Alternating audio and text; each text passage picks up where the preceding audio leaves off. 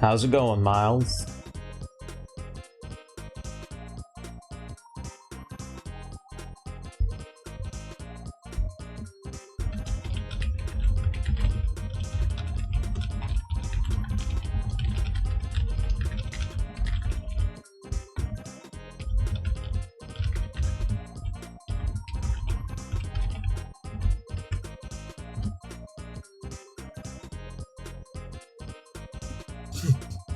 It is good day for streaming.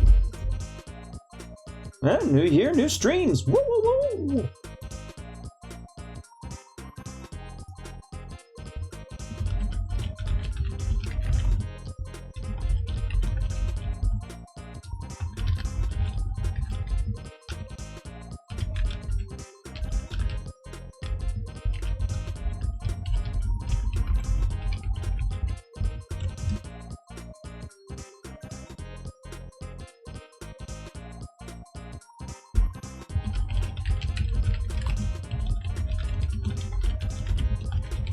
Just posting that I'm streaming in a bunch of places.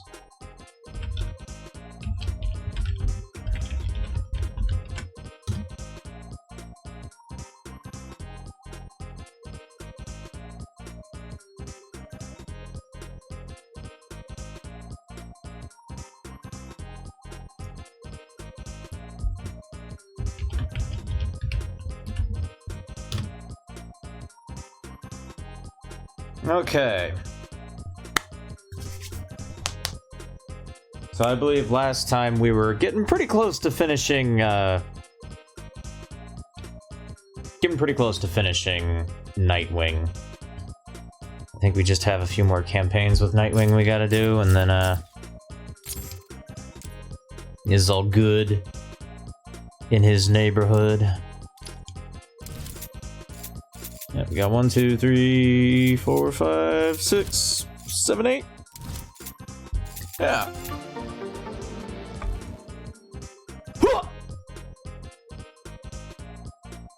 Bam. Nice. Good job, Twitch. Only a few minutes behind.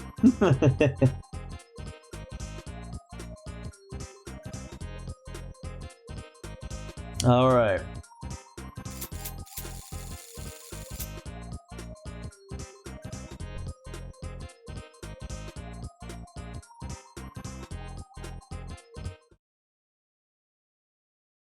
We're gonna have ourselves a ball. Jump into Double Jeopardy.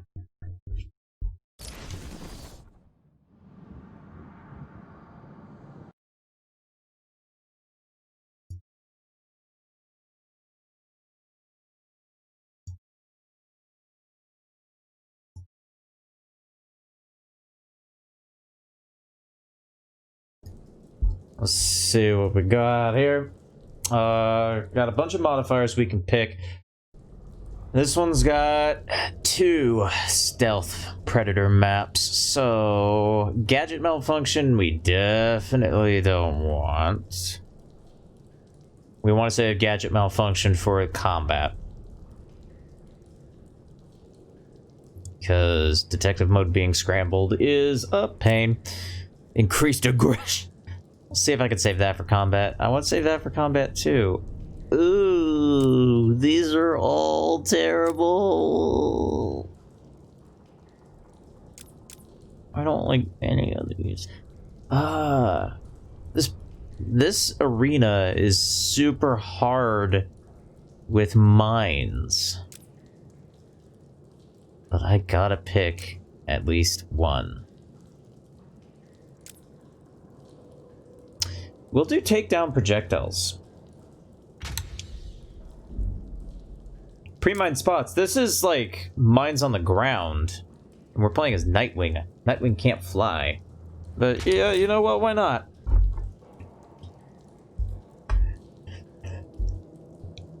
I am now free to blame Miles if anything goes wrong.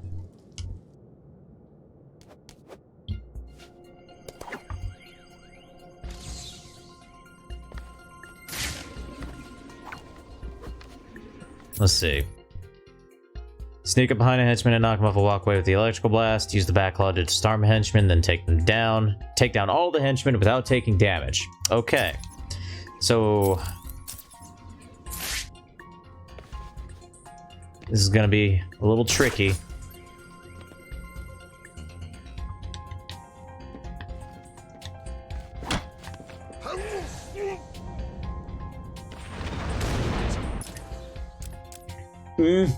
Yeah, okay, fine. It's gonna do that then, huh?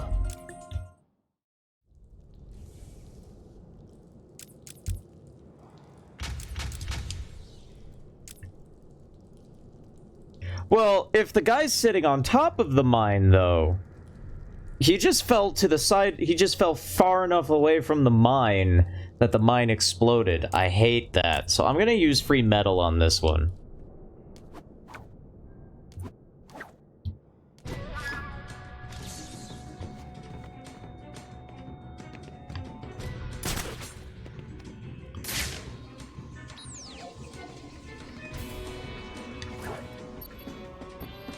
Target in sight. This was a bad idea.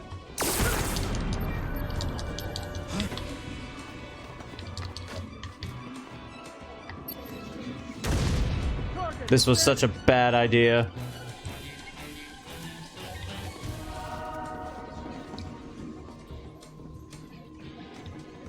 Anyone got eyes on target?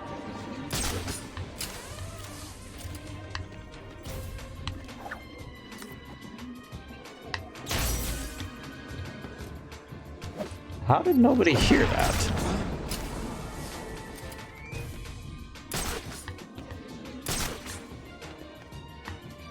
I don't understand what's happening anymore, but I'm just gonna go ahead and roll with it right now, if that's okay with everybody. Target is still missing. Okay.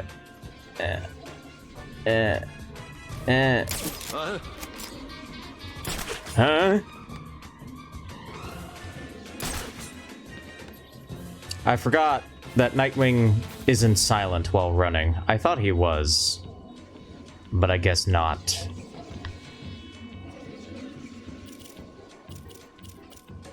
Contact. Enemy device found. Oh, what are you get? Man down.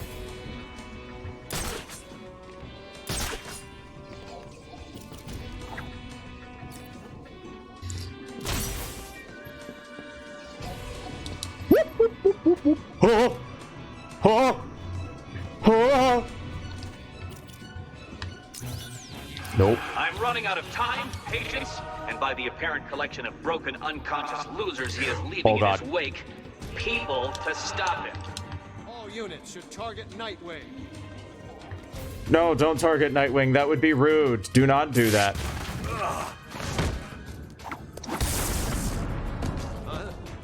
Huh?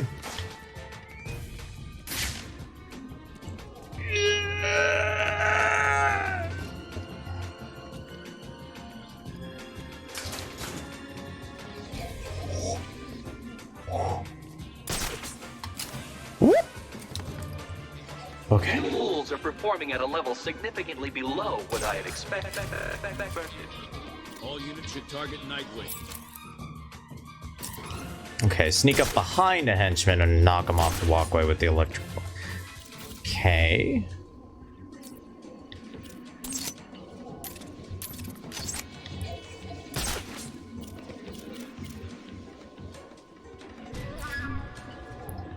So I gotta wait for one of these bozos to get up here. Okay, this guy's coming up. Good. Nobody else is nearby. Double good. Ooh.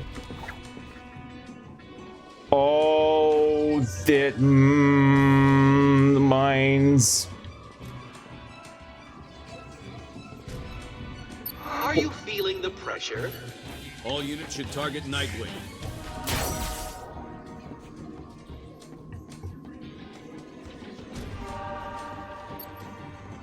Oh. Oh. Contact. Enemy device.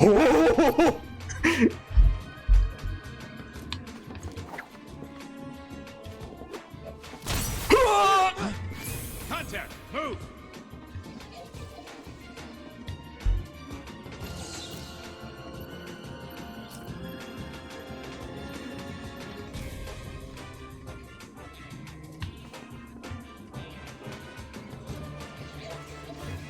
Oh. Oh. Oh. Oh.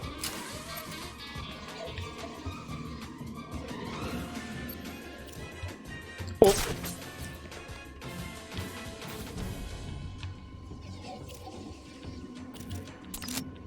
Okay.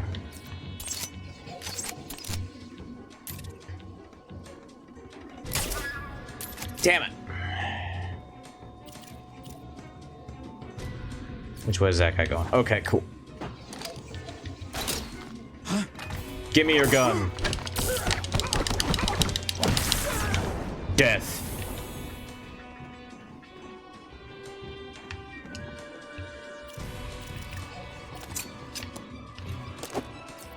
Target has vanished.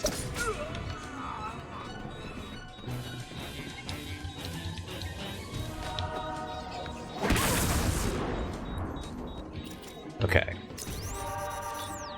Disruptify that guy. Make sure there are no mines.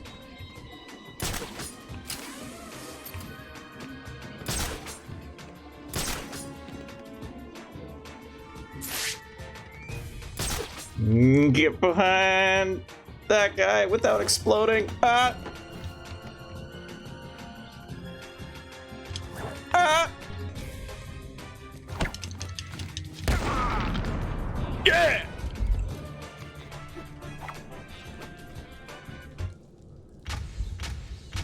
Exactly as planned.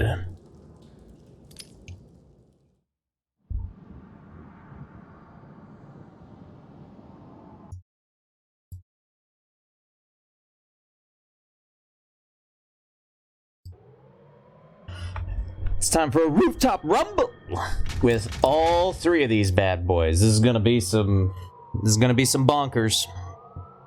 But we got this.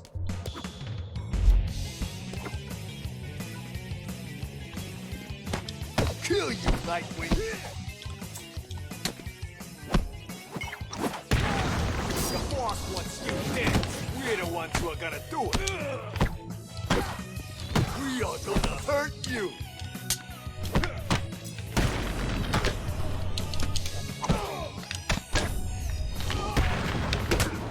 Whoa.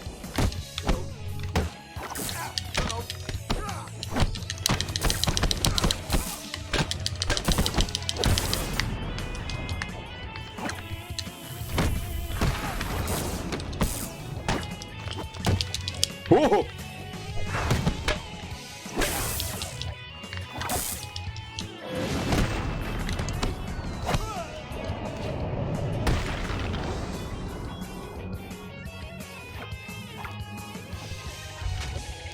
Yeah, dealing with that protective barrier is just hard, but I'd rather deal with it during combat than during predator sections. We'll make sure this hurts you, freak. This is gonna hurt. Whoa.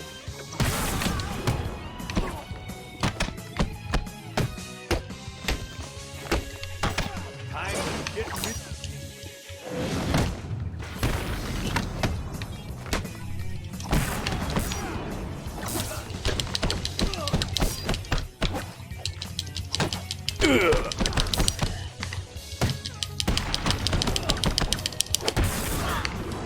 Whoa. Whoa! You don't stand a chance against us.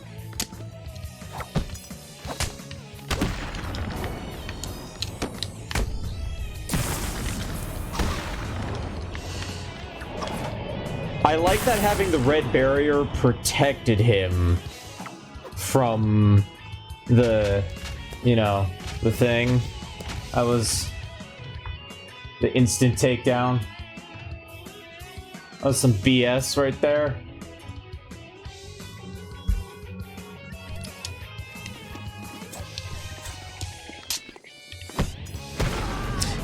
heard about that. Wasn't there also like a bunch of prototype music in there? Including like a prototype version of Mission Street's theme? Gonna rip you a new one, Nightwing.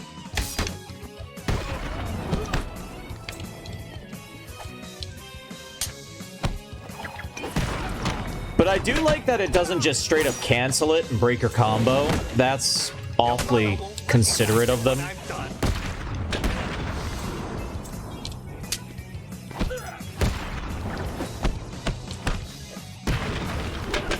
I honestly kind of feel like the Tails music in SA2 kind of goes a little underappreciated.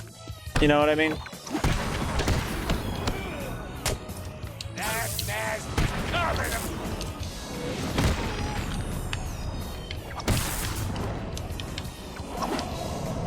I have no idea how correct or incorrect I am in that assessment, but I mean, it's just, I really like the music for Tales of Stages. I mean, Prison Lane is so good. So's Mission Street and Hidden Base. Like, those are some good stuff. Eternal Engine's also really good. You're gonna die, freak. Jesus! I already got all 3 medals, who cares?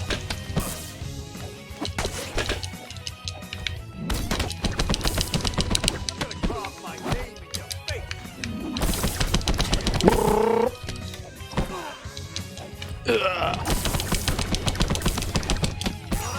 Yeah, usually people like to talk about like the Sonic music or the Shadow music or the Knuckles music because the Knuckles music is hilarious. I don't really see a whole lot of people talk about the Tails music. We've been sent to kill you, Nightwing.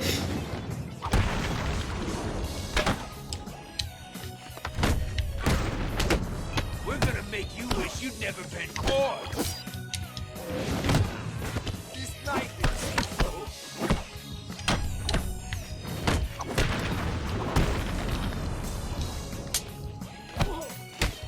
Doink. You're gonna die tonight.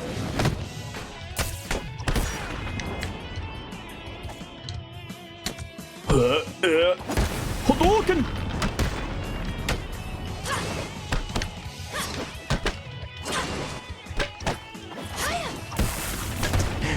Try and dodge as they might, they cannot escape my wrath.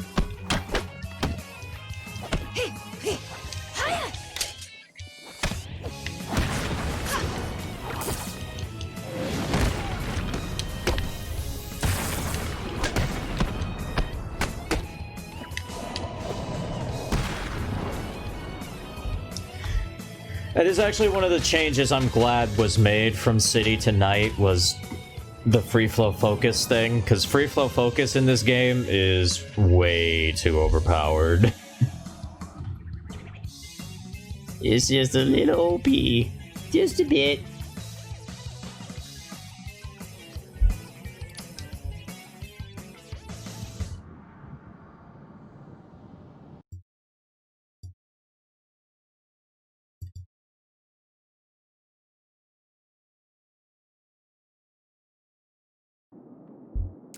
All right. Triple header, switch hitter, fall guy. Oh, yeah.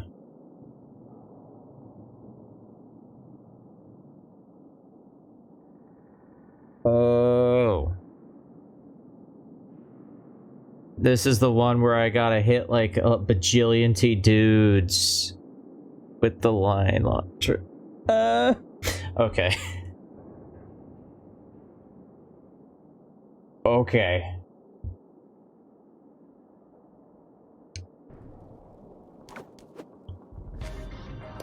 Let's fucking do this! Use the electrical blast on 3 or more henchmen, kick one henchman while on the line launcher, then fire the line launcher again from the current line and kick a different henchman, backlaw henchman, pull him off a walkway to take him down. Alright.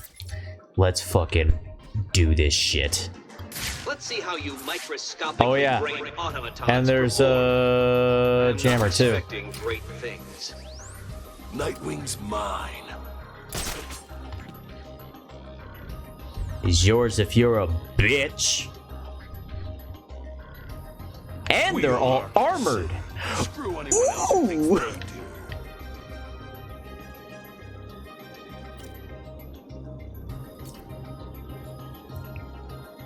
Today's just my lucky day. Who's stupid enough to mess with me?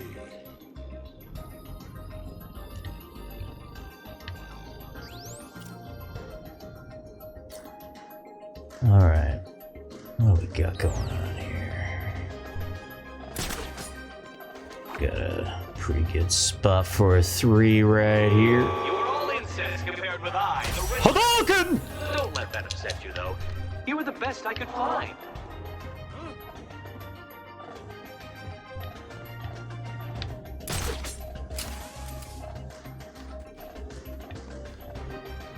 Stay calm. We need to keep it together and find him. If we lose it, we're as good as dead. Understand?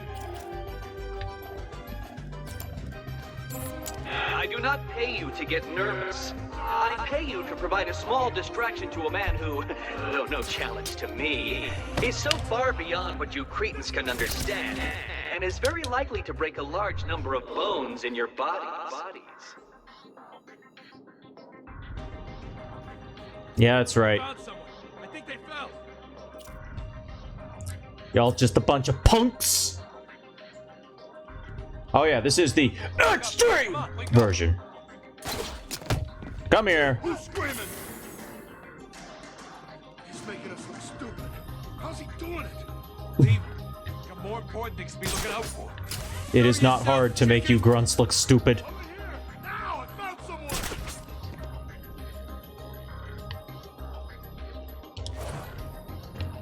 Alright. No good. He won't wake up. Oh god. Oh! Oh, I was very terrified for a moment there. Alright. Having a mind. Okay, done. Come here. What? Over here. What? Found someone. It's like he's falling from up there. Wake up. Do you hear me? Wake up. Alright.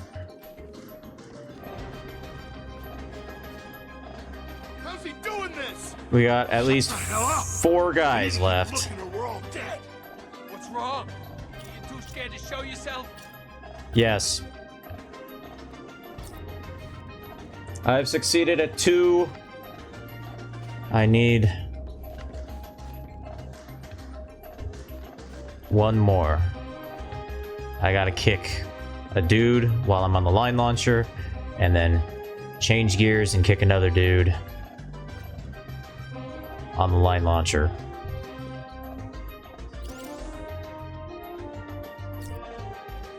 That one's just, it's such a pain in the ass to do. Position. Priming now.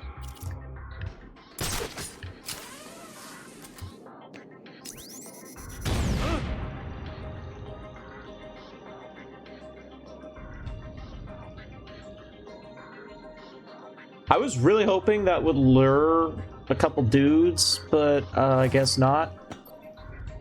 Wait, is this guy just... Oh god! Oh! Oh!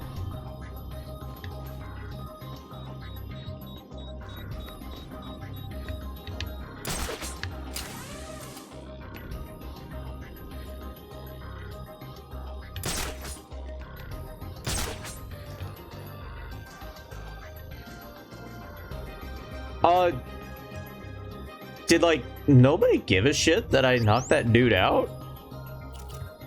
Really? Nobody? Just, whatever, who cares? I mean, okay, but that's weird. Alright.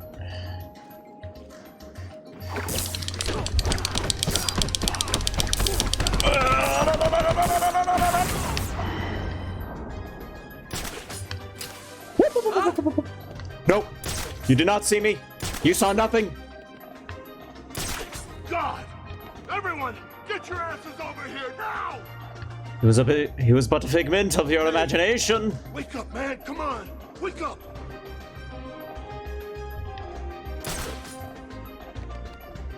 Okay, I got that guy to stop caring about that guy. What's going on? What's wrong? Too scared to show yourself? Okay.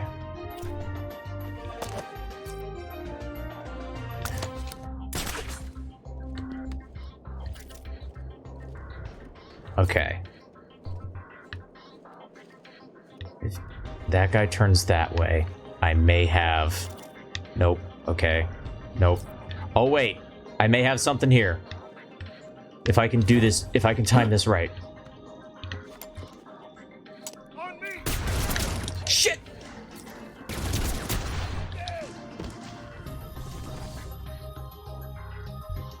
This is hardly a surprise. I always knew I was better than you. Hey, Red.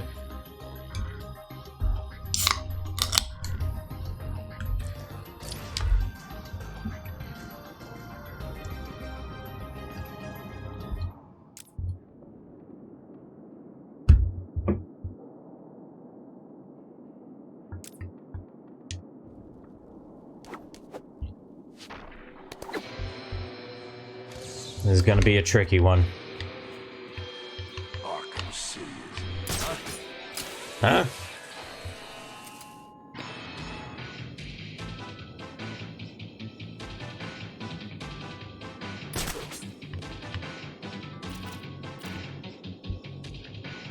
Let's see how you microscopically brain automatons perform.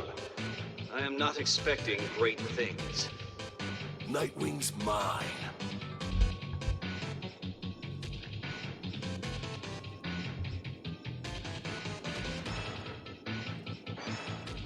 I managed to get the first two medals fairly easily. Who's stupid enough to mess with me?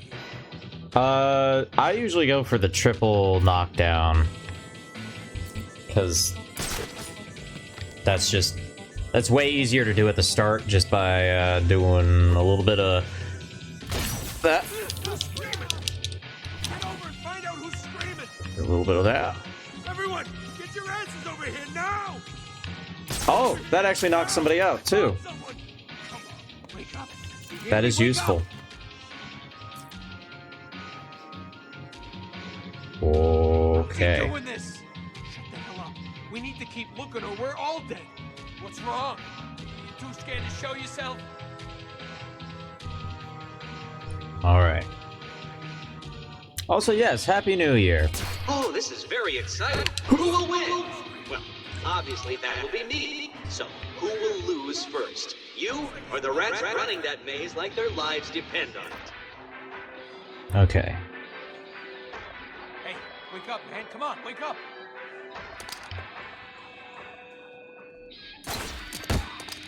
What? I found someone. I think they fell. I knocked out the sniper. I knocked out the sniper with the triple. We need to keep Oh my god. dead. That's amazing. Chicken. What's wrong? You too scared to show yourself? That is amazing. Oh my god. This is really not good enough, Chris. That is incredible luck.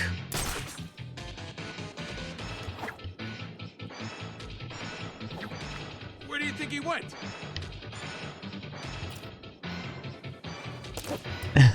I have got to make the most of this.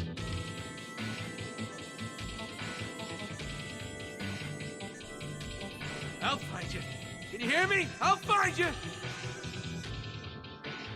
No, you won't. Find a position. Priming now.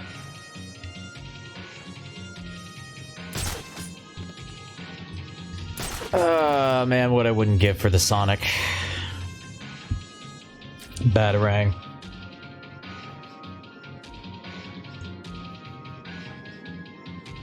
So, it's just you four left now. Oh, thank you, plan to Riddler, for disappoint confirming me, how many are only left. The slightest chance that you can drag yourself above the admittedly low standards of your peers and actually stop him.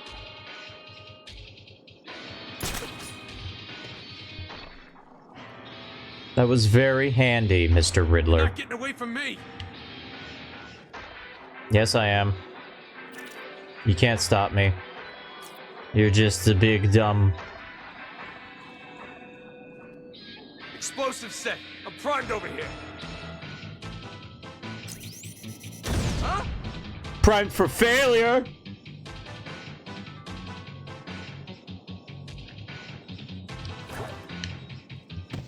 You are Oh, all experiencing fear. Oh. An emotion experienced in anticipation of some specific pain or danger. What the This is perfectly understandable. fuck am I doing right now? Cannot be happening!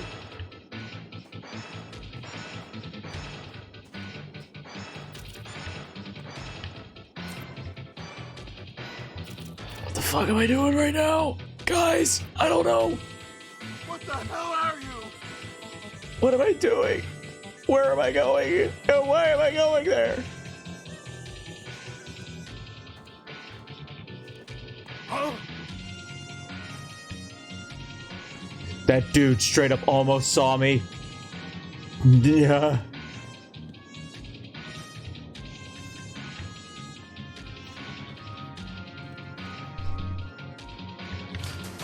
Okay. I think I have a chance. I think it's becoming clear to us all that you will die. Ah, no! Begin to explain how disappointed I am in you. He's gone, I lost him! We gotta find him, now! I was so close. That is so annoying.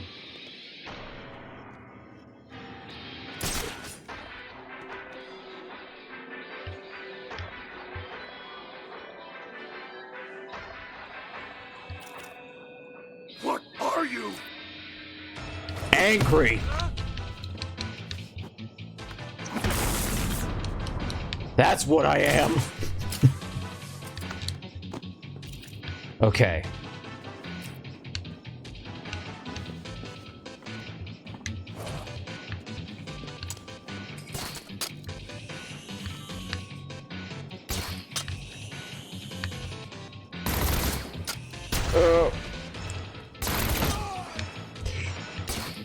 Yes!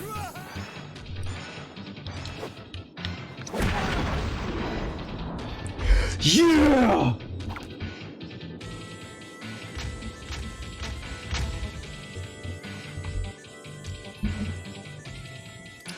Mission complete!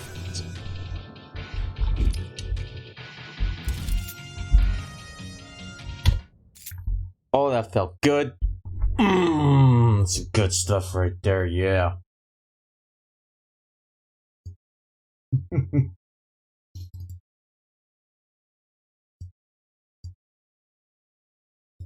Alright. Ruthless vengeance.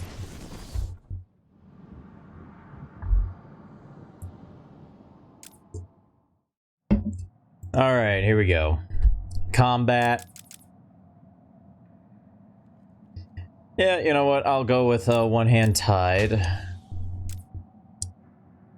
But I will be super powered, because Survival of the Fittest, I believe, has a fair amount of weapons.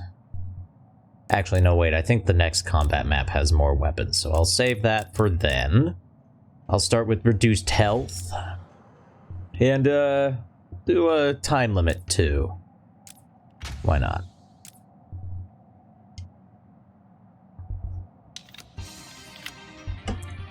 You guys ready for a butt kicking? You don't stand a chance! You're gonna die, freak!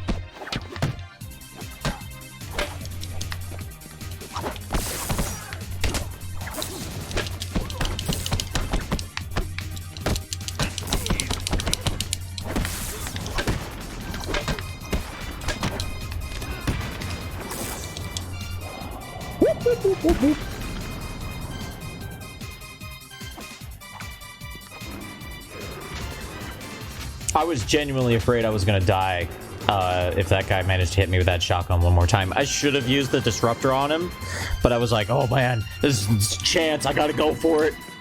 You're gonna die here! Whoa. Your mother won't recognize you when we're finished with you. Whoa! Whoa! Time to give me some weight!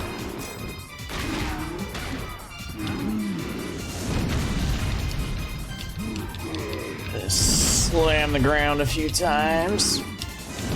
Ugh.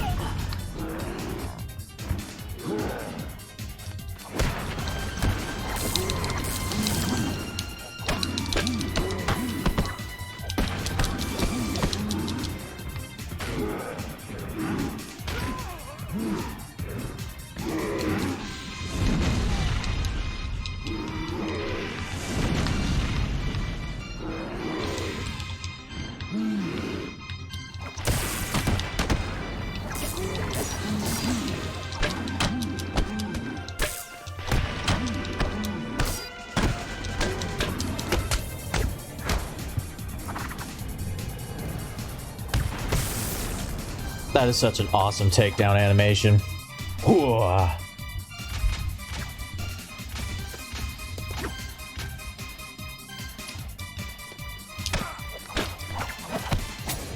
Whoa. Ouch. We're gonna make you wish you never been born.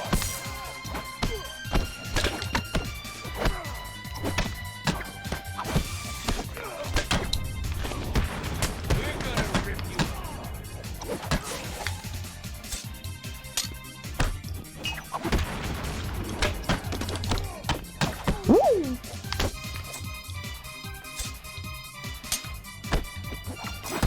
I'm gonna miss some pretty face back there.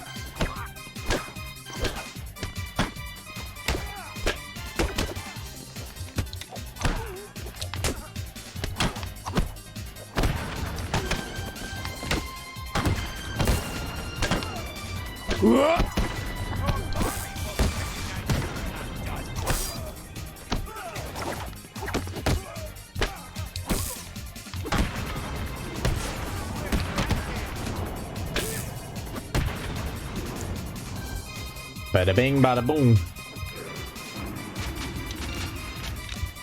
I'm sorry, but you've interrupted Nightwing's groove.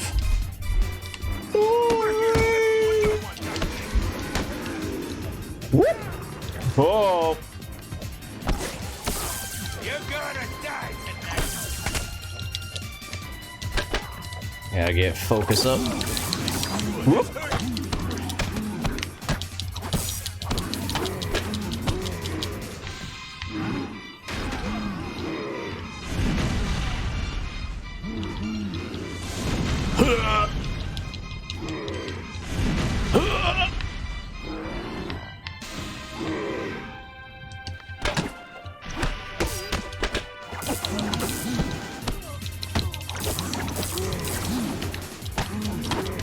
Take more. We'll be quick.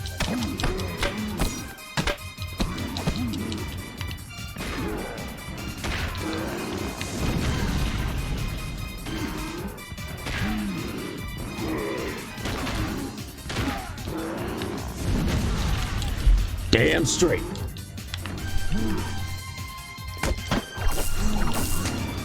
Ouch.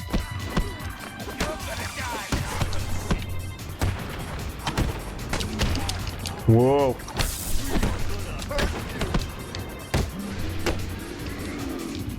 Whoa. Also, recently played through Arkham Origins in order to capture footage for the retrospective I've mentioned a couple times. Oh man. Excellent footage of Boings. So many Boings, and in consistently the same places as the last time I streamed it. And in fact, that weird cape glitch thing, when you're in the Founder's Bridge, when Firefly is blowing everything up, that weird cape glitch, it happened again. In the exact same spot.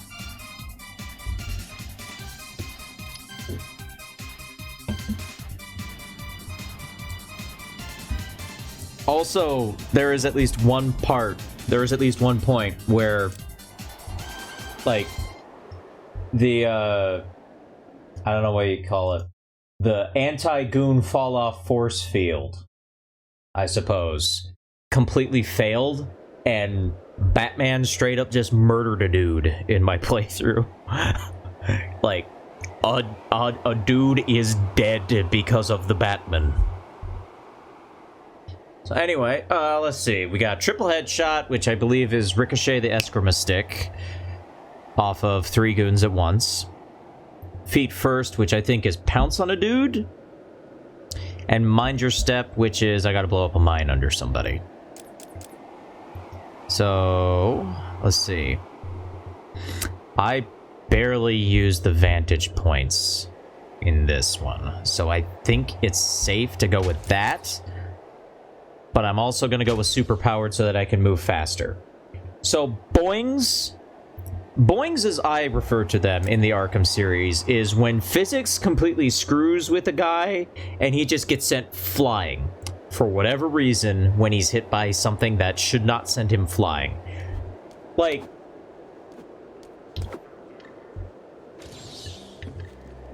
some of these boings, dude. It's absurd. Oh, reverse ledge takedown. That's what Feet First is. Okay. Oh, triple headshot is... Oh, I gotta do the wrist start. I gotta do 3 wrist start takedowns. Ooh, that's actually gonna be a little tricky. Mm-hmm. And detective mode is scrambled. Okay. It seems that Batman has sent a replacement to the party. That is both rude and against the rules. Find this Nightwing and teach him not to mess with me. All units should target Nightwing. Fortunately, it's easy enough to get around this map without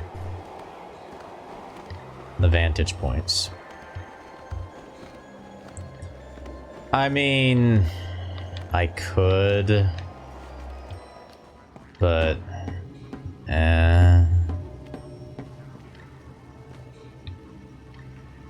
oh, those guys are right there.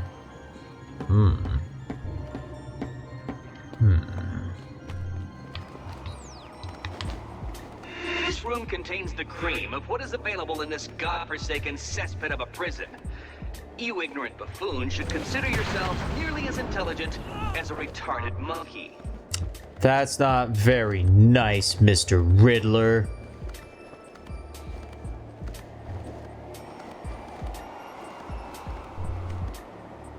Okay. Anyone got eyes on the target?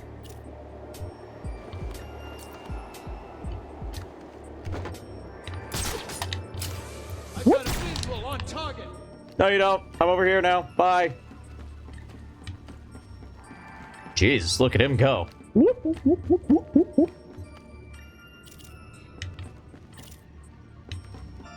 This is really not good enough, Cretans. Okay. All units should target Nightwing. Yeah. Got him. Explosive primed. Casualty, my location. Okay. I believe if somebody takes the hostage, Switching to I can... thermal. Is there a hostage on this level? I can't Vantage point remember. clear. No sign of target. I thought there was, but now I'm thinking there might not be.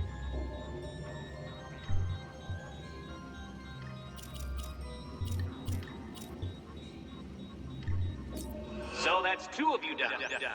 I must confess, even my overly optimistic prediction expected you to last a little longer than this. Explosive primed. Oh, here we go. Kaboom! Another casualty at my location. So nobody gave a shit about the wrist dart? Okay. Whatever. Another casualty at my location. Alright. We've got 3 guys left. Nope, 4 guys left. Enemy device found. 4 guys left. Excellent.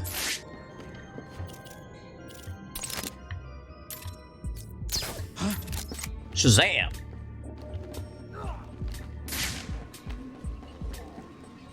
Sniping's a good job, mate.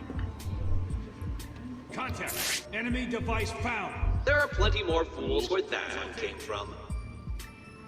Oh, yeah, there's one in the,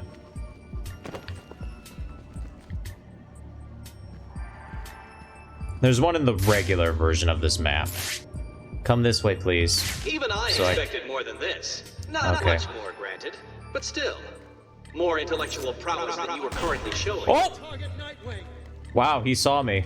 Oops. Target moving this way. No, he's not. Go away. Leave me alone. Am I just... Can I just kite him around like this? Okay, cool. Anyone got eyes on target? I don't know why I'm so surprised that guy saw me, because, I mean, how could you not? But... like, I was expecting, oh, I'm on a different elevation. It'll be fine. Switching to thermal. Lol, nope. Birds are dumb, but they're not that Vantage point dumb. Clear. No sign of target.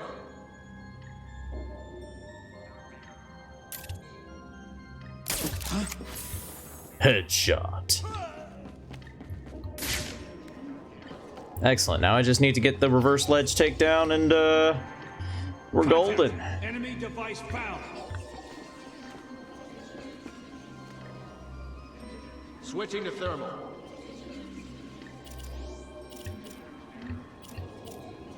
Vantage point clear. No sign of target.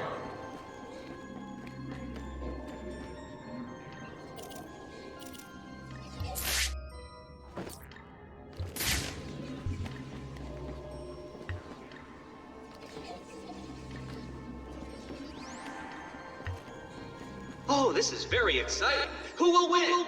Well, obviously that will be me. So, who will lose first? You or the rats running that maze like their lives depend on it? All units should target Nightwing. Oh. Oh. Oh. Nope. Nope, you didn't see me.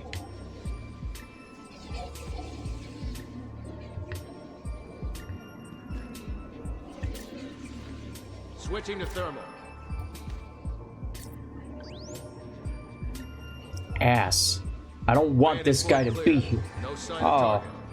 Alright, well, you have a good day, Frogman.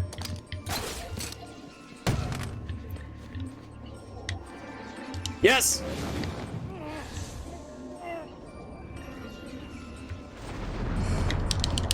Eat shit, dude! Boom!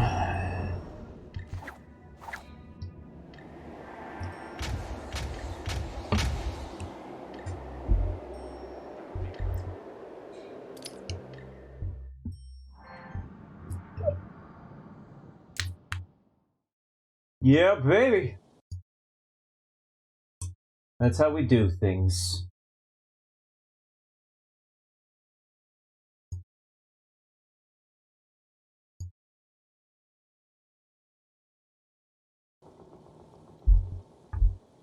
All right. Let's kick some ass.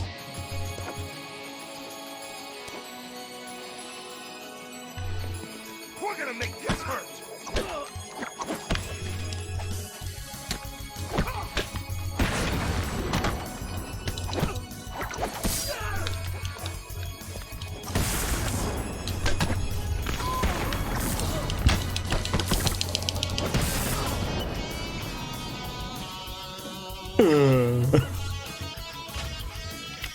He was, yeah, I think that was a matter of, like, literal frames between success and not success.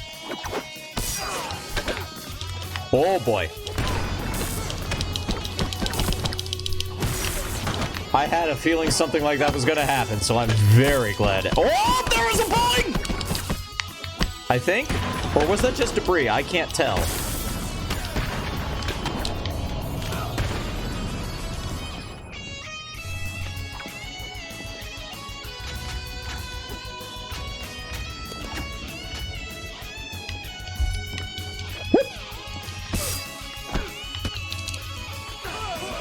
Oh!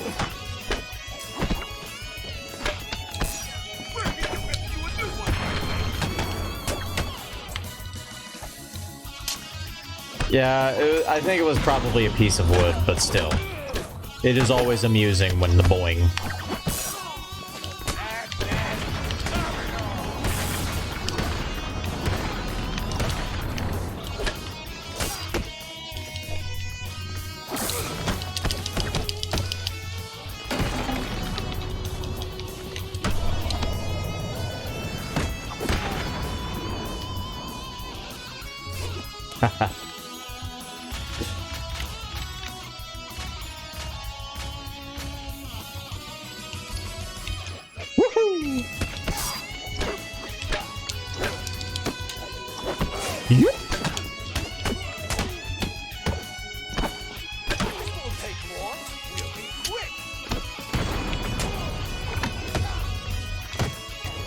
Oh.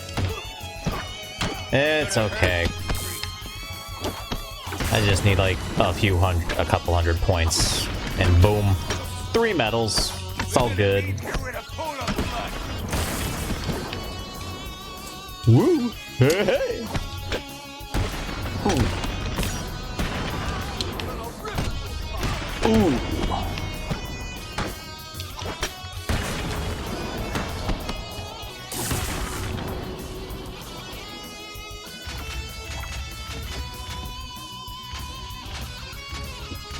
Alright.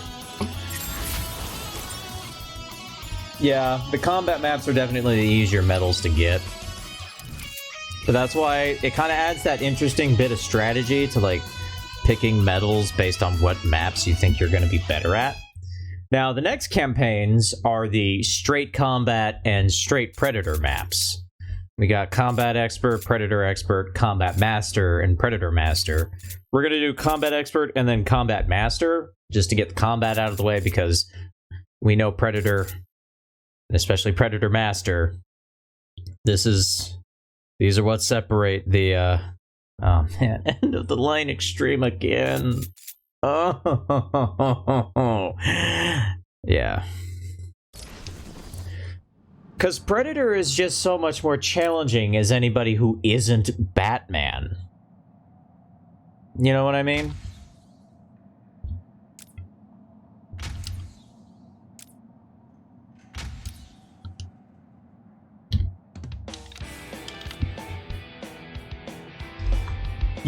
Well, you don't unlock anything by getting medals as Nightwing or Robin or Catwoman. I don't even really think you unlock anything by getting them all as Batman either. It's just for bragging rights, really. Well, you get a Chivo for it, but...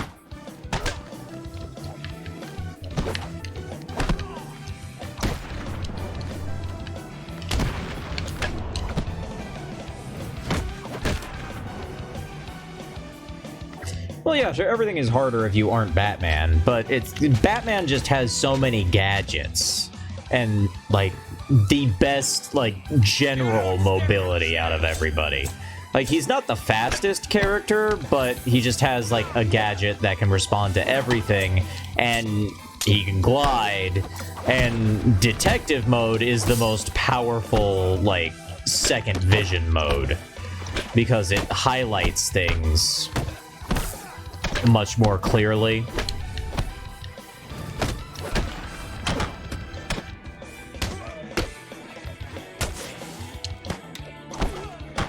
But of course, that's supposed to be balanced out by Batman being the slowest character.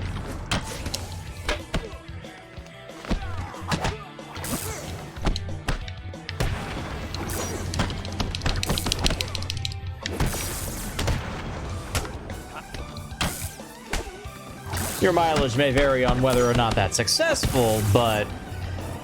And I mean, the other characters do have things, yeah, all the costumes are just DLC, which you get with the Game of the Year edition, which is what's on Steam right now. Robin and Nightwing were both DLC characters, so...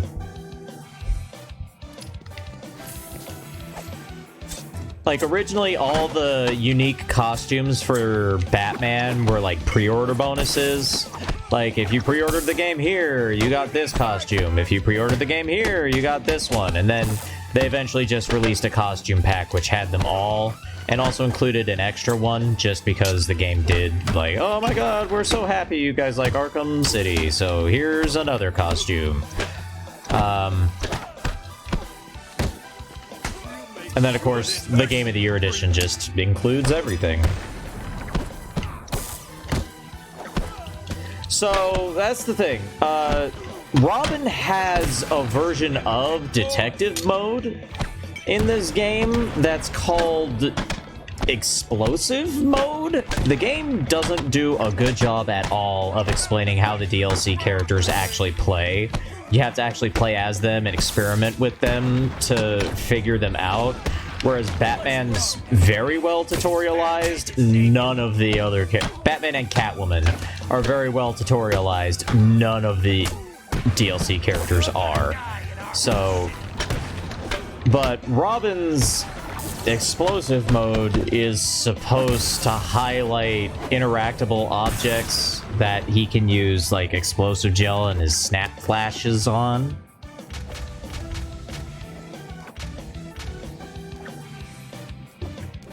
It's weird. Gonna rip your pie.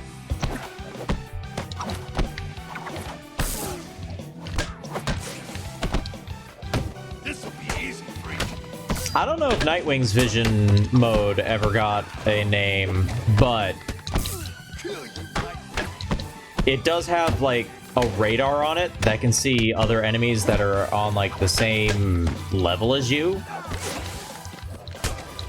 which can be handy. It's sort of like a precursor to the sonar in Arkham City Armored Edition. I'm just doing terribly in this fight right now, but I don't really care because I got all the medals, so who cares?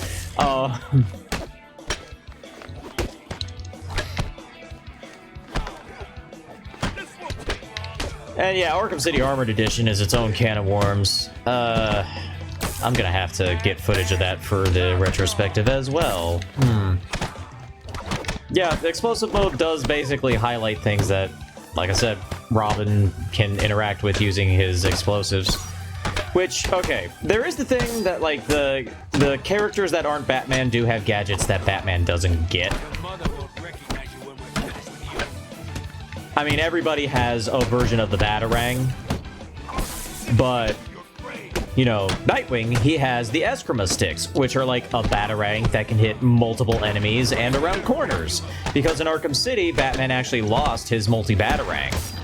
You can't use the multi-Batarang as Batman, but, you know, Nightwing, he kind of has a version of that with the Eskrima sticks, and it's also more powerful because it can bounce around corners. So you can hit enemies in places where you wouldn't be able to hit them as Batman, and it can be useful. And you have like a use anywhere shockwave, whereas Batman needs to be able to like do a straight dive in order to use his shockwave, and he has to dive for a certain amount of time. Nightwing, he can use his from the ground as long as he leaps far enough. And he has the wrist darts, which, you know, can take somebody out with a headshot. So, you know, Nightwing actually has, like, a long-range takedown option that, like, none of the other characters really have. So, and then Robin has the snap flashes, which are, like, portable explosive gels because you can attach them to goons directly. Also, yes, the twirling is fun.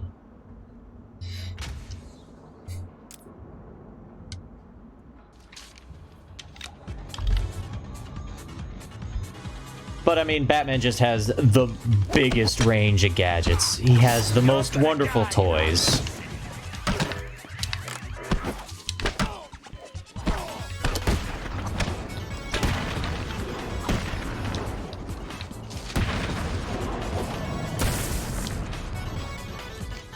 And Batman also has the combo Disarm and Destroy, which is, I think, the most powerful special move.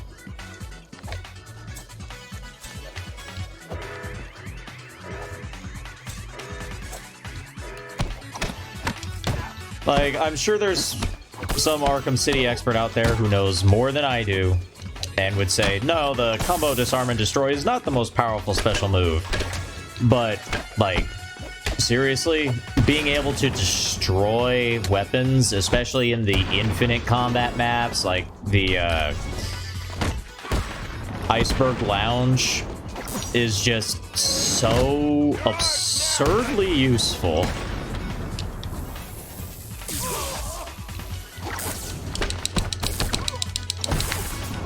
Yeah, Disarm and Destroy completely spoils me too, so that when I play as any other character, it's like, oh god, I don't have Disarm and Destroy. I actually have to deal with shields.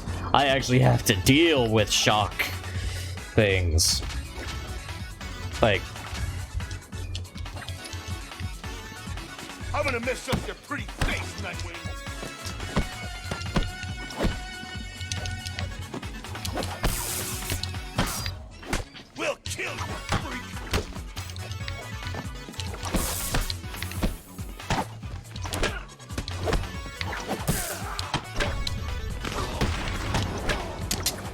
Ah, shoot, that guy was armored.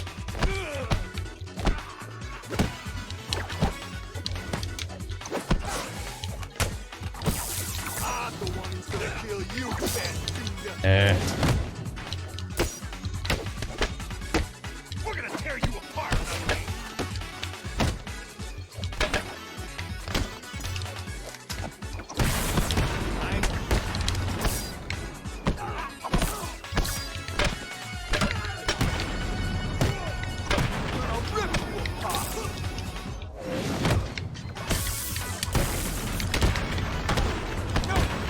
I'm just trying to bait this sword guy into attacking me.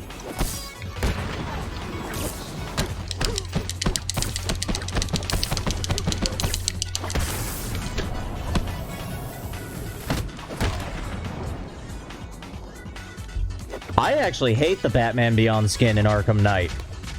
I hate it. You look so strong. You're not so strong. I kill you with one hand.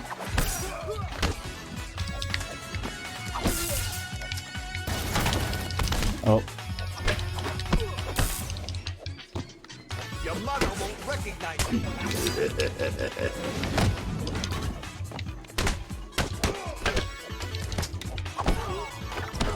It basically looks like the Arkham Knight, except, oh, it kinda looks like the Batman Beyond skin. It kinda looks like the Batman Beyond batsuit if you squint at it and are blind.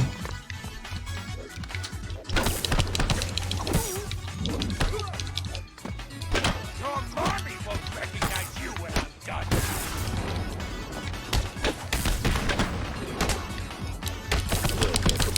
How can you beat me?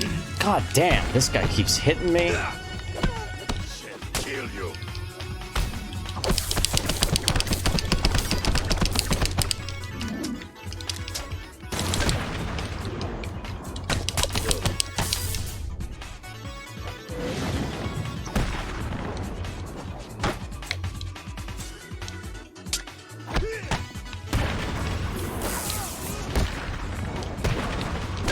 So, there is not a part in Arkham Knight where you have to run around with a bomb, but there are many bombs you have to disarm.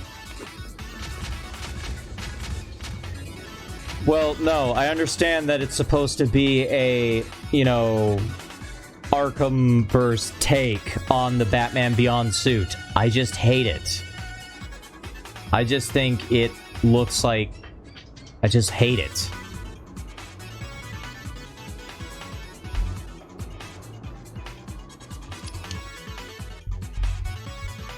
It just looks super cluttered and barely resembles the Batman Beyond design.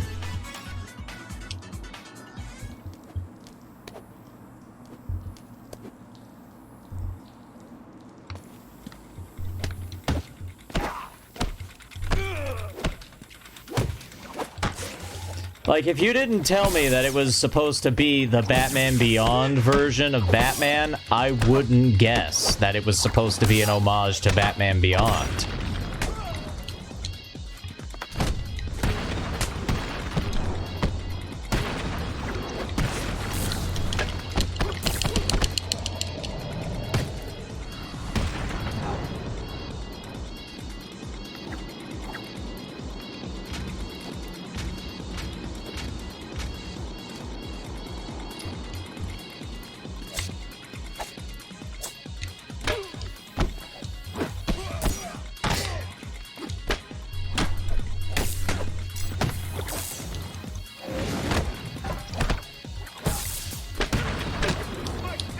There have been worse Batman designs, though. There was that one Tetsuya Nomura did once for, like, a statue or whatever. Oh my god.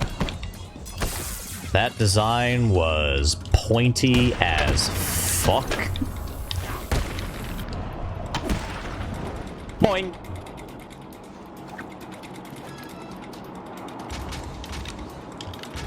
But yeah, I love the fact that you can play as the Adam West Batman in Arkham Knight. That's fantastic. You can also play as Adam West Batman in Arkham Origins, too. which I think was a PS3 exclusive sin. I don't understand why PlayStation got all the best exclusives.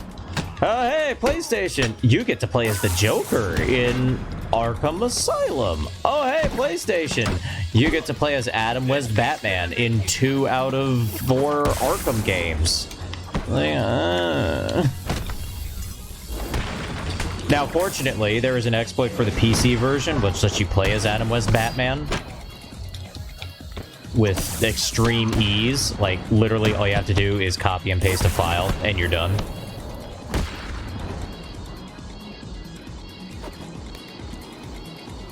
But the Justice League 3000 skin is still, unfortunately, PS4 exclusive, rather.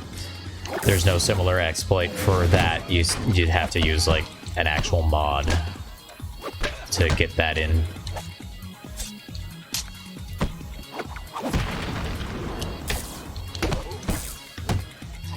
I also like the fact that Arkham Knight includes a skin based on every previous Arkham game.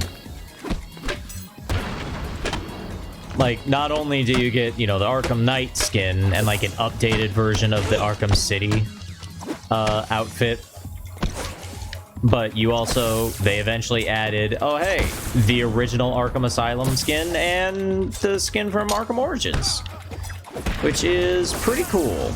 I like it when games do that. When they include, like, oh, hey, play his previous version of character.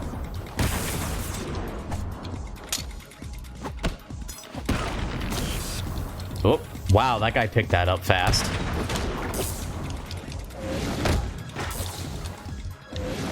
I mean, yeah, there's like you can play as Alfred in the PC version with mods. Come on. You can play as game director Sefton Hill.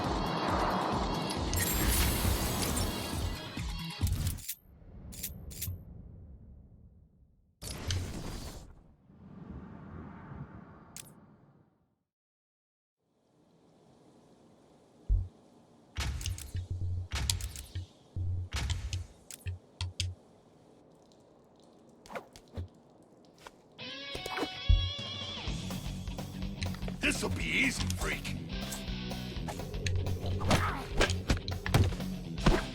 You're gonna die here. I mean, if Alfred ever did decide to go on a crusade of justice, no one would be able to stop him.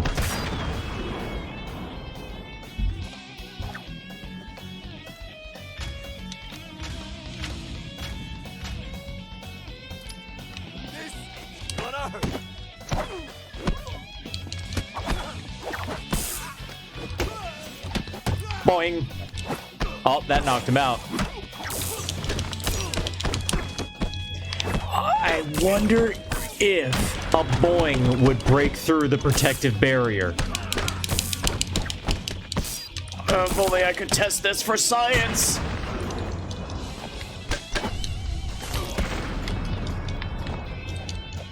Okay. Thank you.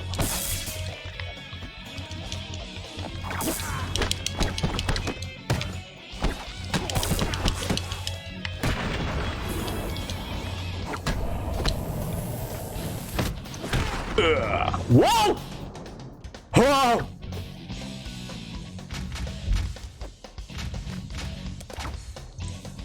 The simulation is collapsing. You don't stand a chance against us.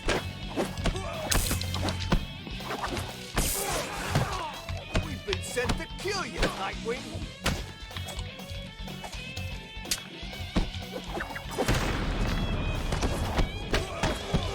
I'm gonna mess up your pretty face, Nightwing. Okay, that was a poster that went flying that time.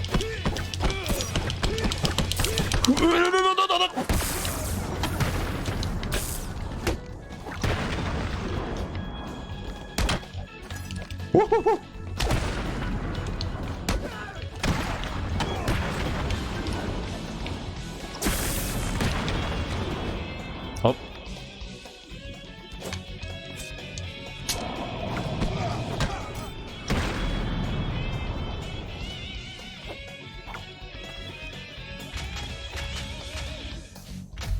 I approach menacingly. Woohoo!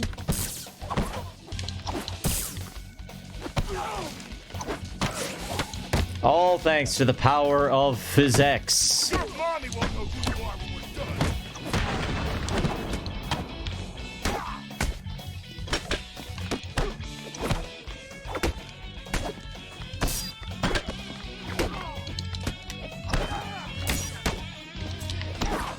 You know, also,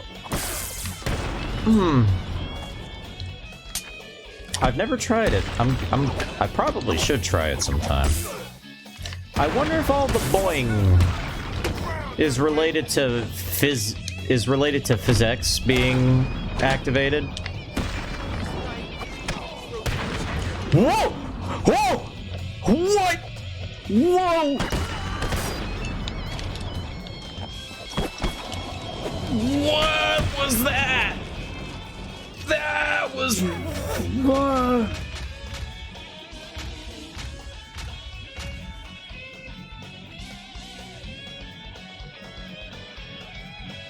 That guy like sprung back like one of those punching balloon clowns. What the hell?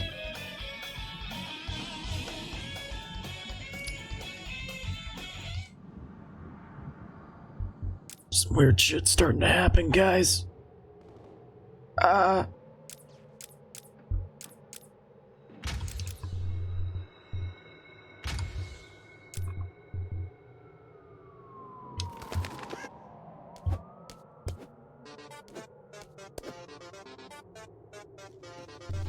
gonna smash your skull.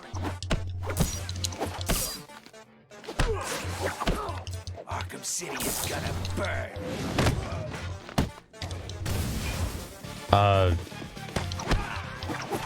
Alright, I guess I won't catch that then.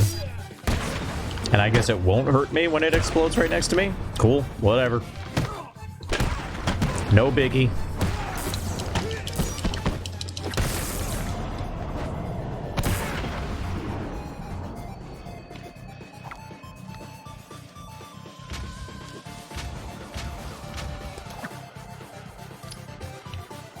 We're gonna make this hurt.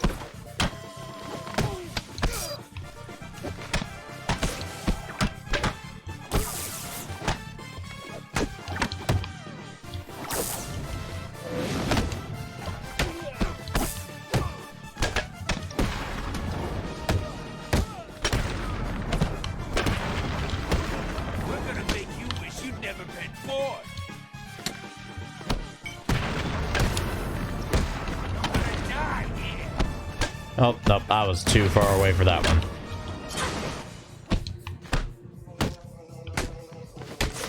Jesus Christ.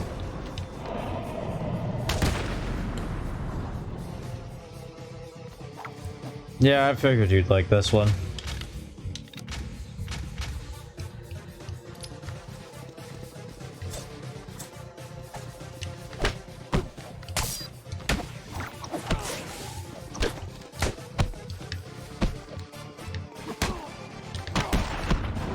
Nightwing's getting a little extra here.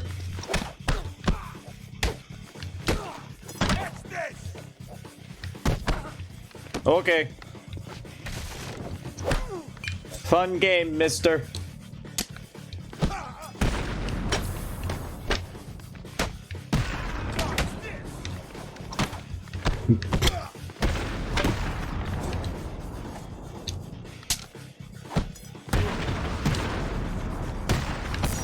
The knife dodge takedown is also a little overpowered, maybe.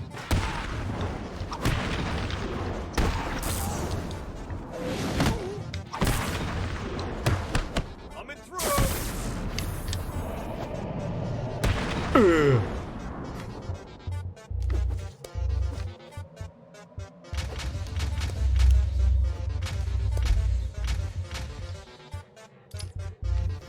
Time to get me some wings.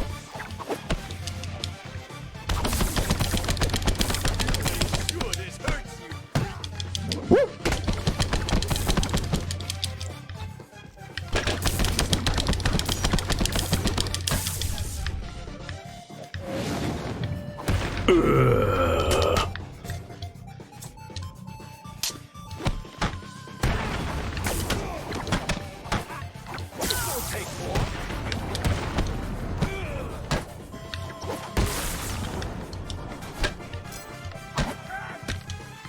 Okay.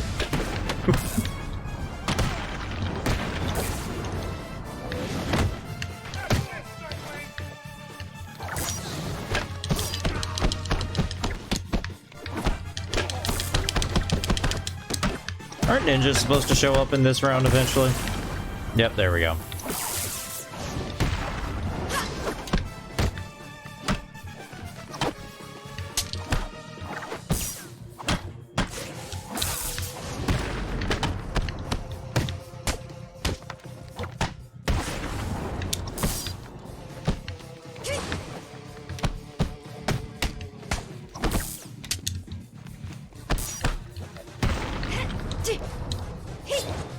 Oh, mistimed that one just a bit. It doesn't matter. I have 122,000 points. What are they gonna do?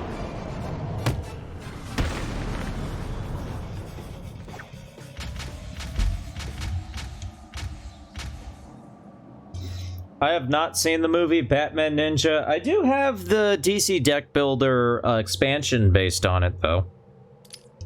I have yet to actually try it because, you know, pandemic. But, it's very cool and thematic.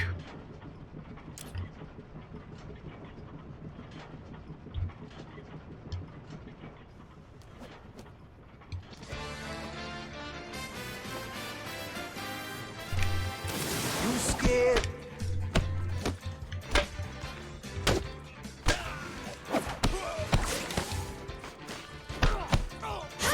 I'm gonna mess up your pretty face, Nightwing.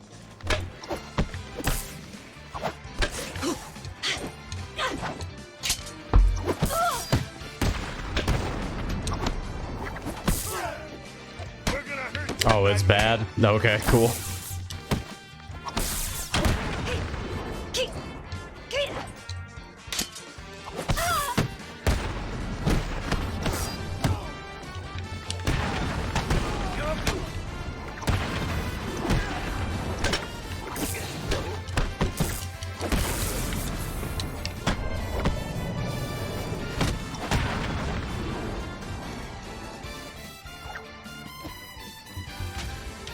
Miles, you missed some... You missed some you missed, some physics. Also, hello, Kai L.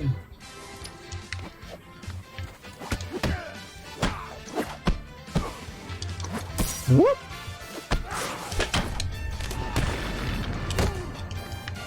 Well, I'm not too concerned about there being giant robots in feudal Japan in a comic book movie.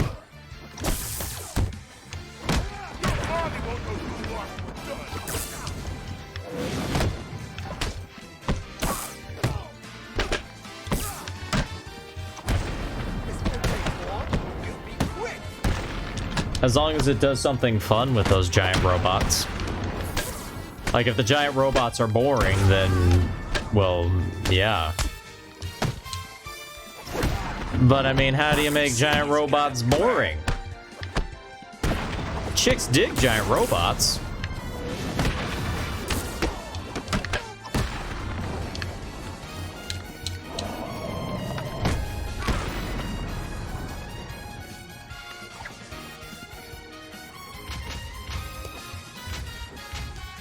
Well, I mean, a few of the characters don't act like themselves. They're alternate versions of the characters. Where you gonna die?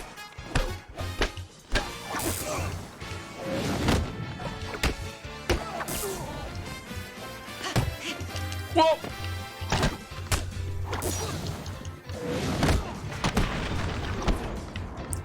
I punched through that? Oh yeah, I left on superpowered. Right. I totally forgot I had that perk equipped for this. Of course, I have to have that perk equipped for this, but still.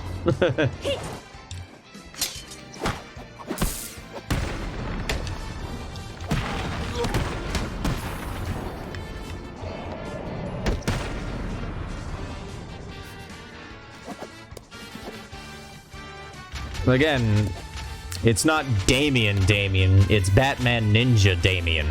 I'm also already not the biggest fan of Damien, so... We've been sent to kill you, Nightwing.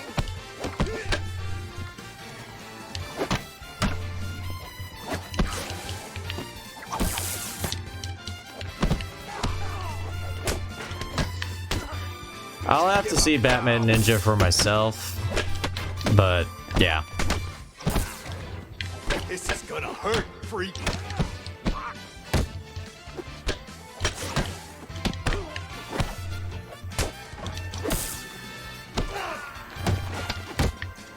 You don't stand a chance.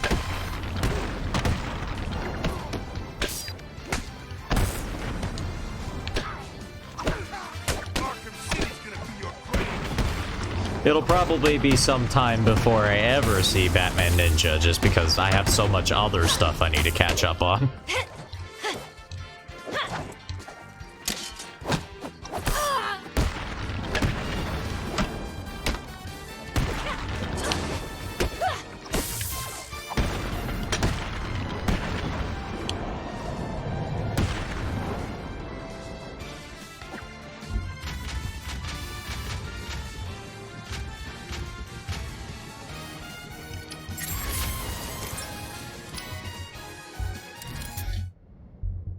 Alright, time for some Predator gameplay.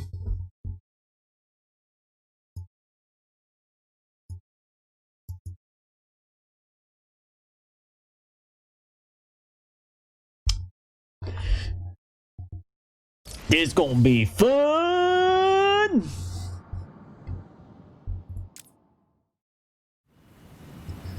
Alright, let's see here. Yeah, now I gotta actually...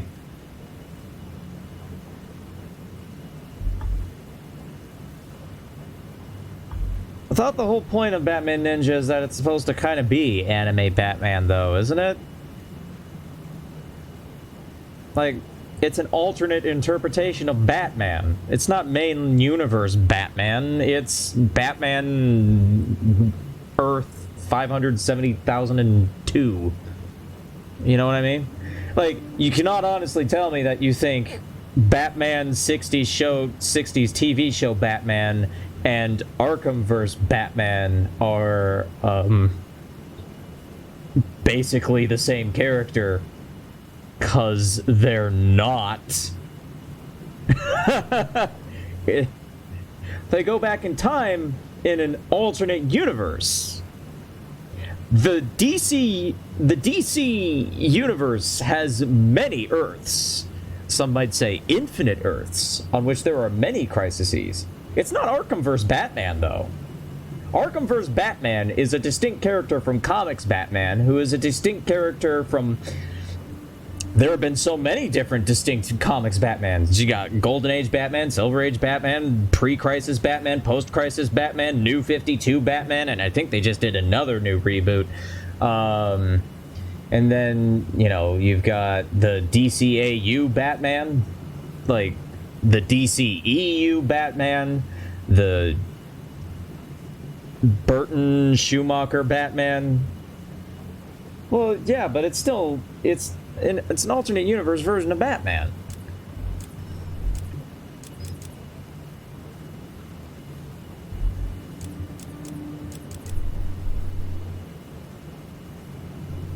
Let's see. I can do this one without anyway, yeah.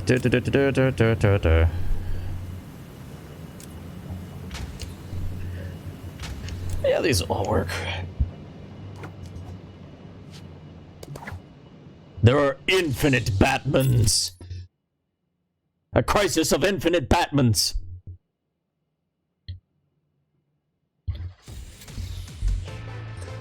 Let's see. Yep, those are all pretty easy stuff. Of course, detective mode's scrambled, so that'll make things a little bit difficult, but not like super difficult.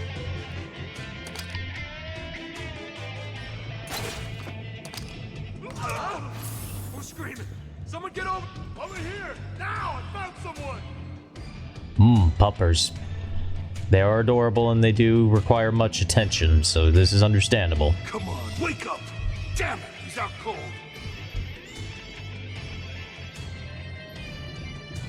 I forget how many goons are actually on this map, though. Stupid. How's he doing it? Ah, here's one. We need to keep looking or we're all dead. Show Let's see. yourself, chicken. What was it? Oh yeah, I also got to do a beatdown on a guy. So I choose you, random goon.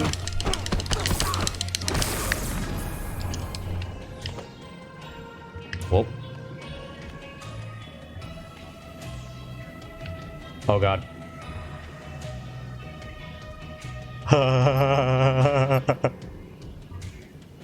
Stay calm. We need to keep it together and find him. If we lose it, we're as good as dead. Understand? Oh, boo! Are you scared?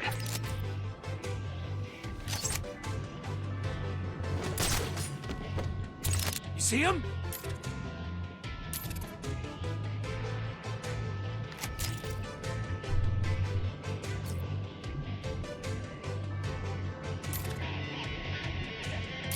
Why is that mine flashing Where's he red? gone? Someone tell me where he is. Oh.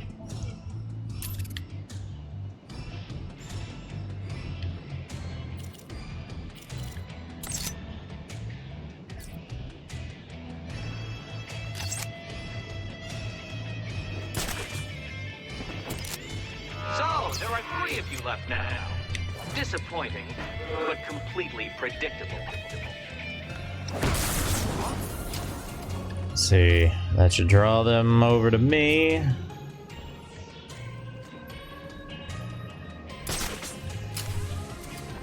What's going We're on? pumped. This is not good. I can do this.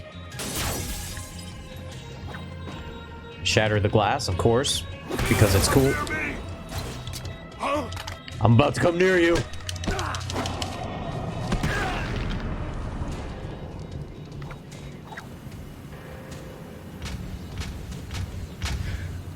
All in all, pretty easy, but this is also supposed to be the easiest of the Predator maps, so... Now we move on to this one, which... kick off over the ledge. Let's see. I think over the ledge is I have to do a ledge takedown.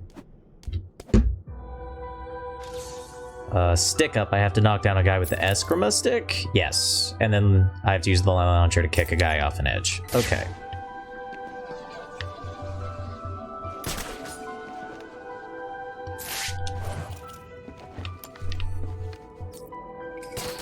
That should be simple enough. Contact. Move.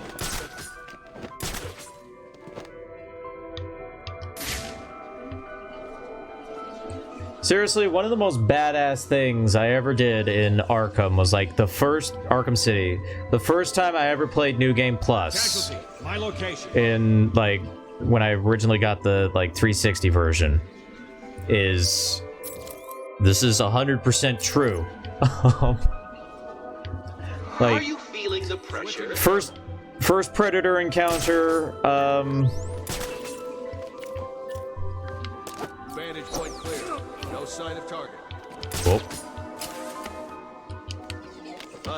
On me. Target spotted. Nope. Nope. Nope. Nope. I guess my story will have to wait.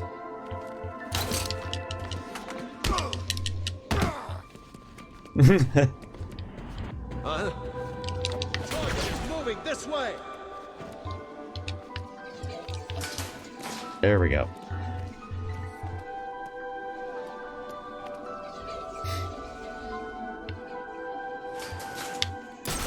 Target is vanished. Well, now they're all in one spot. Alright, so anyway, story time. The most awesome thing is that first Predator room, which is actually in the steel mill. Is so far beyond what you cretins can understand. And it's like, oh, they started sticking armored dudes in the rooms. Yikes-a-roni. And he's right next to another guy. Oh, I had the line launcher. Can I still line launcher kick them over the ledge? So, and the armored guy and the regular guy are standing like right next to each other, right near the overhang. So it's like, oh yeah. Report. Any Like, contact? if I can just thread this needle perfectly, pull out the line launcher, I kick them both over Even the I ledge, expected more than this. and then Not let much go of the more, line granted, launcher, but still. and still in the air, intellectual prowess grapple than up to a we're currently gargoyle, and nobody saw me. All units should target Nightwing. And it's just like, it's moments like that. It's just like, oh yeah, I am the Batman. Report. Any contact?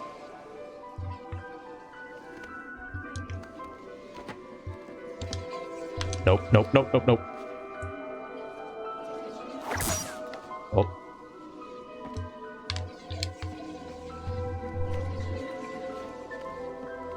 I'm confused as to Still missing. what counts as climb down ability and what counts as corner cover ability. Okay. There we go.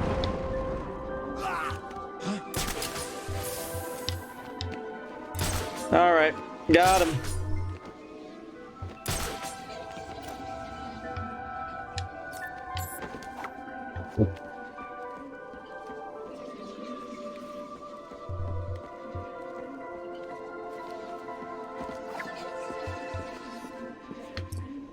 Oh.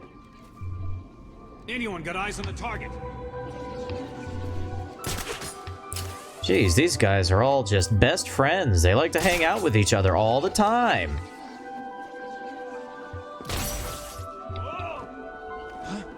Oh, hey, I knocked a guy down.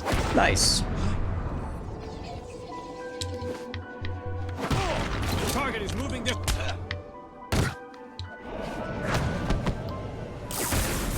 Ooh! Right in the squigilies. Ow, ow.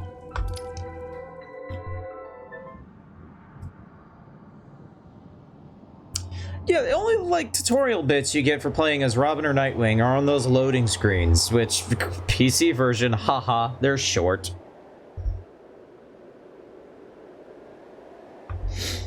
Oh, well, I mean, yeah, that's probably because it doesn't take place in the open world area of the game. It takes place in the Wonder City part. That is interesting, though. Like, it's funny, yes. Oh, speaking of funny, speaking of, you know, falling all the way down. Haha. I am Nightwing. Bounce!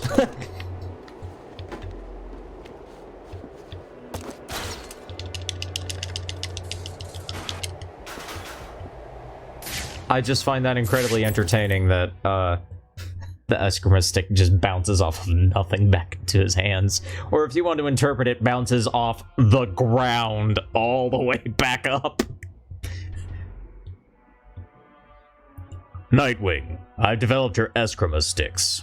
They use a new invention of mine called Flubber.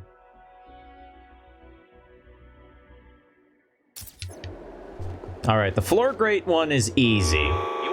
I just have to get a guy to take a hostage. You were the best I could find. All units should target Nightwing. No, you shouldn't. Nightwing's not here. He's not here, and you guys are all stupid and dumb and butts. Also, this man... Okay, he's not dead, but he could have been... And you would have been most embarrassed. Let's see what we got. Explosive prime.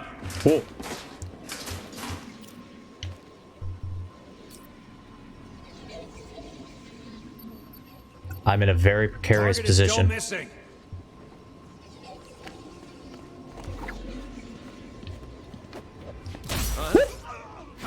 I've got a visual on target.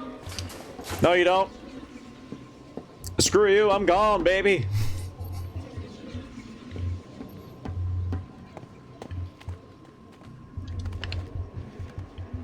Visual on target, So that's visual on two your of you. ass. I must confess, even my overly optimistic prediction expected you to last a little longer than this. All units should target Nightwing.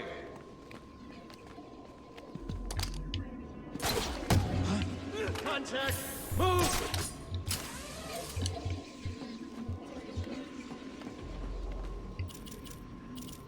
Whoa, that guy just teleported. Contact. Enemy device found.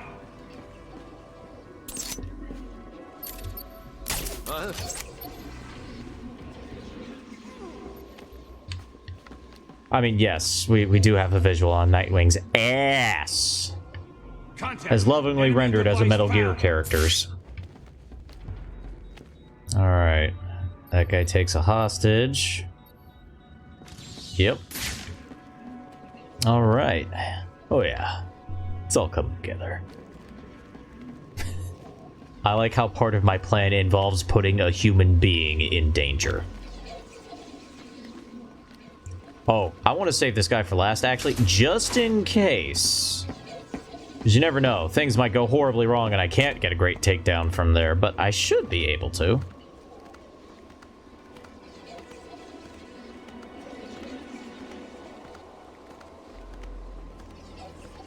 I don't know why I'm climbing all the way around.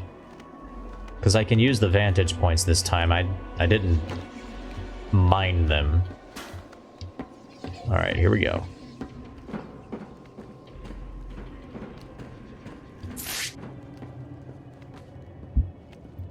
Yes! Target in sight. Oh, hi. I didn't see you there. Ooh, right in the squidgillies.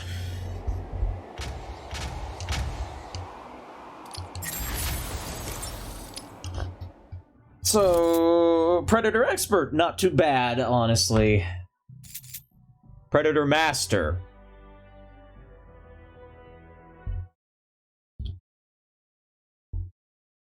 This is where shit gets real. Yes, it is time to get extreme! I'm saving free metal for end of the line. I think we all know why. Let's see. We got triple header. That's knocked down 3 guys with 1 shockwave. Yep. Chain reaction, confiscated weapon. Confiscated weapon, I gotta disarm a dude and then knock them out. Chain reaction. Chain reaction. What is that one? Is that knock down dudes with multiple dudes with the eskrima stick? I can't remember. Let's see. I'm feeling pretty good about myself. I'm feeling very good about myself.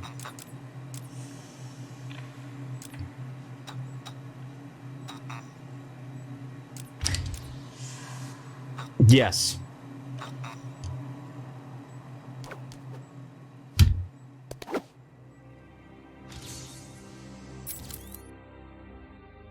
Kick 2 henchmen in 1 move using the line launcher. Okay. I am now much less confident. Anyone wants a piece of meat, step up and give it your best shot. Okay.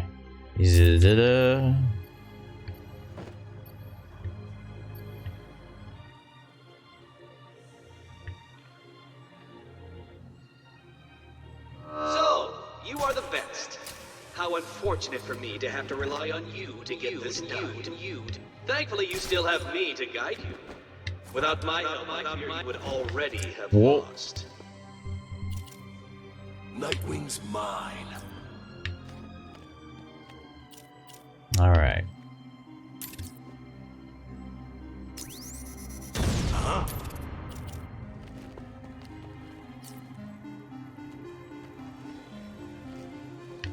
Kick things off with a bang.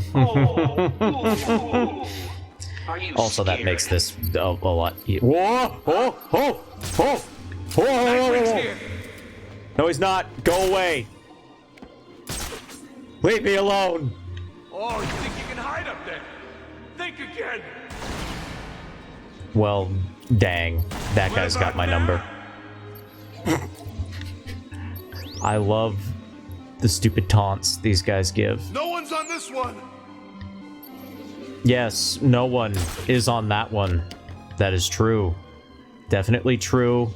Not a Oh, falsehood. this is very exciting. Who will win? Well, obviously that will be me. I fear I may have made this a bit more difficult. So who will lose first? You or the rats running that maze like their lives depend on it? Someone must know where he is. These things help me see you in the dark, you idiot. Wherever you hide, I'll find you. Where's the guy who Can't shot? see him. He's not on that one.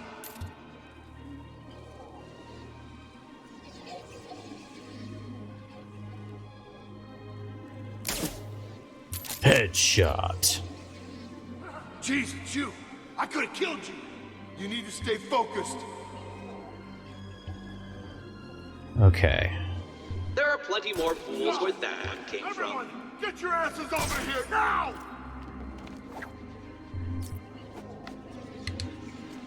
Okay. Wake up.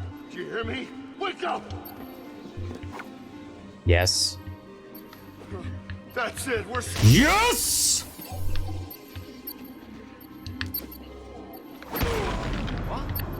Goodbye. this way. He went this way. No, he didn't. You are dumb and stupid and dumb. Goodbye.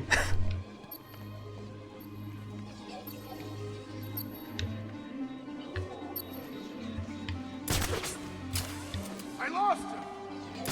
Here's the plan. Spread out. Find this son of a bitch. Got it? Where's this guy going? Why is he going there? Hide in the darkness all you like. I'll be able to see you. Oh god. one. Where is he? Okay. Oh god. I'm running out of places to hide now. I do not pay you to get nervous. I pay you to provide a small distraction to a man who, though Okay. no challenge to me, is so far beyond what you cretins can understand, and is very likely to break a large number of bones in your bodies.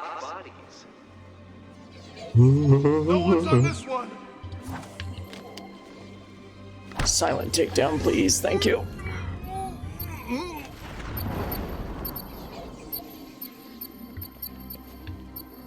All the peeping. Where's he gone? Someone tell me where he is. So I have Really? played Spider-Man No one will PS4. miss Spider-Man him. PS4 All is you've fun. done is tell me you're here. I do like Spider-Man PS4. I see what I you're don't know if I'll How are you stream gonna it. use those things if they're not here? I also don't have Miles Morales because I don't have a PS5 because haha. It's Good luck Nightwing. get. He's back. Oh Jesus. He saw me.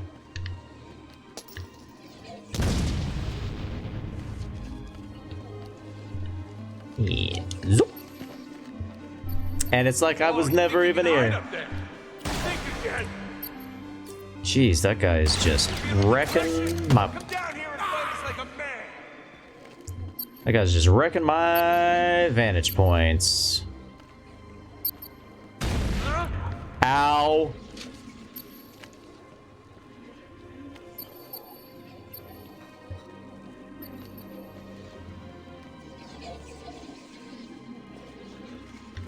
Okay. This is actually bad. I might die if things go pear-shaped. I mean, oh god.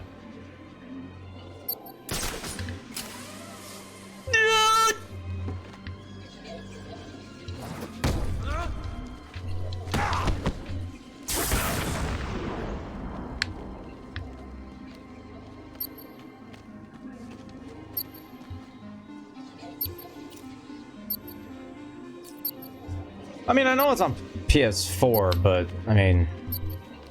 PS5 has ray tracing. It's so cool.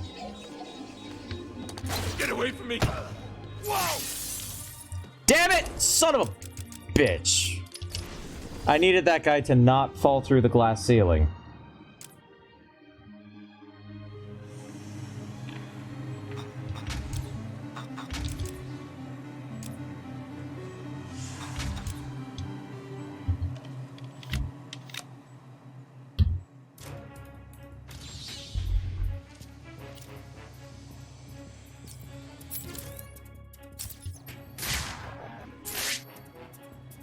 Who's stupid enough to mess with me?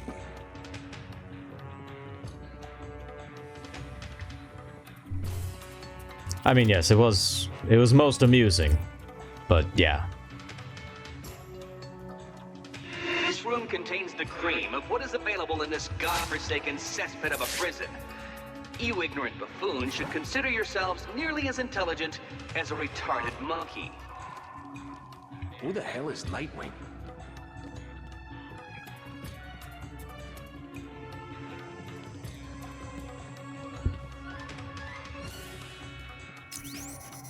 What was that?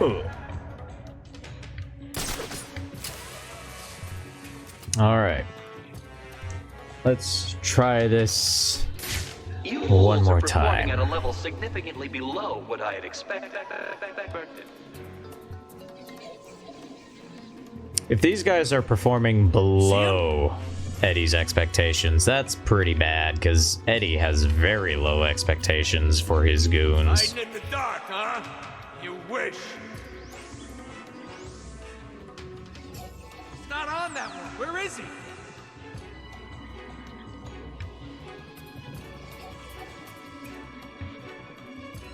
Okay.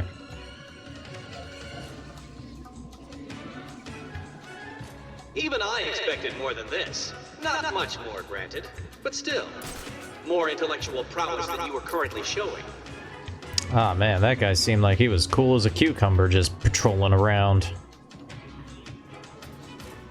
You're not getting away from me! Oh, you wanna hide in the dark? Good luck!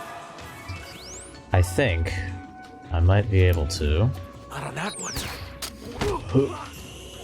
Nope.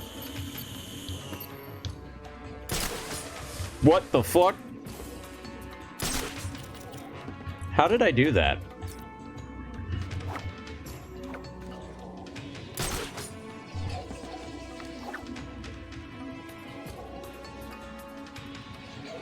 I do not pay you to get nervous. I pay you to provide a small See ya. distraction to a man who, though no challenge to me, is so far beyond what you cretins can understand, and is very likely to break a large number of bones in your bodies.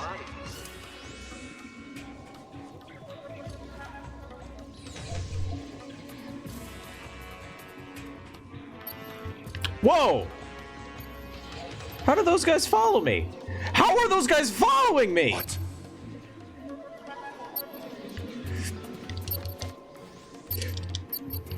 Ah!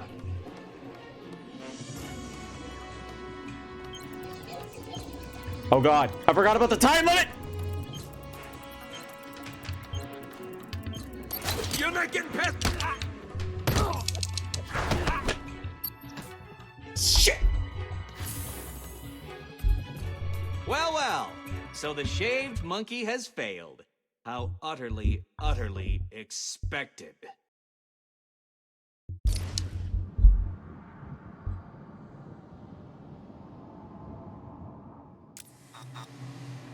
I'm glad it doesn't actually use your retries if you're on the first map, because that would make no sense and be stupid.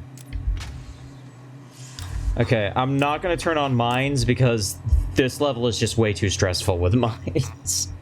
It's just, it's not working. I'm gonna try the protective aura, because I gotta burn that. And if I can burn that sooner than later, you know. Arkham City is just the beginning.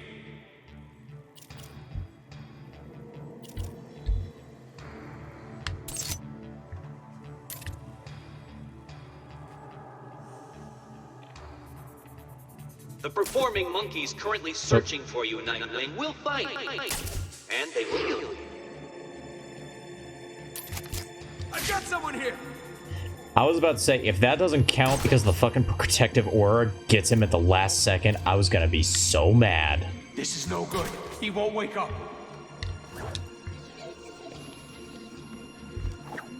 How's he doing this? Like this. Huh?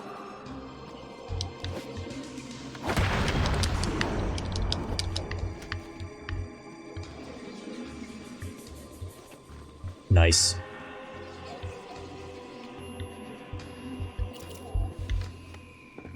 Oh, look at a gaggle of goons. Spread out. We find the son of a bitch. Got it?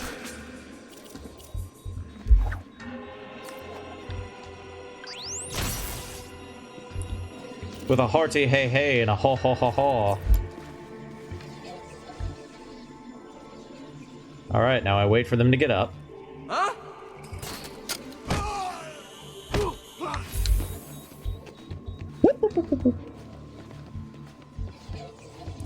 It's like I'm invisible.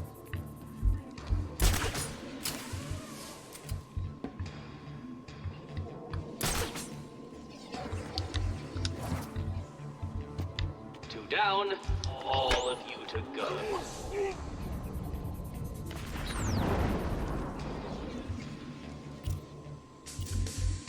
See him? Find in position. Priming now.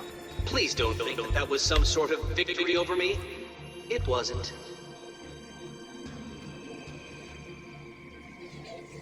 Oh.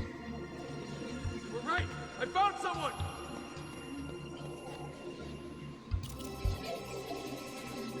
Okay, so if I blow up the mine on top of this guy, he's red right now, so it won't do anything. Aha, he is no longer red.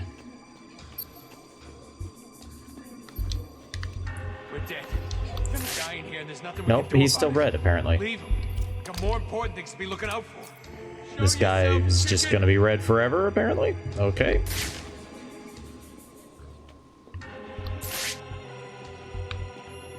Explosive set. I'm primed over here. Oh, you want to hide in the dark? Good luck. Not on that one. Where did he go? Just get away from me. Get away. Keep up. Okay, He's this way. bye. Over here. I got him. No, you don't. I lost him. Find him now. Run, run, run as fast as you can. You'll not catch me. I'm Nightwing, man. I think it's becoming clear to us all that you will die down there. I can't begin to explain That how guy. disappointed I am in you. That guy should be 110% dead. Huh?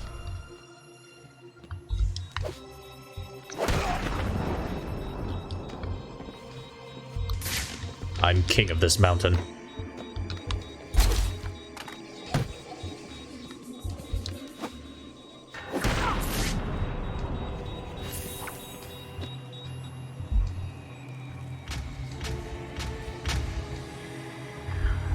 They are magic guns that do not hurt my friends. They only hurt Batmans.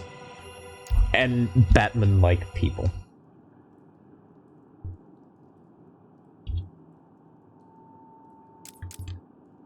Alright. Headshot, weapon jam, triple ricochet.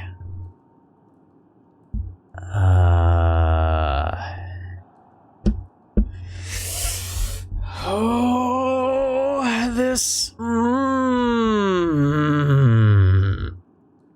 This one's hard.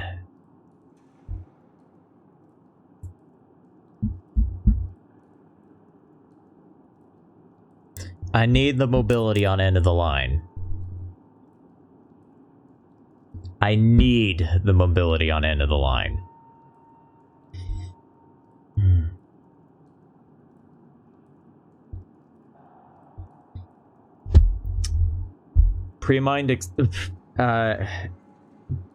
pre-mined is actually pretty useful on end of the line too, because I'll have the free metal so I can use the disruptor on like dudes. I gotta go with the vantage points, but I gotta get headshot and triple ricochet.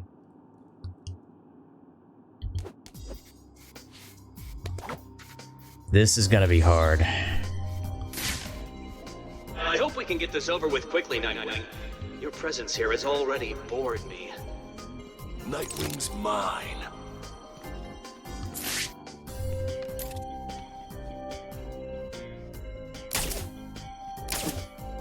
Who the hell is stupid enough to take us on? Well.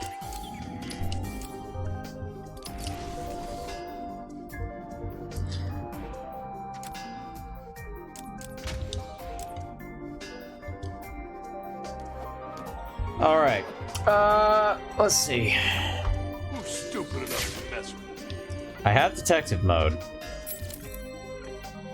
I gotta get a headshot. I gotta use the disruptor on a guy's gun and let him try to use it, and then knock him out, and then I gotta hit 3 dudes at once with the Eskrima stick. These are all tricky things to do. But You were all incense compared with I, the Riddler. Don't let that upset you, though. You were the best I could find. if I do a ledge takedown on this guy, he'll fall down there, which might give me a good vantage point to get a triple stick on. Arkham City is ours.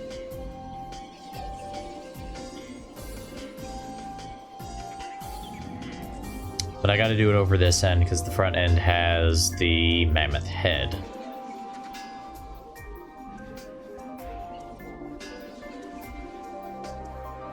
So, you are the best. How unfortunate for me to have to rely on you to get this done. Thankfully, you still have me to guide you. Without my help, I fear you would already have lost. Over here, please, mister. Who the hell is Nightwing? I'm Nightwing, bitch. This way! He went this way! Oh god, they saw me. Over here! I got him! He's over here!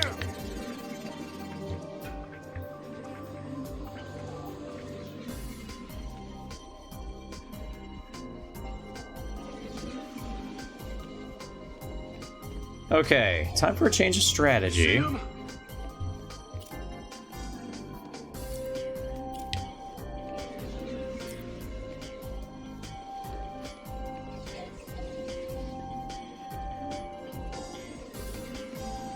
You wolves are performing at a level significantly below what I had expected.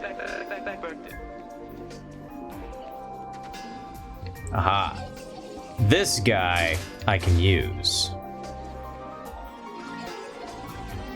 Especially because everybody's pretty far away from him. So You like. I'll be able to see you. I can pop up behind him, use the disruptor, On that one.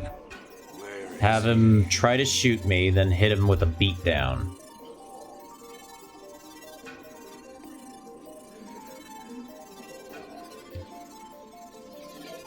Or, you know, he can waste my time. Come on, dude. Come on, dude. Oh, boo! Come on, dude. Are you scared? Okay. These things help me see you in the dark, you idiot. Wherever you hide, I'll fuck. You're not getting past me again. No one's on this one. On me! I got him! Gotta find him now! Huh? This way! He went this way! Shit. We got him! Oh! Well, well. Let's try this again.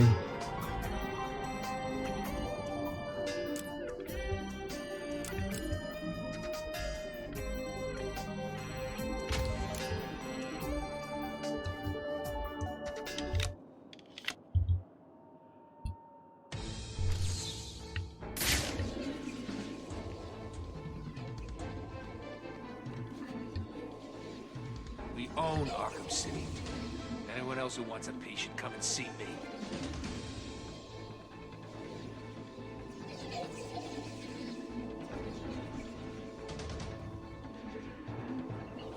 All right. The sniper, you I are don't the think he best. like ever moves How from the unfortunate bridge. for me to have to rely on So- you to use this dude. Thankfully, you still have me to guide you.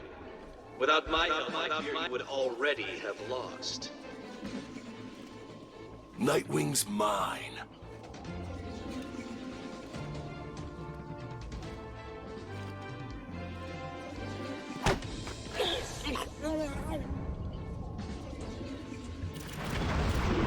All right. No one's stupid enough to take us on.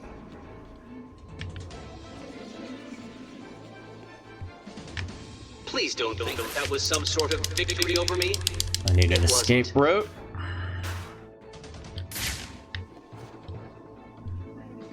I need a hiding spot. Someone!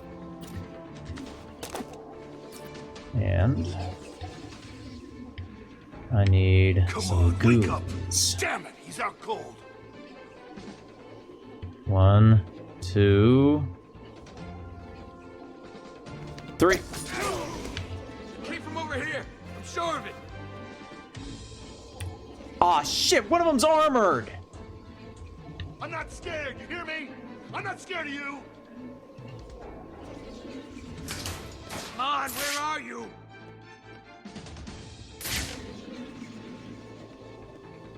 Okay. Even I expected more than this. Not much more, granted, but still. More intellectual prowess than you are currently showing. What's going on here? I thought we were in charge. All right. Next plan. Take care of armored guy. Hiding in the dark, huh? You wish. Not on that one. Where did he go?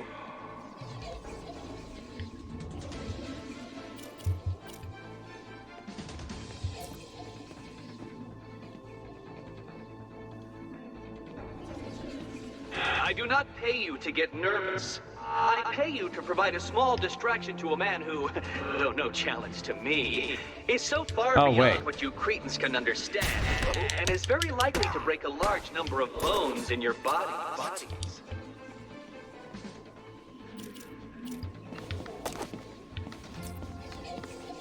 He's disappeared. I'm sure it Are came you from over there. serious? It's still hitting the armored guy. Is that it? Is that the best you can do? Come on, where are you? Came from over here. I'm sure of it.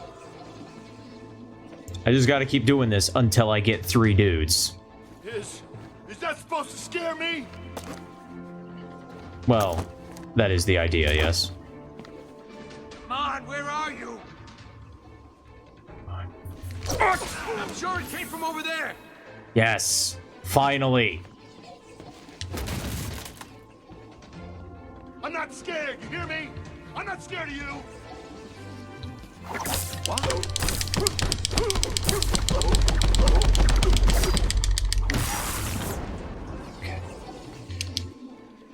Ho!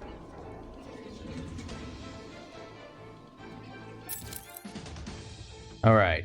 Gotta get a headshot, and I gotta use the disruptor on one dude. Have him try to shoot me. Alright. Stay calm. We need to keep it together and find him. If we lose it, We've got this. dead. Understand? We've got this. We have got this.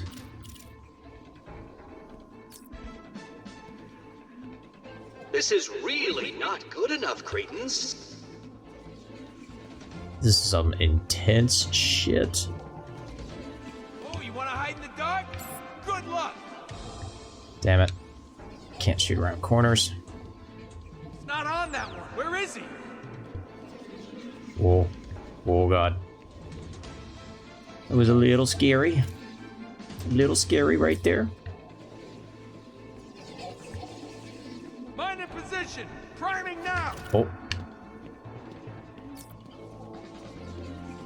Man, I was hoping I could get that from there, but nope, guess not. Okay. Alright. See him? Hiding in the dark, huh? You wish. None of that one. Where did he go?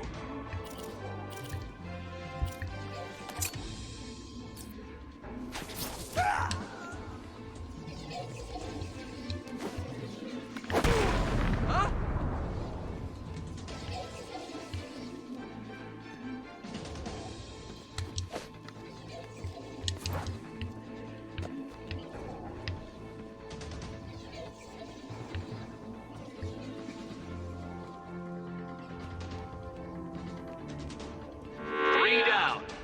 Those odds appear to almost guarantee you will all be defeated by this preposterous buffoon.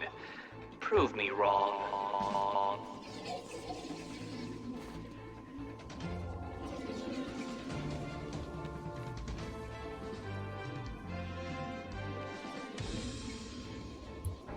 Oh, you want to hide in the dark? Good luck. Mine in position. Priming now. Oh god, oh god. What?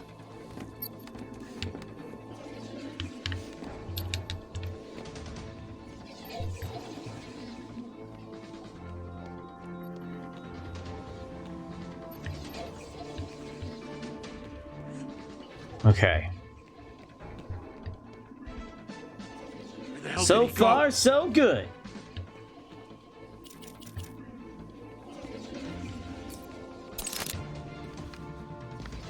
Oh, Jesus Christ, I should not. I don't know why I was trying that, but...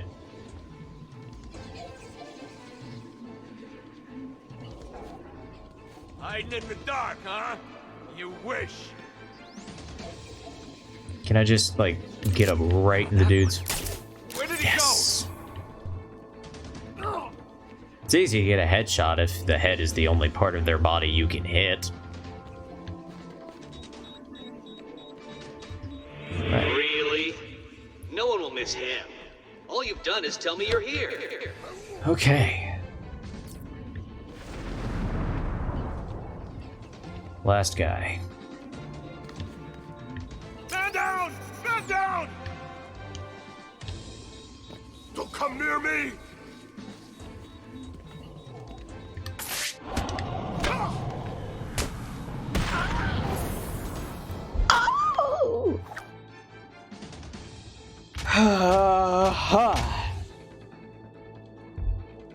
Bellissimo!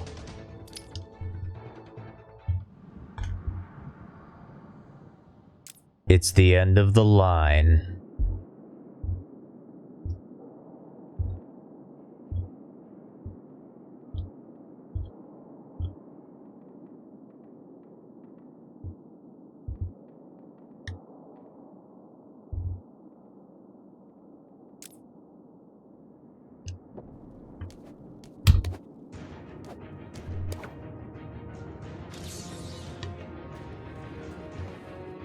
All I right. hope we can get this over with quickly, Nightwing. Your presence here has already bored me. Nightwing's mine. Okay, there's a mine right there. That is What was that? good.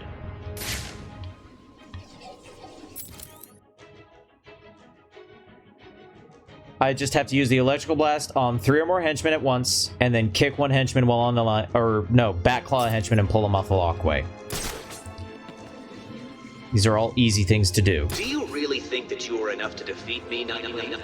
Taking out that idiot does not make you better than me.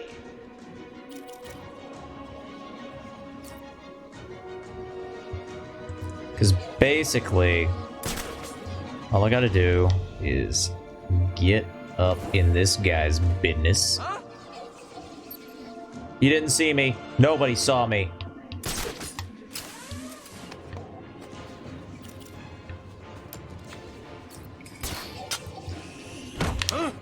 Get over and find out who's screaming.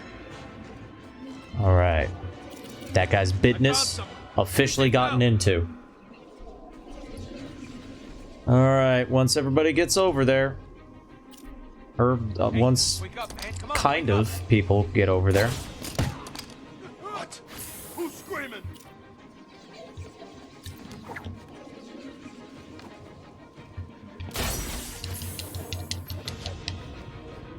up.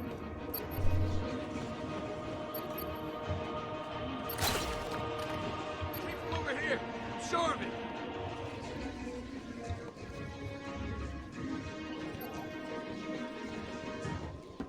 Come on. Target down. Oh, God. Over here. He's gone. I lost him. Find him now. Oh yes, please continue grouping all together at once. I love it. He's disappeared.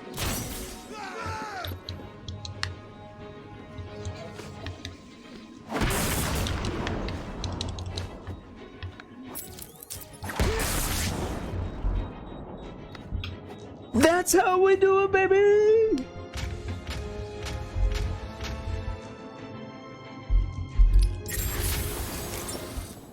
That was beautiful. Mwah. Beautiful. Alright, now we just got these two mini campaigns, the DLC ones, Black Mask and Wayne Manor. Gotta check these deets. Headshot, get over here, bowled over. Okay. Stick up, fall guy, knock knock. Oh. Let's go take on Black Mask, I guess. Reduced health sounds good. No silent takedown sounds good. Yeah, let's just do that.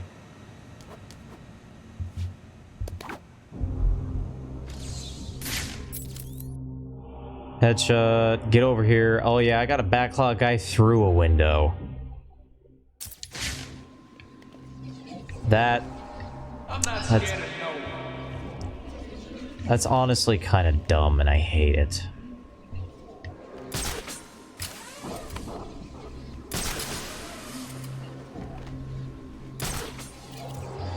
The performing whatever. monkeys currently searching for you, Nightwing, will find you. And they will kill you. Who the hell is Nightwing?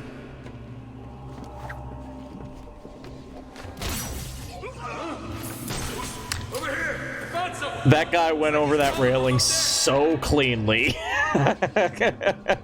Just. Come on, wake up! Damn it, he's out cold!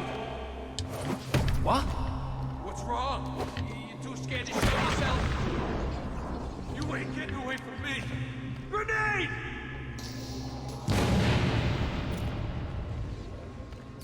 Okay, what else was there? Oh yeah, I gotta get a headshot on somebody. This way! He went this way! Wait, what? How did you? What? How did they see me? Well, well. So the shaved monkey has failed. How utterly, utterly Oh, the dumb thing is like pulling a guy through a window with the back claw. I just don't like that one.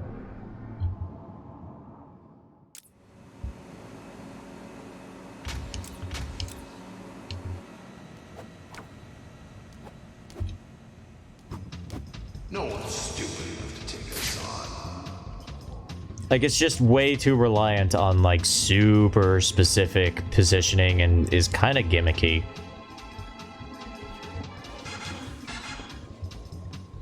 So, you are the best. How unfortunate for me to have to rely on you to get this done. Thankfully, you still have me to guide you. Without my help, you would already have lost. Who the hell is Nightwing? I'm Nightwing. Who's screaming? Oh, God.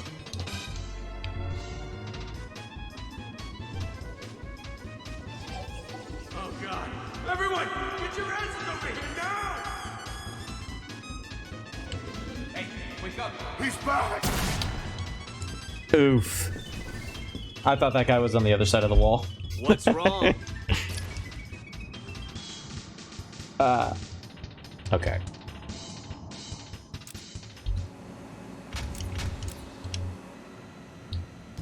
Let's try this again.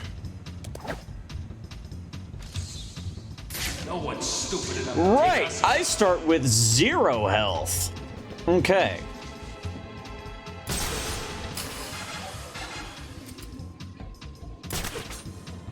I'm glad I finally just now noticed this. So, you are the best. How Wait. unfortunate for me to have to rely Oh, on yeah, you to Black get Mask this is just done. watching everything Thankfully, from you there, still have me to I guide guess. you. Without my help, you would already have lost. Oh god. Dear sweet Who Jesus. the hell is Nightwing? Is he one? Dick, don't be a dick!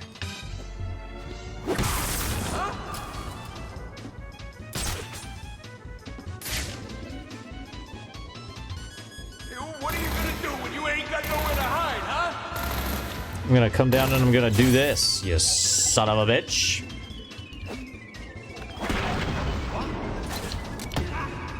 How'd you like them apples? Too hot for you?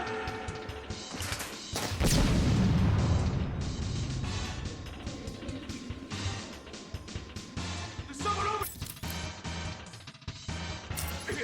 Man down! Okay, I now have to do every single one of those things on these 3 guys. Good job, me. What's going on here? This isn't good.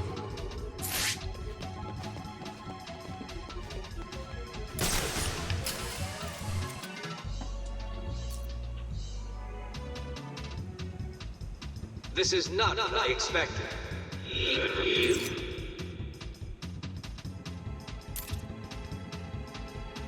Cool. Nightwing, you gotta do something about that glaucoma, bro. What the hell are you?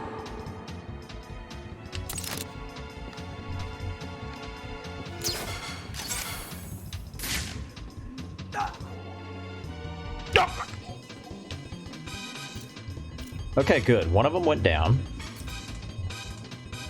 Do you really think that you are enough to defeat me, Nightwing? Taking out that idiot does not make you better than me.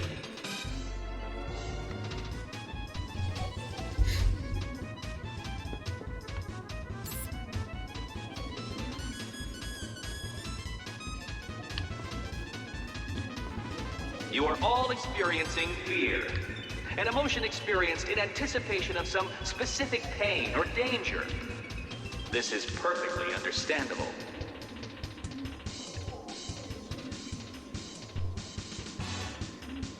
I wanna knock this guy over the railing. This cannot be happening! Bang zoom to the moon! Why you gotta be Come on, man. Go over, you son of a bitch! Are you serious? Are you serious? Come on, you went this way! Oh my god.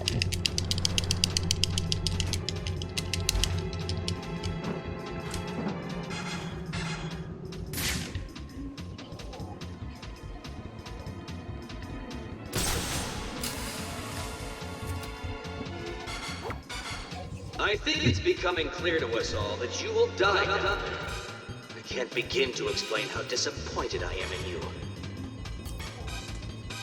This game is straight up fucking with me at this point now. What the fuck?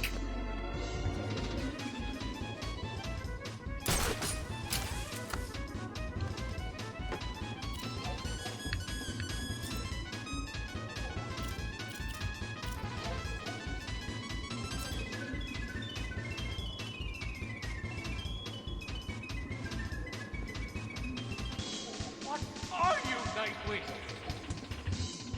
Pissed off now.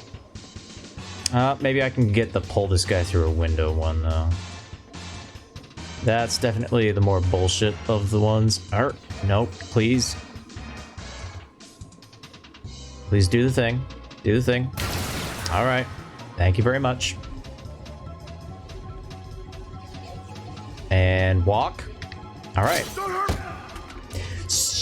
Ass.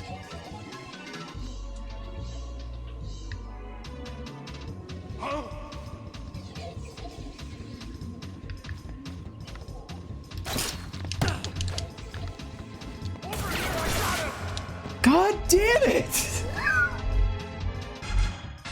This is hardly as...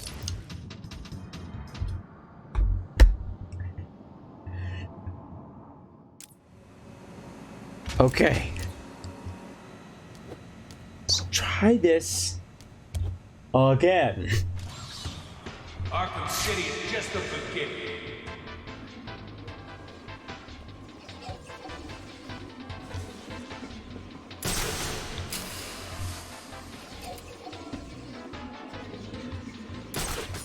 So, you are the best. How unfortunate for me to have to rely on you to get this done. Thankfully, you still have me to guide you. Without my help, you would already have lost.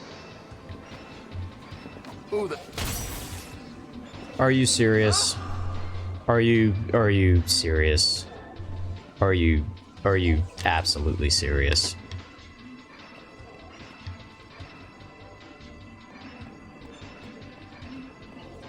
Huh.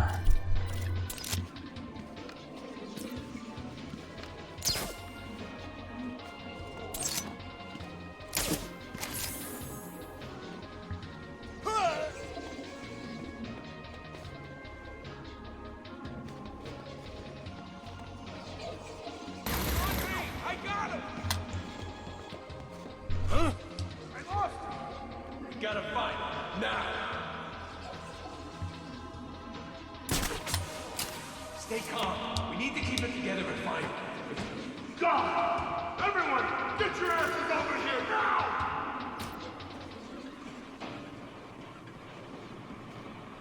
Wake up. Do you hear me? Wow, Wake everybody did get their asses over there. Everybody. How are we gonna get out of here, man?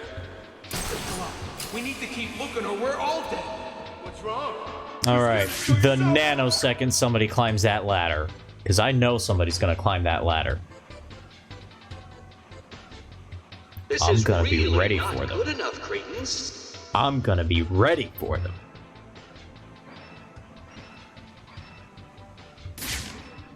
I know somebody's gonna climb that ladder. Now one little bit. Climb that ladder. You, climb that ladder. Climb the hell out of that ladder. What? It came from over here, I'm sure of it. Huh?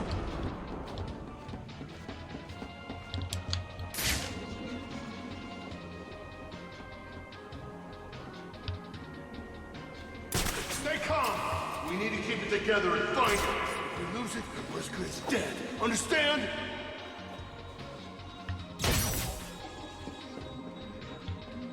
Over here, I got him. He's over here. No, you don't. On me. God fucking damn it. Okay. Over here! I got him! He's over here! What? Here's the plan. Spread out and find this son of a bitch. Got it?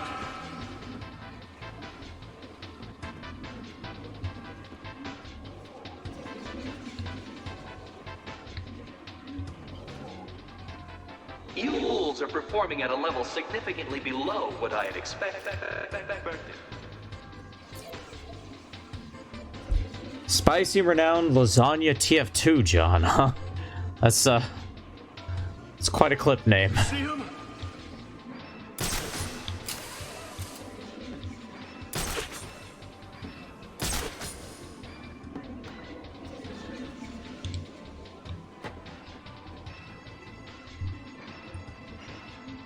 Go round to... Okay, Not that getting away works from too. me! There we go. Man down!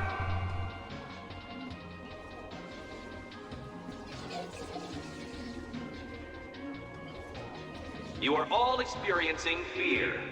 An emotion experienced in anticipation of some specific pain or danger. Now This they're is all perfect. near the windows. What the hell are you? They're all near the windows, and yet if I try, they will murder me.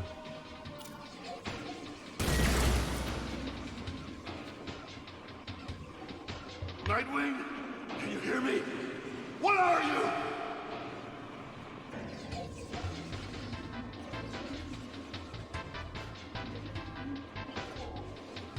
Please come this way. Yes. Good. Good. The sensation you are experiencing is easily overcome using Good. advanced mental calming techniques. Unfortunately, you are all far too stupid to perform them. Come on. Keep it coming. Keep it coming, mister. Keep it coming, mister. Not that far. Nope. Nope. What are you? Get near the window. Get near the window. Get closer to the window.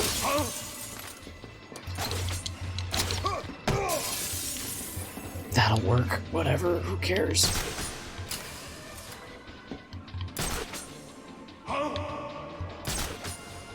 Nobody saw me. Nobody saw me.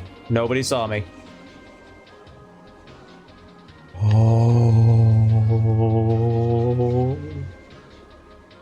Oh.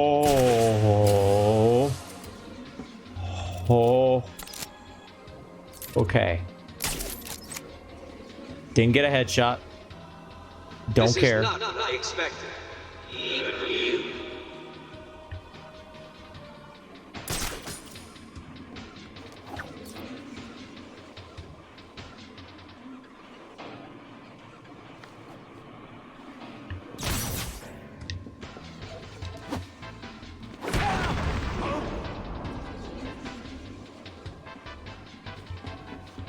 Oh boy. Oh god. Oh.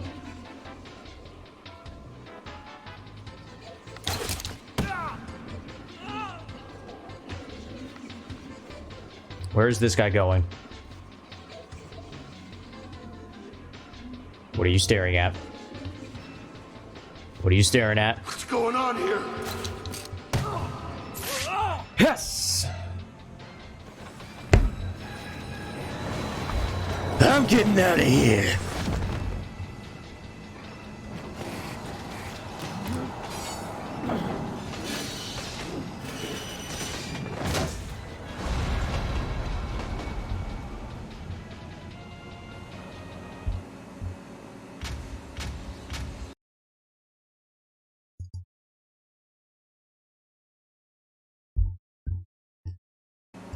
Oh yeah, it's special just for the campaign.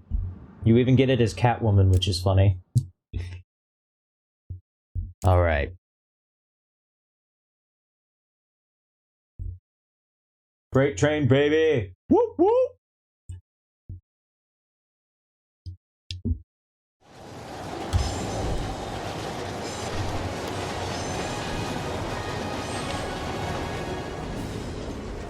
This won't take long.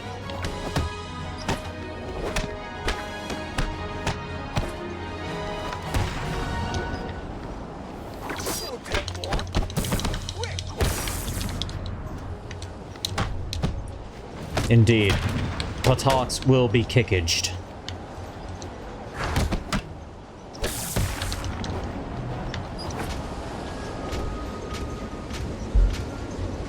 I'm gonna adjust the music balance a bit so that it's a little bit louder. I feel like the music's been a little too quiet so far.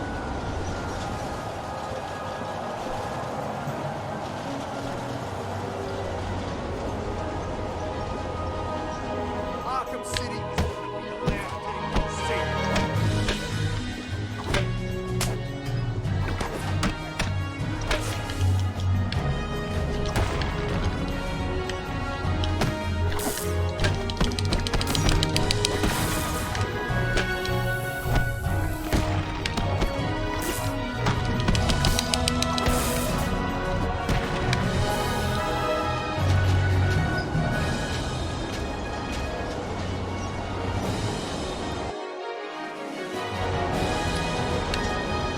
All right.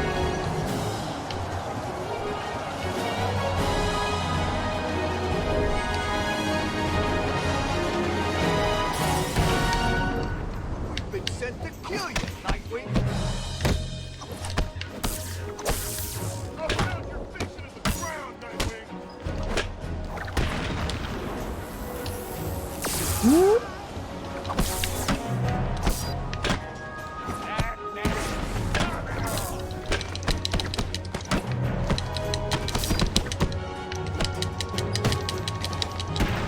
God damn it.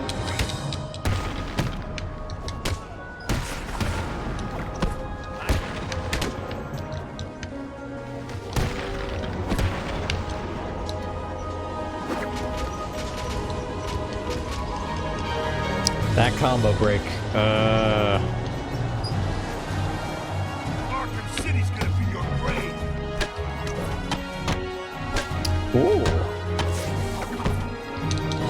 One of the helpful Abramoviches, though.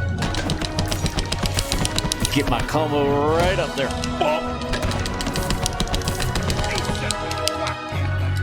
Payback time.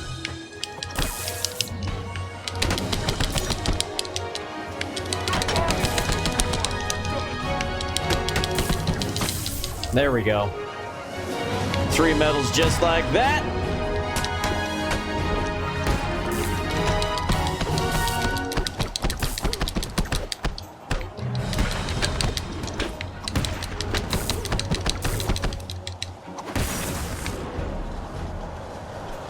All right. How do I disarm a bomb? Punch it!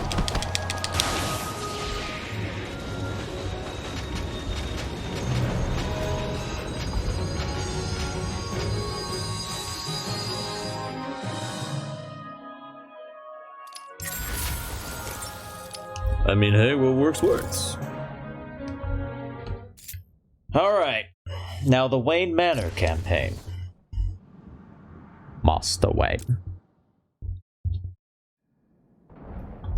Okay, protective aura. Yeah, I don't want to deal with that during stealth. Gun racks. Yep, sounds good to me. Because I have no idea why Batman would mine his own vantage points.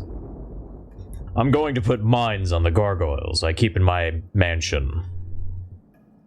Because it's fun.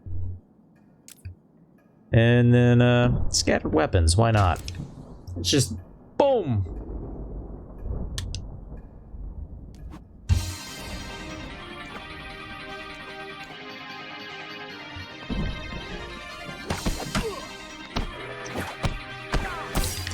I do appreciate that it's Tiger Guards who are invading Wayne Manor, though.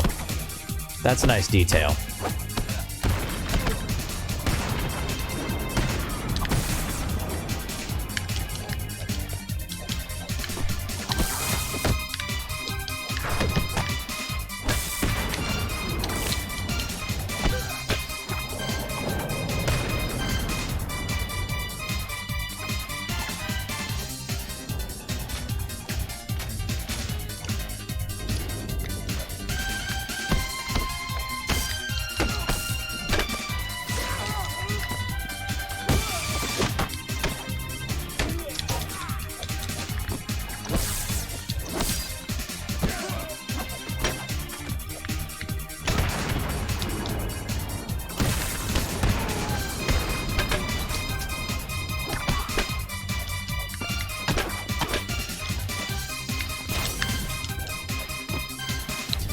Nope.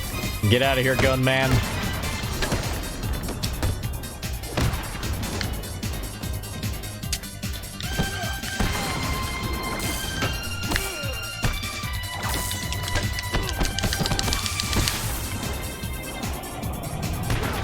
Might have been a teeny bit much.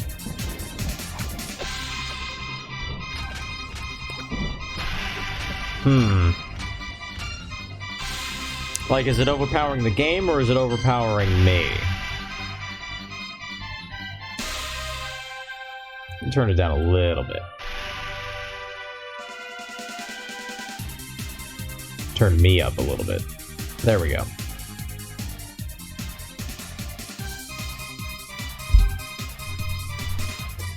All right.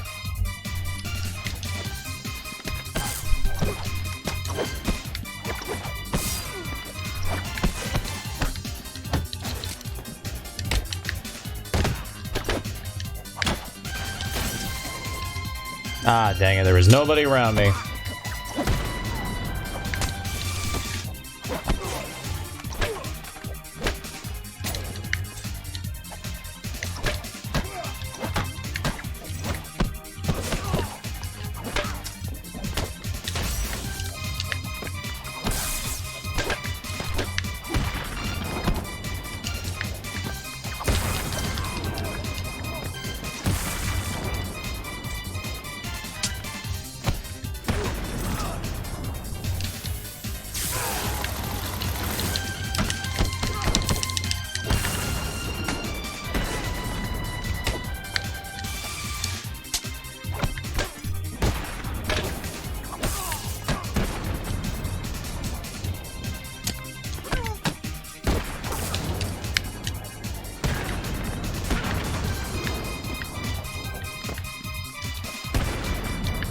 Okay, come on. Come on. Come on. Thank you.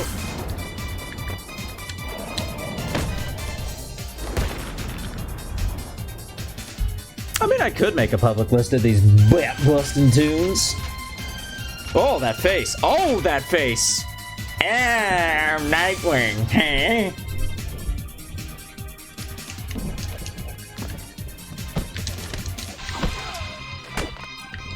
I believe a long time ago when I first started doing it, I made like a full list, a full public list of my custom soundtrack for Ocarina of Time. But I have updated it many times since then, since that was like a few years ago at this point.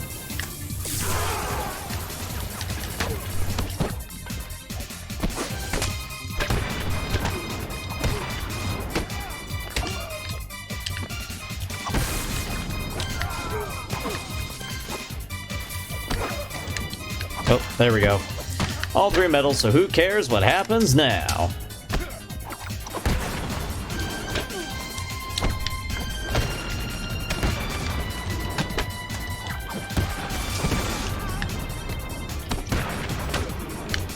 Yeah, Nightwing's been using those Smilex brand products.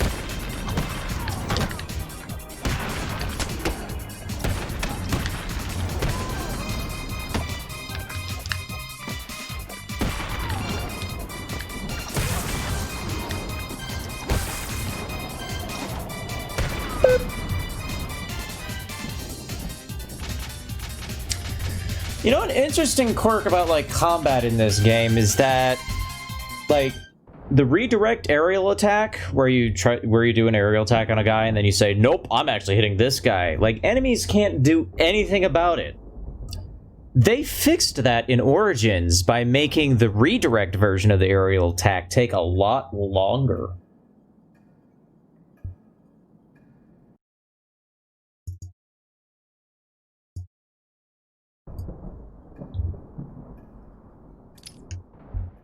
Like, it's really weird. Like, if you do a normal area attack, Batman does like the huh, bam. But if you do the redirect version, he like rears back a lot more before it's just like, oh, I've decided I hate you in particular. Alright. Knock down a henchman with a hash stick, then tuck him down. Backlaw guy, pull him over a walkway. Distract a henchman with a wing ding thrown in the environment, and then perform a silent takedown while they are distracted. These all sound pretty simple. Of course, those are very famous last words. It seems that Batman has sent a replacement to the party. That is both rude and against the rules. Find this Nightwing and teach him not to mess with me. Get over and find out who's over here. Now, I found someone.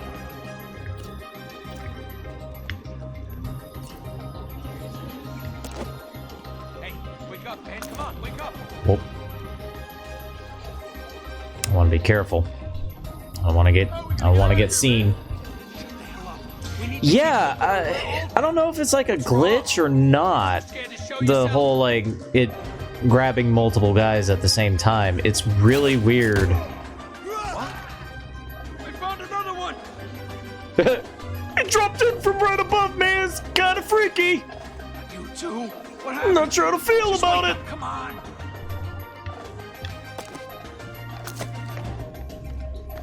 We're dead. We're gonna die in here. There's nothing we can do about it. Leave. There are more important things to be looking out for.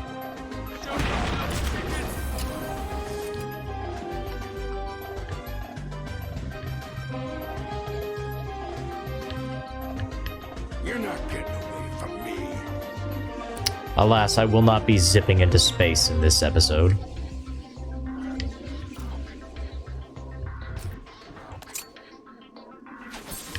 Huh? Sure it came from over there.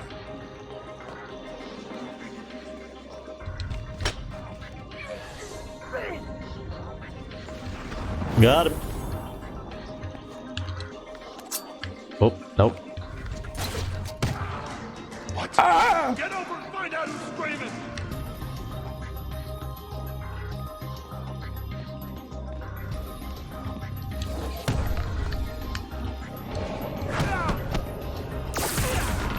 Oh, right in the booty.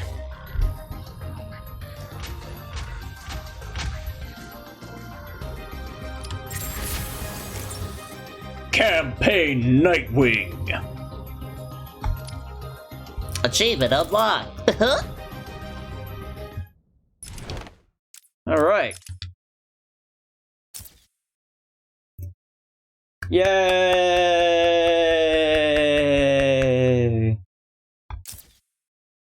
Now we got Robin. I go with animated Robin. It's funny. And then we will have finally completed all of the Riddler's maniacal challenges. Let's see.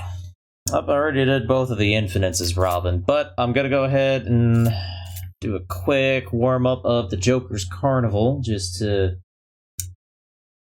get myself back together with Robin, because Robin, he plays pretty differently. He's got some what you might call quirks. Some quirks.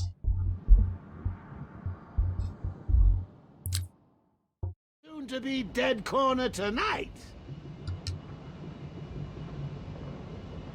It's the boy wonder, Robin. Gotham City's where you're gonna die! Hey, take it easy on him. You're gonna die here. Does someone need a doctor down there?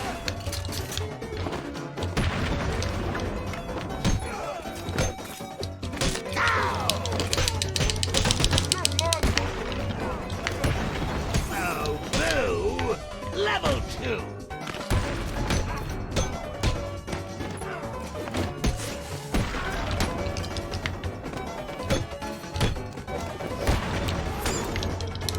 Whoop.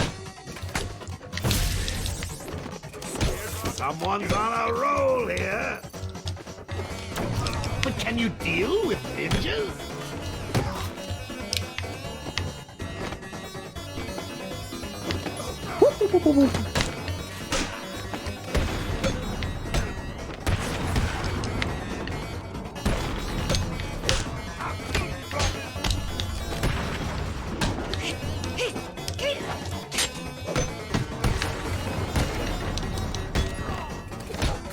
Whoa! You're gonna beg us to stop.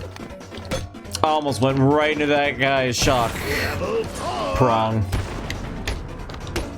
Oh no! Someone's left some dangerous weapons in there. I think it's time I got mine. What are you trying to do down there? Put them in hospital? Maybe.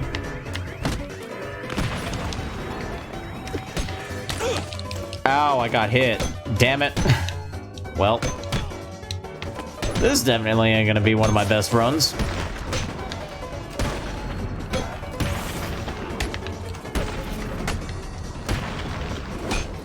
Whatever. This is just a warm-up anyway. So yeah, Robin, his gadgets, I mean, he has the explosive gel like Batman does. His shurikens are basically batarangs. But he also has the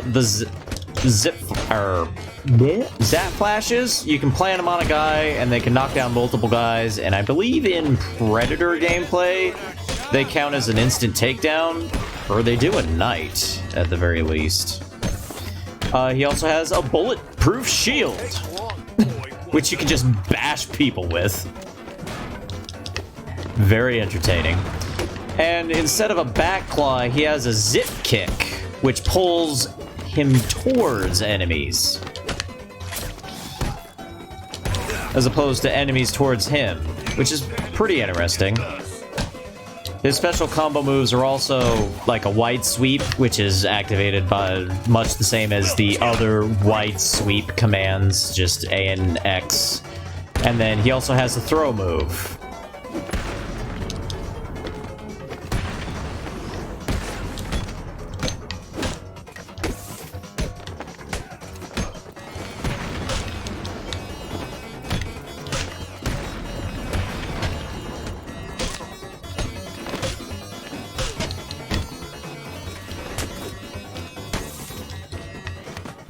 So yeah. That's Robin in a nutshell. I am very disappointed, boys. As far as combat, anyway, that's Robin in a nutshell. Yeah, that wasn't a very great round, but it was just to kind of warm up and get to know Robin a bit, especially because we're jumping into Prison Riot.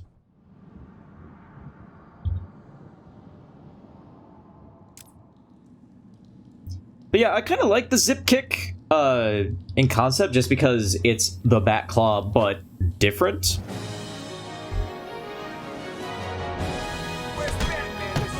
Like, oh man, what if the Bat Claw, instead of pulling dudes towards Batman, pulled Batman towards dudes? And I think it's pretty entertaining that it is basically the exact same gadget. Robin just jumps in the air, so it pulls him.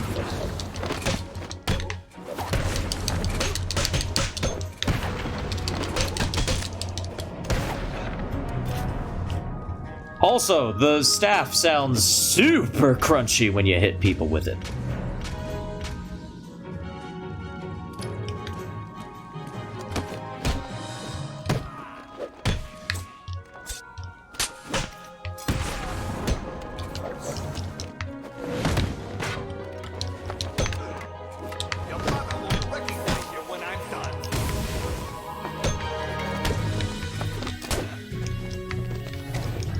Oh, dang it.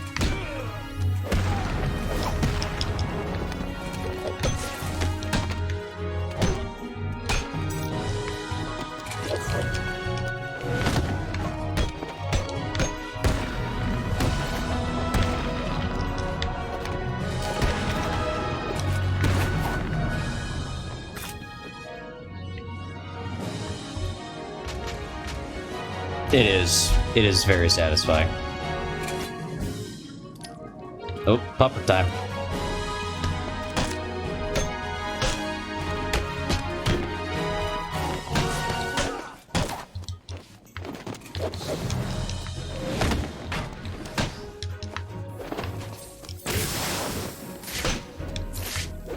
Oh yeah, that's Robin's quote-unquote explosive vision.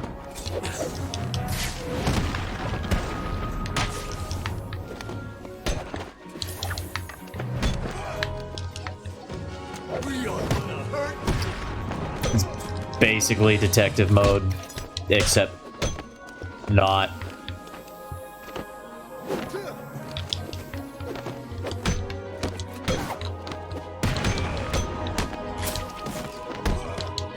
That was weird.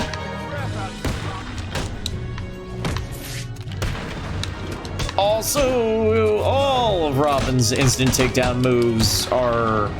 Whoo!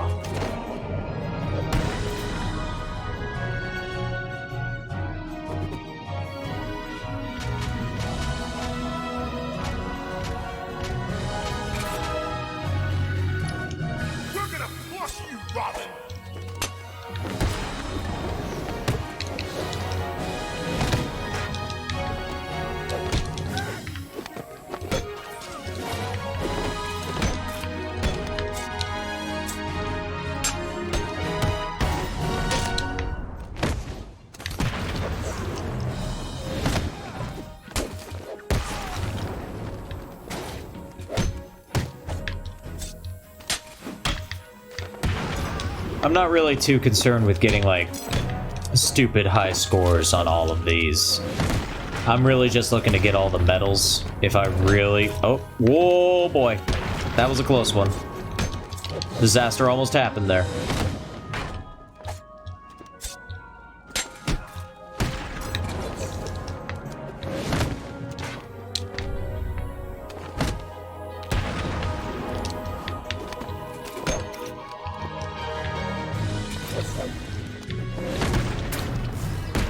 Boing!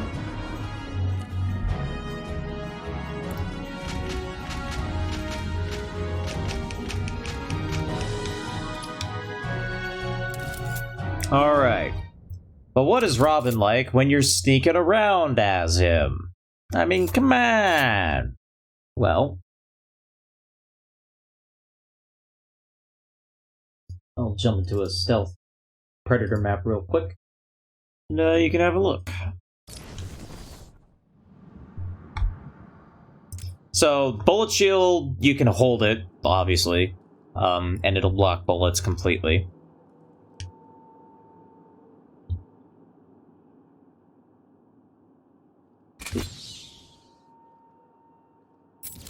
I forgot to actually unmute. There we go.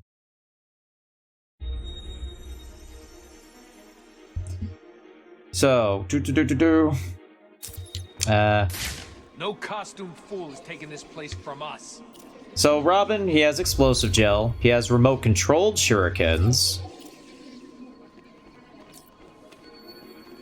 So he gets a few tools that he has a few tools of Batman's. But of course, he has the zip You kick. ignorant buffoons should consider yourselves nearly as intelligent as a retarded monkey. So I'm just gonna do a silent takedown on this guy here. Who the hell is stupid enough to take us on?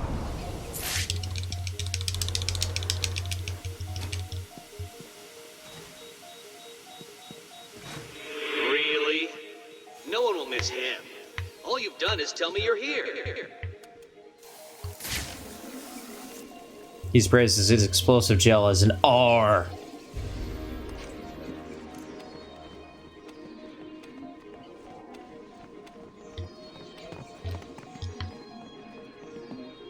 I found someone!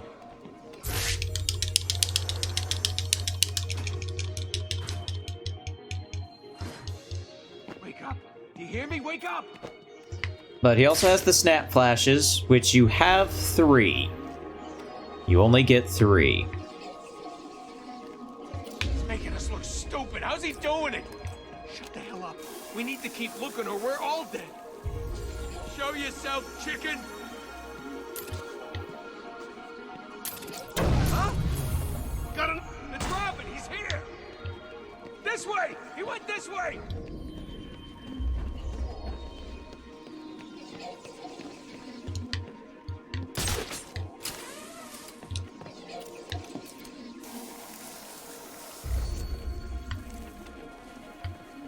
He's disappeared. Where the hell's he gone? Let's see. Oh, yep, okay. Oh yeah, he can glide as well, because, you know, Even I expected more than this. but he can't Not much dive more, bomb granted. like Batman But still, can. More intellectual prowess than you are currently showing. Anyway, I want to demonstrate the snap flash. But you gotta get behind a guy in order to use it, obviously. Let's see. These things help me see you in the dark, you idiot. Wherever you hide, I'll find you. I'm a little worried that guy will Can't see me. him. He's not on that one.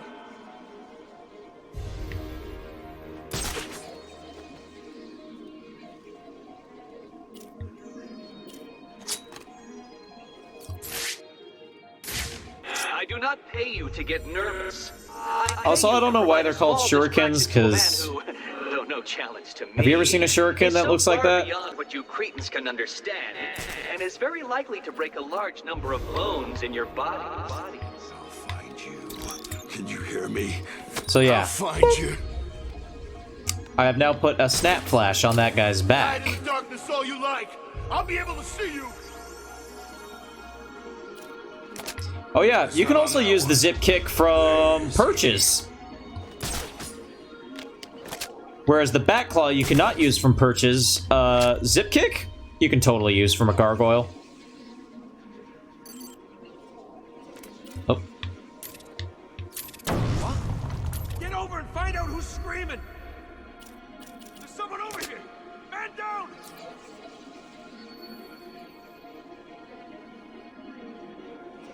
It just doesn't have very long range. You're on your own.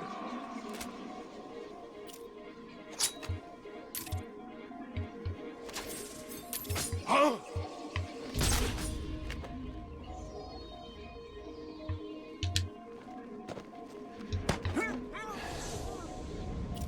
You are all experiencing fear. An emotion experienced in Now, the snap anticipation of flash some I can detonate specific at any pain or time. danger. this is perfectly understandable. But I've basically turned that guy's body into a bomb. Teach you that move, little Robin? Also, none of these guys take Robin seriously until he really starts, you know, knocking dudes down, and then it's like, oh my god, what are you? This cannot be happening.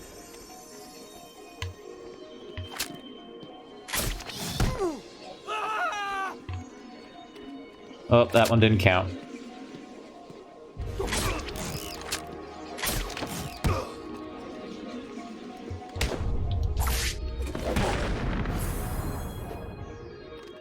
Didn't really get to demonstrate the snap flash so much, but you can see, like, how you place it on a dude, at least. Let me see if I can do that in the next one. Shield smash. Okay, let's try this.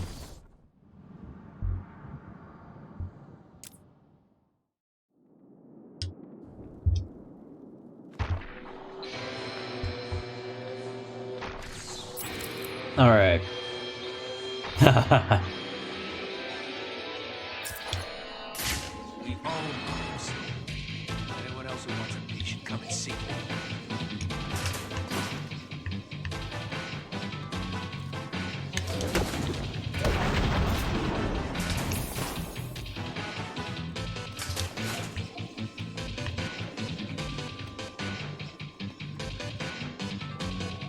Over here! Now! I found someone!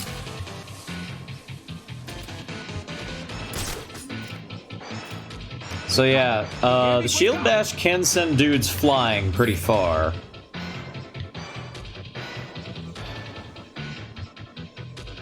One of the mission objectives here is to use it to send a guy flying over the edge. Leave.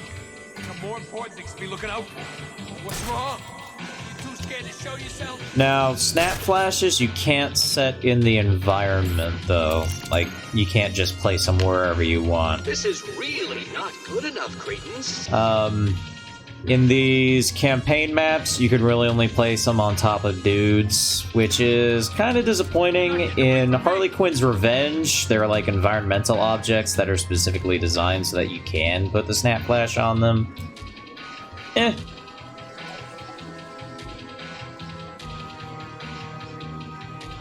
the hell is going on?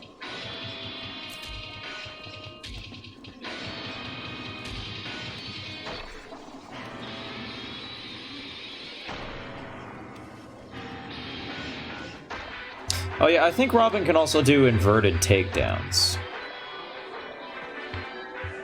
Are you feeling the pressure? Whereas Nightwing cannot.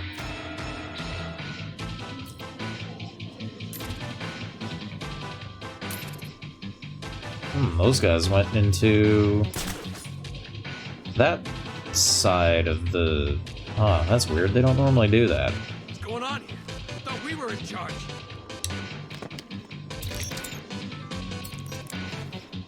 Goons don't normally go into that little side area, which is really weird that they did this time.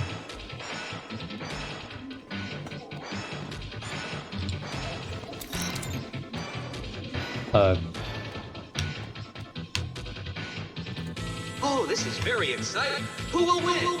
Well, obviously There we that go. will be me. So, who will lose first? You or the rats running that maze like their lives depend on it?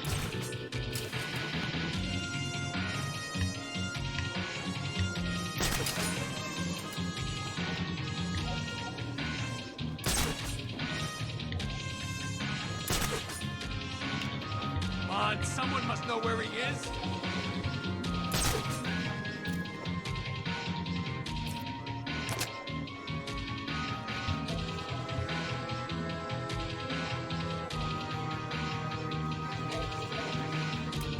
Jeez, all these people really shy about going up high.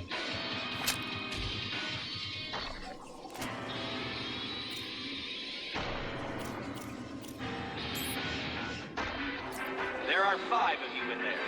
5 barely functioning, cerebrally challenged monkeys, staggering around in the dark.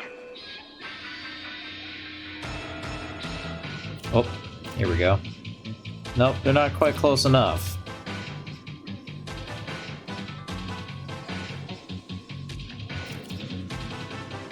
Come on.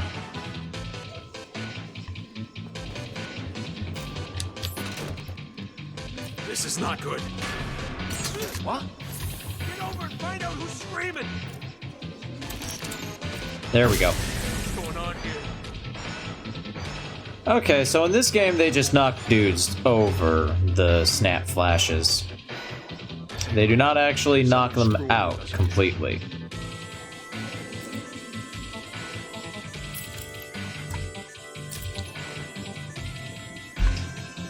But in Arkham Knight, snap flashes are an actual KO.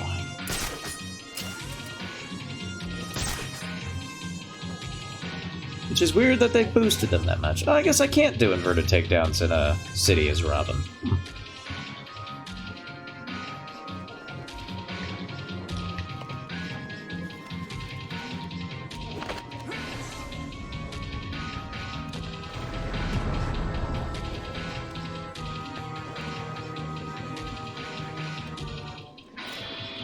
Alright, I just gotta get somebody up onto one of those trains so that I can use the remote control shuriken.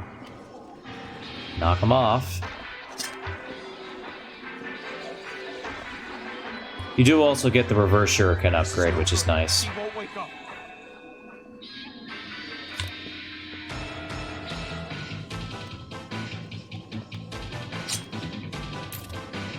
One of you guys has to climb that ladder. Doing it. Shut the hell up. We need to keep looking or we're all dead.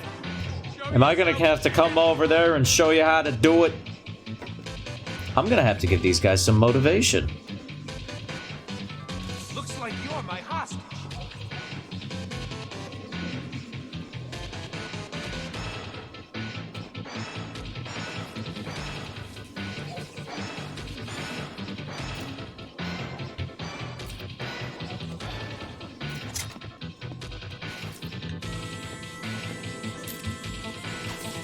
Huh? Came from over here. I'm sure of it. He's back. Over here. I got him. He's over here.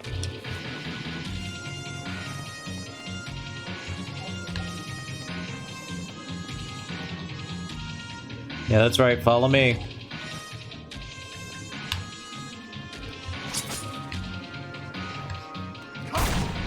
The first one's over here!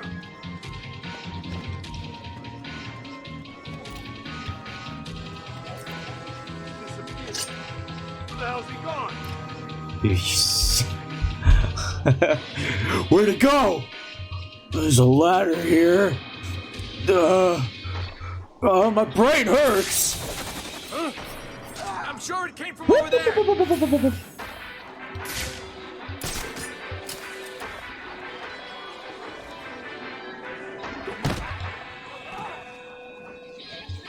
Alright, I just gotta take this guy out without being seen.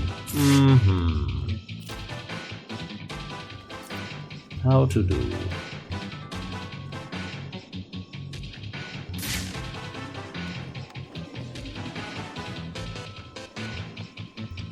There's some weird physics going on with his jacket. Ah.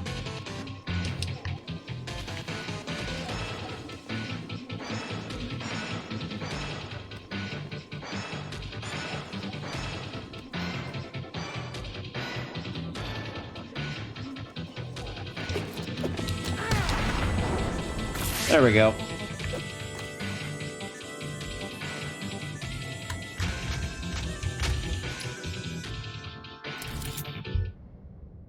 So, bit of Robin as combat, bit of Robin as Predator. Just for a bit of a sampler and a refresher on how Robin works. Oop. Okay. It is a Batman animated series Robin looking dude. Hi EPZ! How you doing? EPZ has arrived. Do you want in on this, Mr. EPZ? EPZ? 379?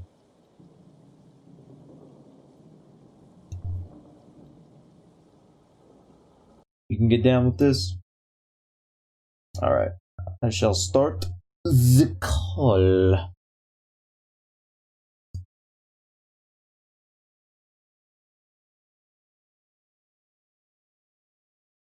Hello. Ahoy! Hello. Welcome. We are How you doing? arrived. I'm alive. I mean, that's good. The kiddos have finally went down. And now the massive amount of laundry is being done. Because they have a long drive ahead of them tomorrow. Oh boy. Yeah. So they go from my location to Salt Lake City. That is a long drive. That is a long...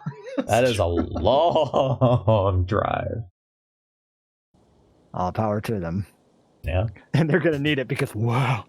A 6-year-old, a 4-year-old, and a 2-year-old. Ooh.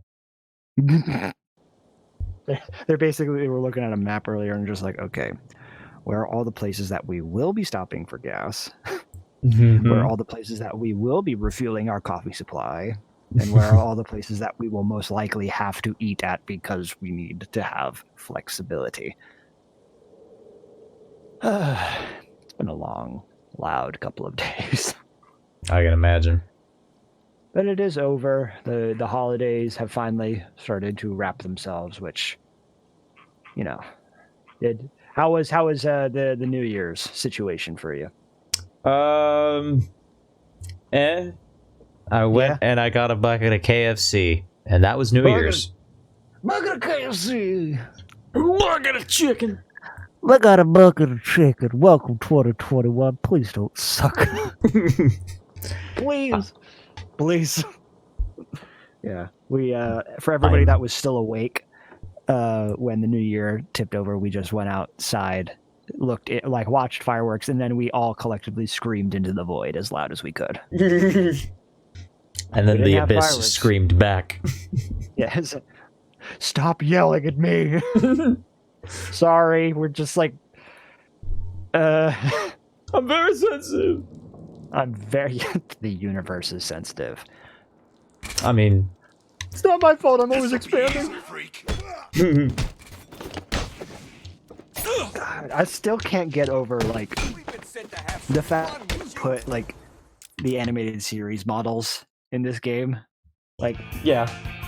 It's so simple. It's so obviously, yeah, it's very contrastually different than everything else in the game, but how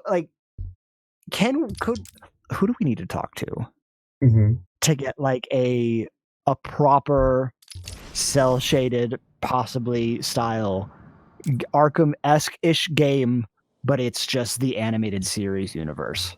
Man, I want that so bad now. You have no idea. I have some idea. You underestimate me. I have an idea.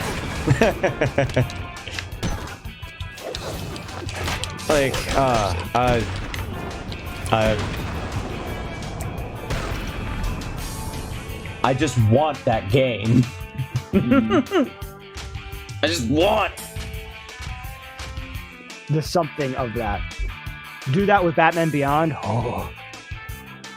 Exactly. How badly I want Arkham Beyond. Yes. Gimme it, please. They have enough setup for it, I would think, at this point. I would hope so. In terms of what was I gonna say? The universe that they have set up with the Arkham, video game series. I feel like there's enough there to properly do a Beyond kind of series. It wouldn't be 1-to-1, obviously, but I think that there's still enough to where you could still have it be the Batman Beyond kind of setup, but probably just with how Arkham handled its story and whatnot, it would be different enough to where you wouldn't be nothing would come to your attention and be okay, well, now that this character's here, I know exactly what's going to happen. Which is good, because that means like that's the only thing about like you have to be careful when you're doing that sort of stuff, man. Like it's if people know, like that was the thing I had to give them like a lot of credit for when it came to Arkham Knight, was the fact that they did a different spin on the Red Hood-esque kind of format. Yeah. I do kind of wish it just wasn't the Red Hood, though. I wish it wasn't either, but again, I appreciate the fact that they did a different spin on it, but at the same time, I kind of wish it would have been something else. Yeah.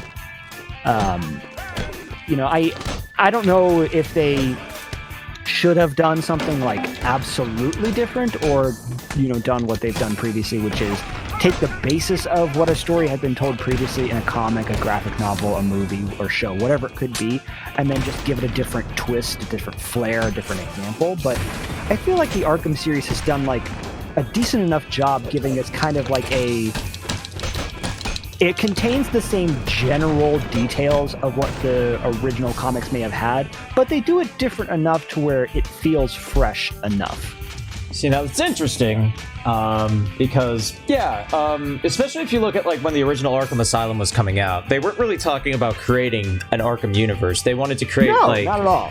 A distilled version of Batman. Like, this is a Batman story that could take place in any Batman continuity, basically. Yes. Like, this isn't our version of Arkham Asylum, this is just Arkham Asylum. This isn't our version of Batman, this is just Batman. Yeah, does not adhere to any one version, but pays homage to a bunch of different ones to where you could realistically assign it to any Batman you have preference for. Yeah. Which and is then nice.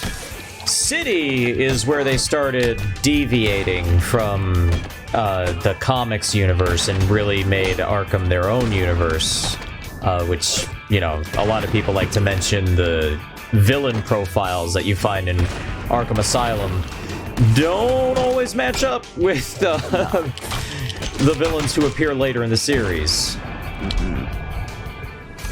That they do not. Especially Hugo Strange's profile. Yeah. Woof.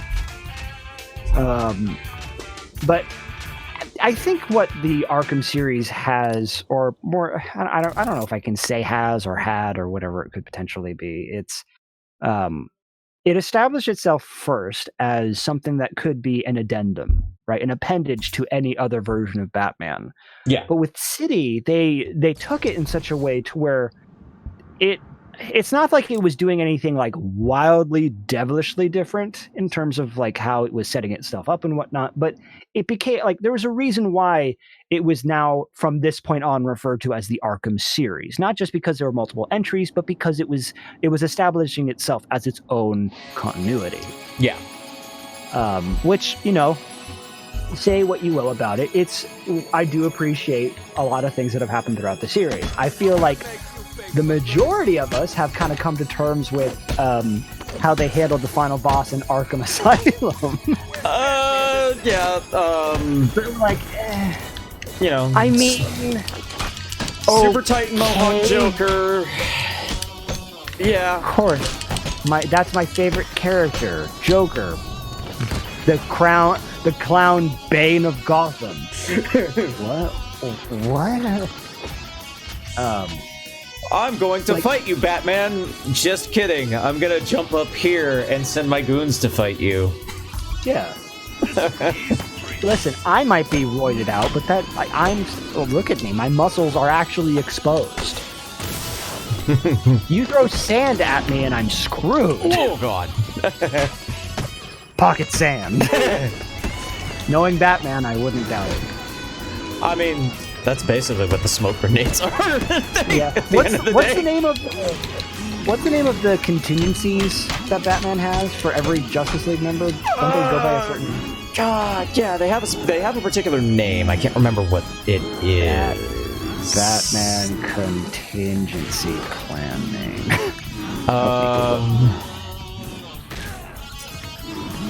They're called something like I know that each one of them have like their own like code name. Yeah. Like Last Sun is the one for Superman's. Yes. Last Sun is that one. I think Red Sands is for Martian Manhunter. Yes, Red Sands. God, what the hell are the name of these things? Damn it. Oh. Agamemno. Agamemno. Jesus Christ. Agamemnon? Agamemno. Agamemnon. Agamemno. There's no N at the very end. Yeah. What? Okay. Tied. Enable new protocol. Agamemno contingency. Should any of the core members of the League turn rogue, we need to have plans to handle each and every one of them should they become a threat. Agamemno contingency, codename Last Sun, Red Sands, so that, yeah, John Jones, Superman. Green Lantern, it's 2814, which... is his space sector, isn't it? Yeah. It's, that's the sector that Green Lantern is, but I love this because it's literally just, he needs to be able to see to use the ring, so blind him. Yeah. Agamemno contingency, file codename Olympus. Wonder Woman. Yep.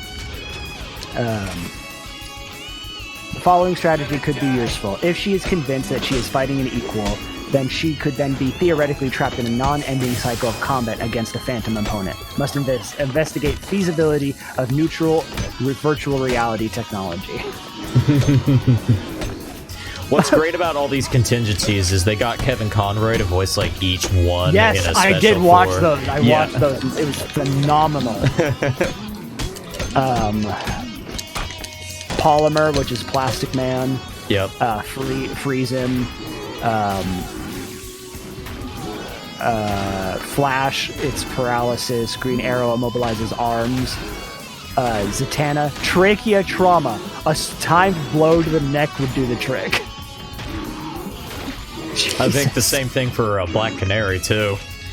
Tear gas is what he has set for this one. If administered quickly enough, cut off her ability to speak and scream. Alternatively, I have recordings of her scream that can be played back at equal intensity to cancel out the sound waves. Oh, yeah. God. Aquaman, use Scarecrow's fear toxin to make him afraid of water. Which is such a dick move. Yeah, I mean, yeah, Red Tornado, EMP, Firestone. Just send him to the Phantom Zone because we just do not have anything to stop him.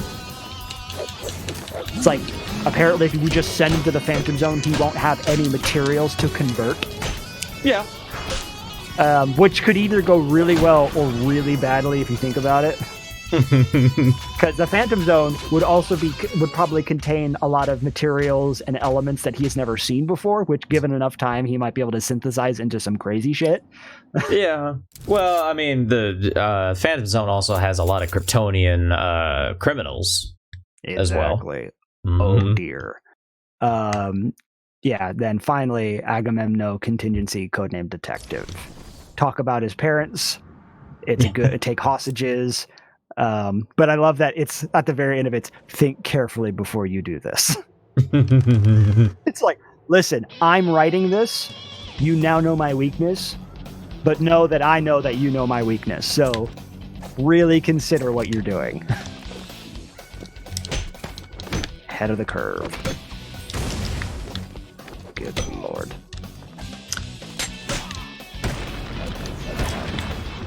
But I think that when it comes to, like, you know, like, I kind of feel when it comes to how the Arkham series has currently, quote unquote, ended, you know, with Arkham Knight and whatnot, I have a hard time, like, trying to really think about what else they could do beyond it. Like, honestly, if they did, like, the Beyond storyline, I could see that. That's why, like, Arkham Knights has kind of left me with this weird kind of like, I'm not terribly sure how I feel about it. Yeah, well, the way I see it is Arkham Beyond, a Batman Beyond style thing would be the best way to do it because, well, everybody knows Bruce Wayne is Batman now. Having Yeah. Terry McGinnis, a person who is not at all related to Bruce Wayne, take up the mantle of the Batman, I feel would make the most sense. Whereas, you know, if you had Damian Wayne do it, it's like, oh, it's Damian Wayne. You know, he's Batman's son, Bruce Wayne, or like Nightwing, or like somebody else. Right, and also it's there just would because be I like the, Terry, but yeah, well, you know, have it be one.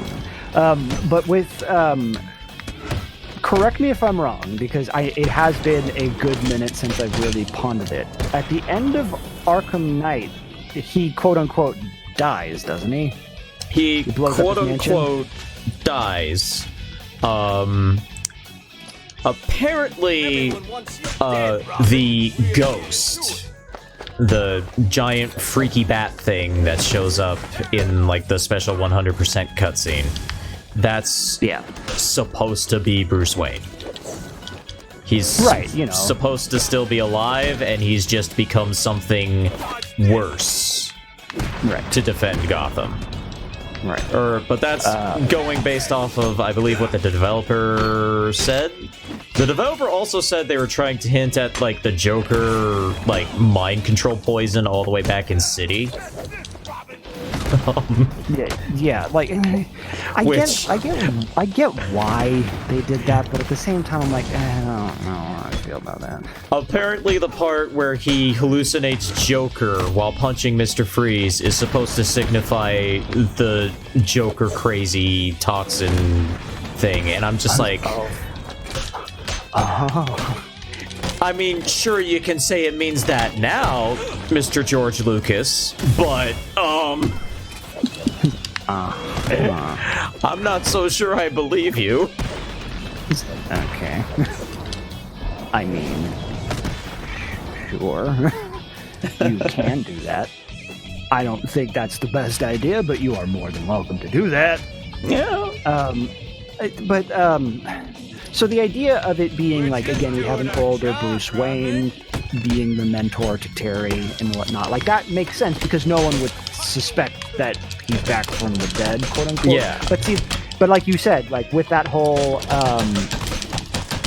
tweak, with it being like, oh, he is still around and now he is something else that protects Gotham and whatnot. Like that kind of puts a little bit of a monkey wrench into it if you think about it. Yeah. Because if he quote unquote never left, that kind of means that you're not going to be able to do certain stories the way that you thought you would, unless they did just a different spin on it, which is more than likely they would have to do at that point. I mean, another reason I want them to go with Arkham Beyond is because we would get new villains, and oh yeah, Beyond has some cool villains like Ink, Blight. Like there's a handful on there that would be absolutely cool to see. That would be cool to see, like what the Arkham twist of that character would be. Yeah.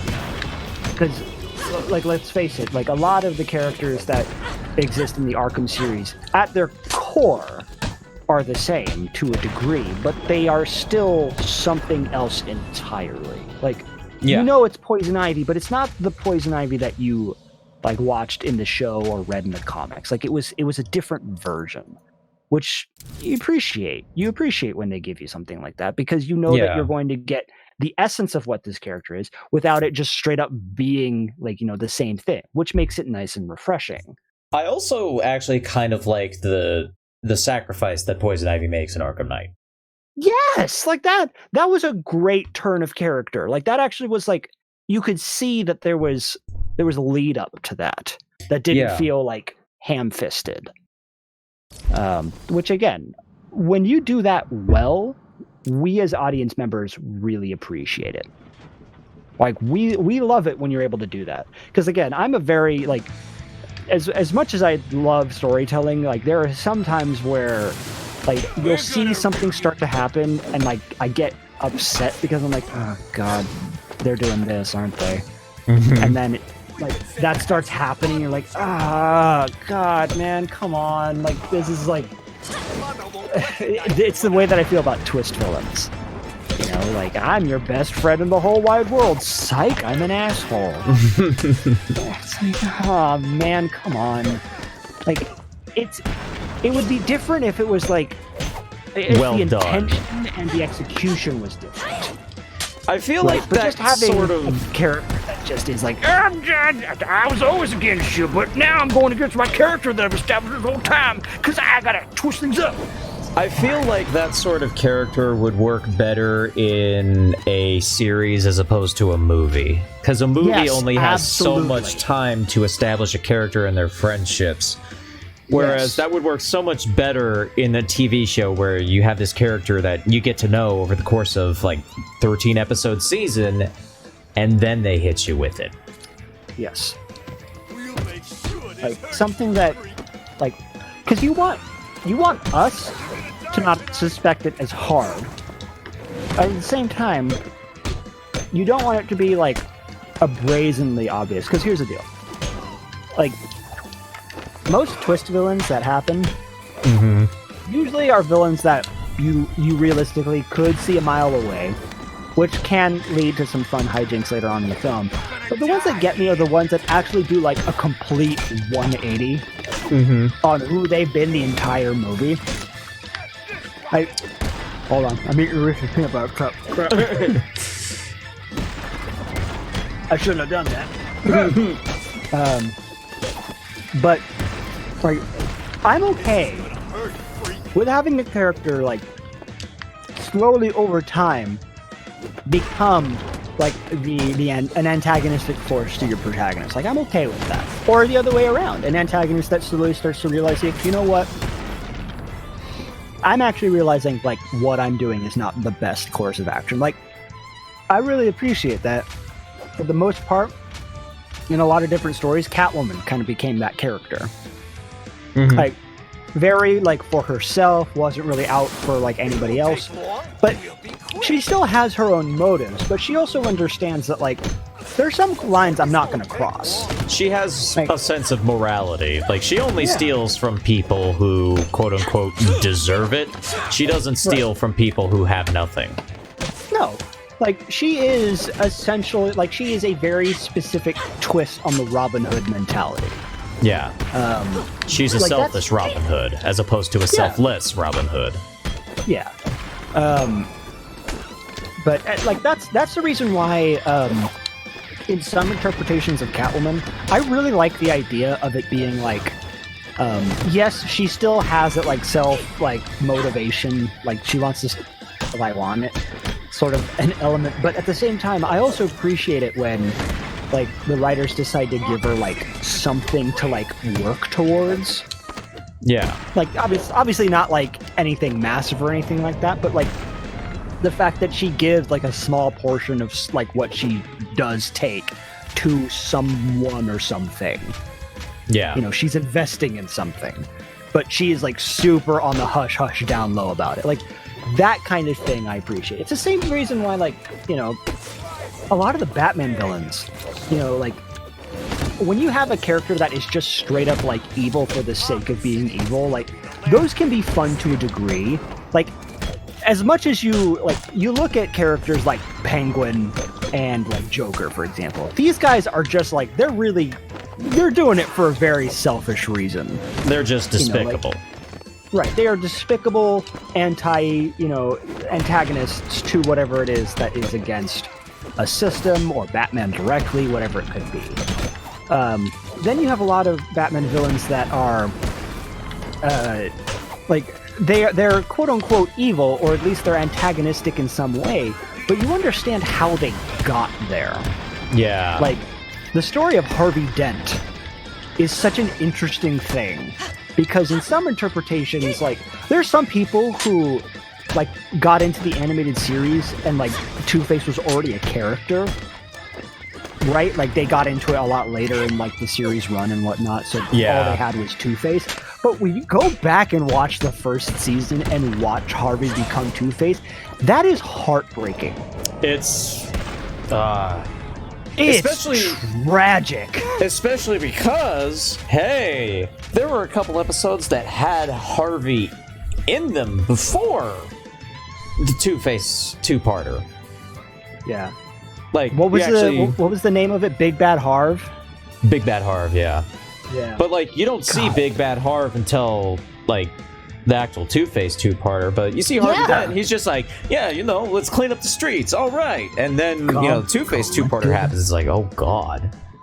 Like you were like those sorts of things where like you actually get to see the dichotomy of a character becoming, you know, the title that they would end up assuming. Like that's kind of like, you know what it is? I kind of consider like Two-Face and Joker to be opposite ends of the antagonistic force element, where it's like Joker comes out of nowhere, we know nothing about, and has a very specific format for how he wants to do his actions.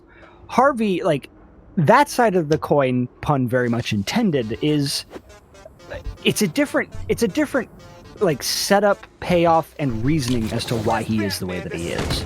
Yeah. Which it turns him into this character that you're not necessarily rooting for, because let's face it, some of the stuff that Harvey does in most versions, as he is in Two-Face across the comics and movies and stuff like that. Yeah. He does do pretty like not okay things, but he always still does have that element of like, I'm not going to do this just because I want to. You're still going to have a chance at something. You know, like I'm not just going to walk forward and say, I deem you unworthy and therefore I take out justice. As much as the 50-50 coin is a very flawed and like whoopsie kind of system. Yeah. There is still that opportunity. Like there is still, and then I can't think of when it happens, but the judge character? That's season 4. Okay. That, like, again, that's adding, like, I think people are kind of torn about the judge character for Harvey / Two-Face, because of, like, they feel like it's adding too much complexity, which I get. Yeah. You know, but at the same time, I really loved how somebody actually once described it like a long time ago. I can't even remember where the hell I read this. It was, the judge character only came around, rather, when you realize that a coin does not have two sides, it has three. Yeah. Like, I love, the moment I heard that, I'm like, okay, that actually adds a fascinating twist on that whole concept. I appreciate that, you know, how they did that in terms of how it was implemented. I feel like, you know, how you do that is going to vary wildly depending on where you are, in terms of what story you're trying to tell. But I think that whole, like, how it was portrayed and how it was revealed was like okay, that is a good twist. That reveal was awesome. So, like, I remember watching that as a kid, and like when it was revealed who he was, I'm like, oh my god! Like, Red that brings kind up of twist was Red brings up a good point. Wouldn't it make some sense for a mind as broken as Harvey's to fracture even more? There is a story. Absolutely. There is a story in the comics where, like, he's actually degraded to the point where he needs a deck of cards to figure out if he's going to do anything. Like, even something as simple as using the bathroom. Yeah. He has to consult a deck of cards. Like, he's originally a good person, then when the other side is making him do horrific things, so wouldn't they have to matter? Wouldn't it only be a matter of time where his mind fractures even more? Yeah, no, and that's the thing about, like, the whole case with Harvey Dent, is that he is a character that is, like, I don't want to necessarily say he's a loose cannon. He's a cannon that has the ability to, like, depending on where he is in his own lifetime, have more barrels that fire in many different directions. Up, down, left, right, upside down, back at the person firing the cannon. Like, there's a lot of things with that. The only thing I hope that they would never do with Harvey to a certain extent is overpopulate his subconscious. On the opposite side of that, like over in the Marvel side of things, that's why, for me, as much as I love the Incredible Hulk, as much as I absolutely like love the concept, I loved it even as a kid. When I ended up finding out at one point in time in the comics, there were like 17 different Hulks that live like inside Bruce Banner, and like you could see all of them, and they all wildly like varied in terms of like weirdness and like complexity. I'm like, Yeah. okay, there was a ceiling to be hit here. Like, there's Yeah. only so many things you can do before it becomes obnoxiously complicated. Like, I have yet to see an interpretation of Devil Hulk done in a way that actually really feels like it works. Because the whole concept of Devil Hulk in and of itself is such a fascinating concept to me. That, Yeah. like, imagine it's the Hulk, but it's literally all of your most psychotic feelings and emotions you've ever had all get pumped into one character. That at any given point in time, if you hit your lowest low, that back door opens and he flat out fucking takes over entirely. So now I That want to is ask you a terrifying question. concept. Have you ever played The Incredible Hulk Ultimate Destruction? I love that game so goddamn much, Kirby. It's such a good The game. reason why I bring that up, and I was eventually going to get to that, was Yeah. I felt like Devil Hulk's inclusion in that game was a neat one, but I felt like it appeared and ended just a smidge too quickly. It was, yeah, it was pretty gratuitous. Like it felt like it felt like DLC, but it got planted like halfway in the game, like halfway through the narrative. Yeah. You know, because let's face it, like the whole concept of the Hulk is an interesting concept because of that. The whole, you know, you have the smart weak one and the strong, unintelligent one. I won't say the dumb one because let's face it, Hulk does have a good idea every once in a while. You know what? Here's a car. I'm gonna rip it in half and turn it into gauntlets. Just the most fucking awesome thing. That is a cool ass scene in any movie you put it in, any game you put it in. You give Hulk SUV boxing gloves, I mean, the rating will automatically go to like a 7 and probably won't dip lower than that. You gave him suburban soccer mom car gloves to beat the shit out of his enemies. I can't not give you at least a passing grade. But that being said, with the whole Devil Hulk character is like that. See, in my eyes, Devil Hulk is truly what Bruce Banner is actually afraid of. He wants to label just the Hulk as the bad, like as the opposite of, you know, what it is that he holds dear. But the difference is that in most versions of every street, like every, I saw the word street when Red's comment, so I just threw it in my sentence I was doing. In most versions of the Hulk as a character is like, as much as he does cause destruction and chaos, He's not a bad guy. He's not a bad guy. He's feared, which is totally understandable. But he just wants a friend. Right. Or the other thing that's so like tragic about Hulk is that, let's face it, the dude has yet to figure himself out for the most part. Yeah. Like, he doesn't truly grasp himself as an entity on the planet, which is why there's that animalistic intention behind it. You know, like there's a very high possibility that if you put a giant mirror in front of the Incredible Hulk, he might not recognize himself at first, which is a very interesting concept.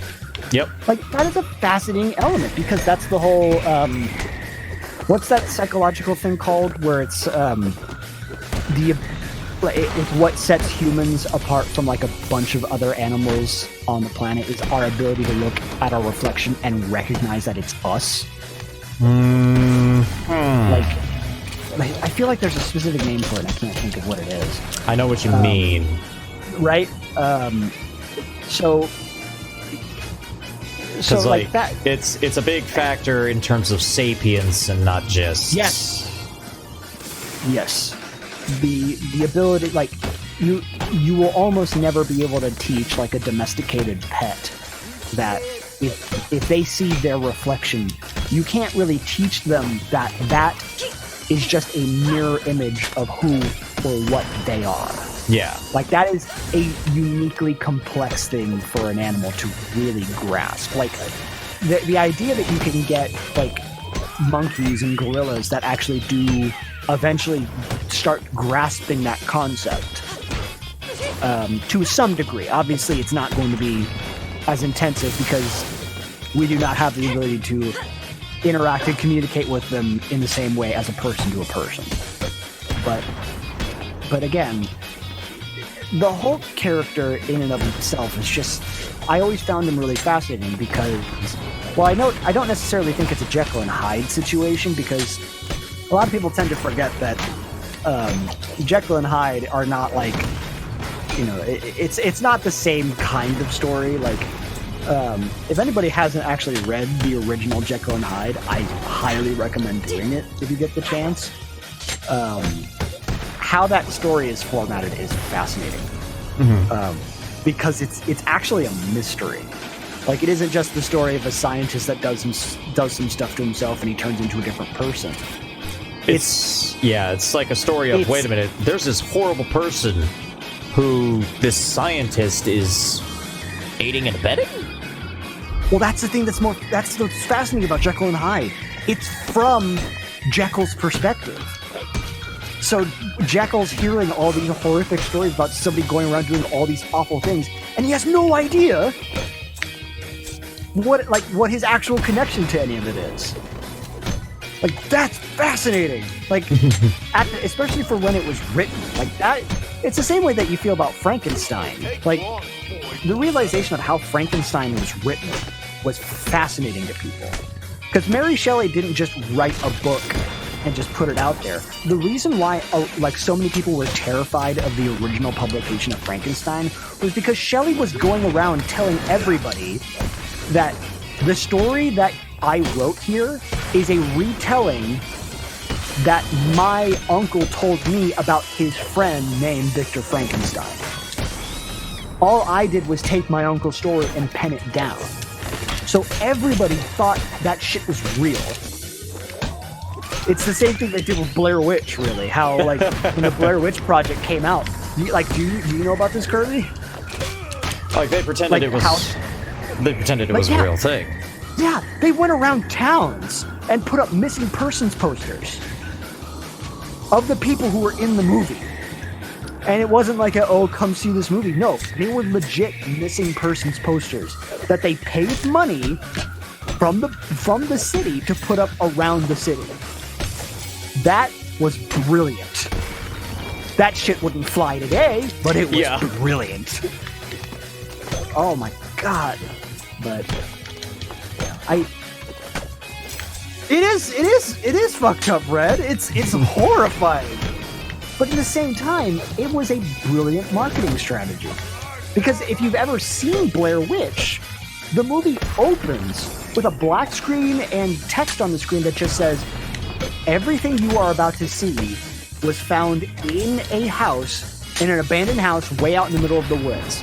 The only thing we did to this footage was cut it down for time. And that's it.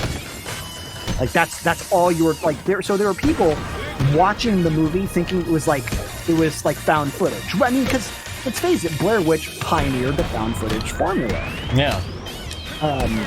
There were other films beforehand that had done something similar, but never to this degree. It was basically, it wasn't the first example, but it was the example. Exactly.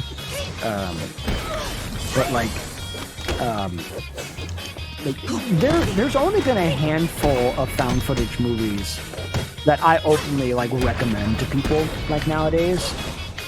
Honestly, there's only two of them off the top of my head that I will always kind of look back on.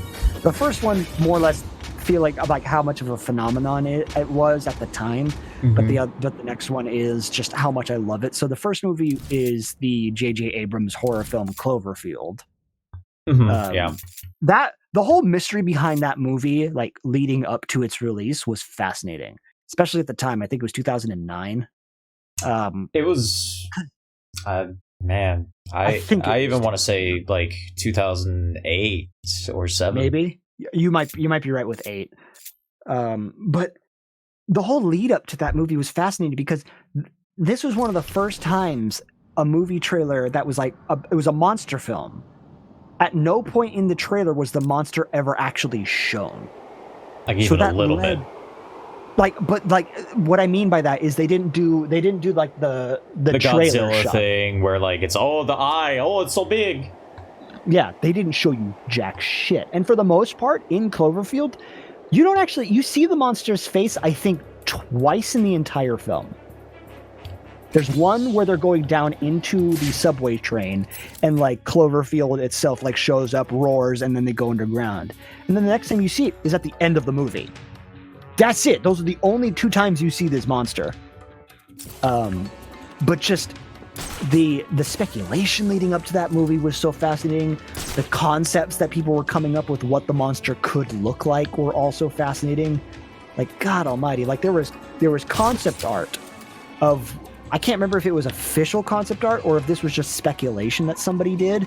But my God, like the idea that it was like a mutated whale, like, and like it had all these tendrils and like how it lugged itself around, like it was bogged down with so much seawater. Like there's a lot of really cool ideas with that. But the other found footage movie that I recommend to everybody with how goddamn good it is a movie from, I think, 2011 or 2012 called Chronicle. That movie is awesome because it is one of the most real depictions of what would happen if 3 actual teenage high school boys got superpowers. This is really not It's good enough, Cretans. awesome. Anybody who hasn't seen Chronicle, please do. It's one of the, and also the thing that's absolutely, so some of the powers that they have in the movie is like, the main power they have is actually just being able to move objects with their mind, telekinesis. Yeah. But how they use it in the movie is so goddamn cool. Because yeah, it starts off with like it being like, oh yeah, no, being able to lift objects by thinking really hard about it or stopping things from hitting their face if it's thrown full force at them. But there's a point in the movie where one of them figures out like, well, wait a minute, could we move ourselves? So as they try to like, can I lift myself off the ground? That's how they slowly develop the ability to fly. Like, and the way that they describe like all the powers that they get and whatnot, how they kind of figure it out and whatnot. Like, again, so much stuff about it is brilliant. But the thing, purely for this reason alone, I have to give so much of an applause to this movie because how they did this was fucking genius. It was so for the first movie. It's all handheld found footage film, right? So it's a little jittery, a little shaky, that sort of thing. But then the guy who's doing the videotaping has the absolutely mind-altering big brain moment of, well, wait a minute. Why don't I just float the camera around me and not have to touch it at all? Because you know what that meant that the movie was then allowed to do? Use a Steadicam. So now the movie is completely like uncharacteristically still in terms of its camera movement because it's not a person holding the camera anymore. It also meant that the camera could do like wildly impossible moves that a found footage film would never be able to do. God, and also there's also parts of this film where like shit starts getting a little crazier and they cut between like different camera angles. Like there's one point in time where like one of the characters is like testing out his powers at school and it cuts to like the security footage where it doesn't necessarily like show who it is that's doing it, but like there's a shot from outside of the school where all of a sudden you see like the bully that's been bothering one of our main characters, like because it all starts with like the main character being like the bully going like, oh, what you gonna do, huh? What you gonna do, huh? You wanna fight back? You wanna fight back? So on and so forth. And then it just smash cuts to the outside security cam footage of the parking lot, and you just see a body fly out, smash into a car, and just the car does like several flips, and then it just cuts to a different scene. Like that was it. You knew exactly what the fuck just happened. There was no question. You knew what just happened. I love that. Like, God. Explosive prime. And also the movie was it wasn't necessarily like the debut of these characters, but for me it was the first time I had ever seen Michael B. Jordan, because he's one of the main characters in that film. And then I feel bad, I can't remember what one of the guys' names are. Chronicle movie. Even a child is able to defeat you Dane DeHaan. pathetic idiots. It was the first time that I had like really seen Dane DeHaan before, and like yeah, that movie actually does a pretty damn good job of like showcasing, how intense, you give this movie, or you give superpowers to somebody who is not the most sound inclined, and you get a very interesting twist on how this character comes around. I appreciate that. Because you also get to see how these characters develop. Like you have the one dude who is like, yeah, I have powers now, but you know what? I consider it just like an addition to my life rather than like defining from this point onward. Like I'll use them, but I'm not going to use them like every day. And then you have the other side of the coin. Like the guy who is like, no, I am now the most powerful person on the planet. And I'm now finally going to take out some of my bottled up, like all the bottled up bullshit that has been, that has always been around and whatnot. And then of course you got the one of the friends that's just like, superpowers means I can do some cool shit, which means I'm going to get laid.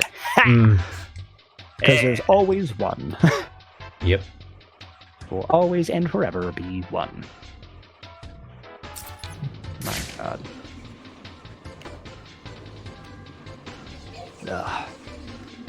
We own Arkham City. Anyone else who wants a piece should come and see me.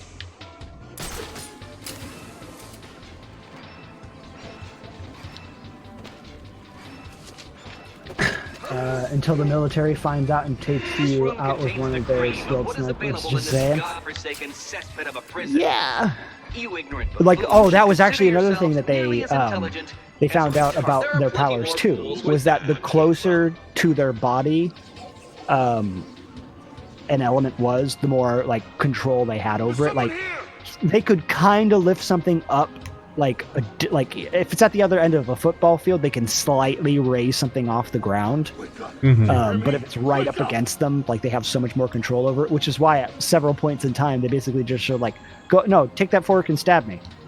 No, dude. I've been practicing this like all night long. Just do it.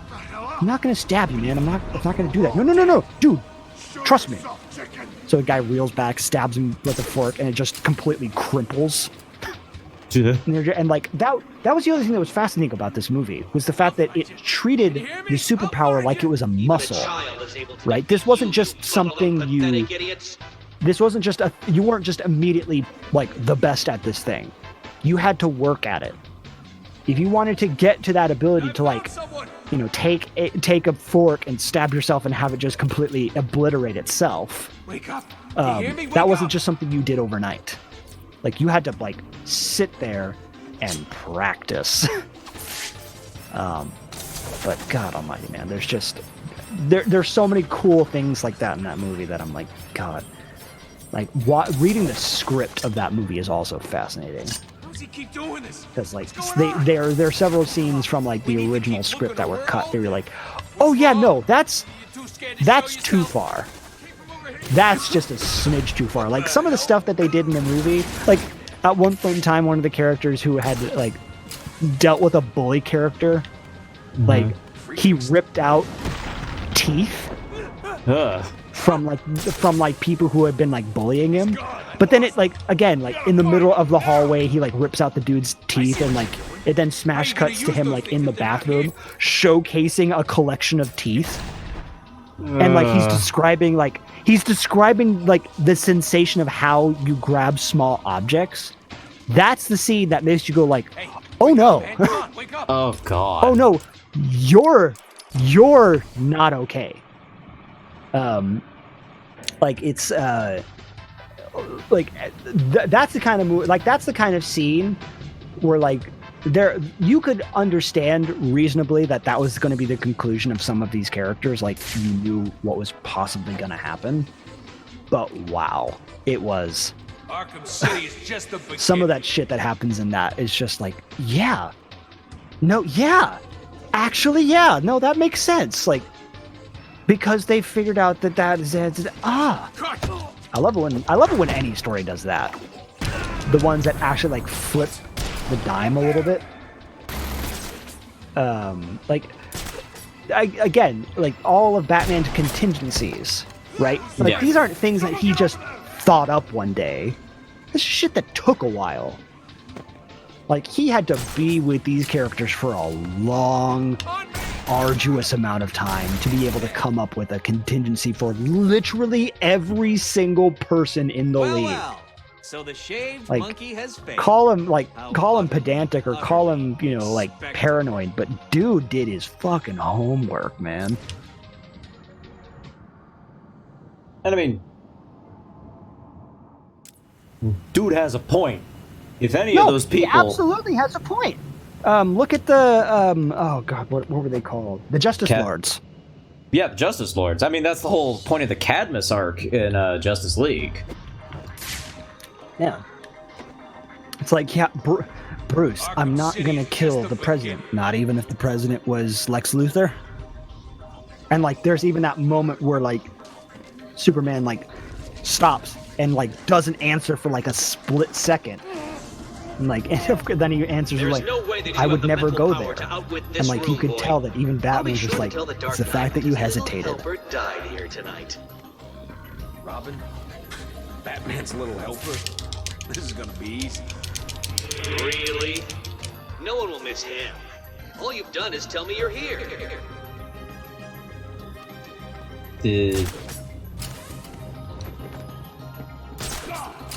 Everyone, get your asses over here now! Sorry about that. I got I was, I had a quick moment of of interaction gotcha. Wake up! halfway through my thought process. Man, you've made me want to rewatch all of that, dude. Like, there are so many. Like, I look back on some of like the Superman animated series stuff, and I'm like, God, man, like they had some stuff figured the hell out in terms of like stuff they wanted to do. The whole Bizarro storyline in the original Superman the animated series is fascinating. Because like that was one of the first times that in my own memory, just looking back across the games and movies and stuff like that, where they did the Bizarro storyline in terms of it being like, no, he was a successful Superman clone that became Bizarro. He wasn't a creation that was failed in the tube, if you get what I mean. Yeah. Like that was awesome. But also like I am very much a big proponent of it being like having Bizarro be very much the like he's still heroic. He just does things that aren't super heroic. You know, like it's the whole analogy I used in my Suicide Squad video, which was like, you know, if Superman saw a bus careening towards a pack of pedestrians, Superman would swoop down and like stop the bus from hitting the pedestrians, right? Yeah. Bizarro, on the other hand, would see the bus careening towards a group of pedestrians. He would grab the pedestrians and throw them a mile in the air and be like, well, now they no hit by bus no more. Like, I mean, yeah, Here's the plan. you're right, Head out. We find but something. you've also created like 5 other problems. At least 5. Not like a terrible amount, but at least that many. Bizarro wants to be here, but he can no longer mentally do so. That's what's interesting, like, of how anybody writes Bizarro, because you can either write him as a character that tries to be heroic, but he just does it in a bizarre kind of way, or yeah, there are times where he is like, I am the opposite of Superman, ergo I must be a villain to be the opposite of the hero that is Superman. it all just depends. Like he wants to be good, but he literally mentally can't be. And that, like it really depends on the writer's dependency on how much of an quote-unquote opposite they want Bizarro to be. Because you can have him be like a character who's very easily swayed into doing evil, or you could have it be he's still a heroic character, but he just does it in really like different formats and ways. And granted, that's kind of the same way that you can look at the Joker. Like, there are so many ways you can write and execute a Joker character in any Batman story. Yeah. Like, I think it all really depends on a couple of factors in terms of how that version of the Joker interacts with that version of Batman, and also potentially the version of Gotham and the inhabitants, both heroes, villains, and just your common folk. Because there are times where you're like, okay, this version of the Joker is not necessarily how I would view him or would even write him myself, but I get what they were going for.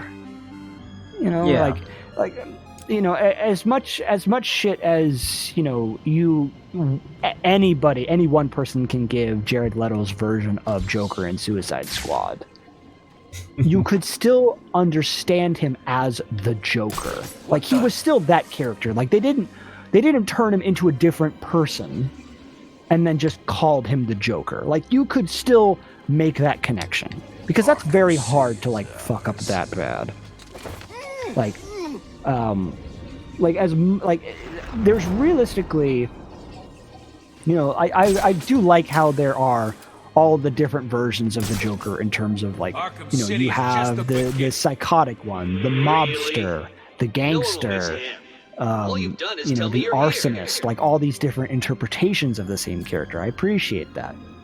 But there's always just a few things.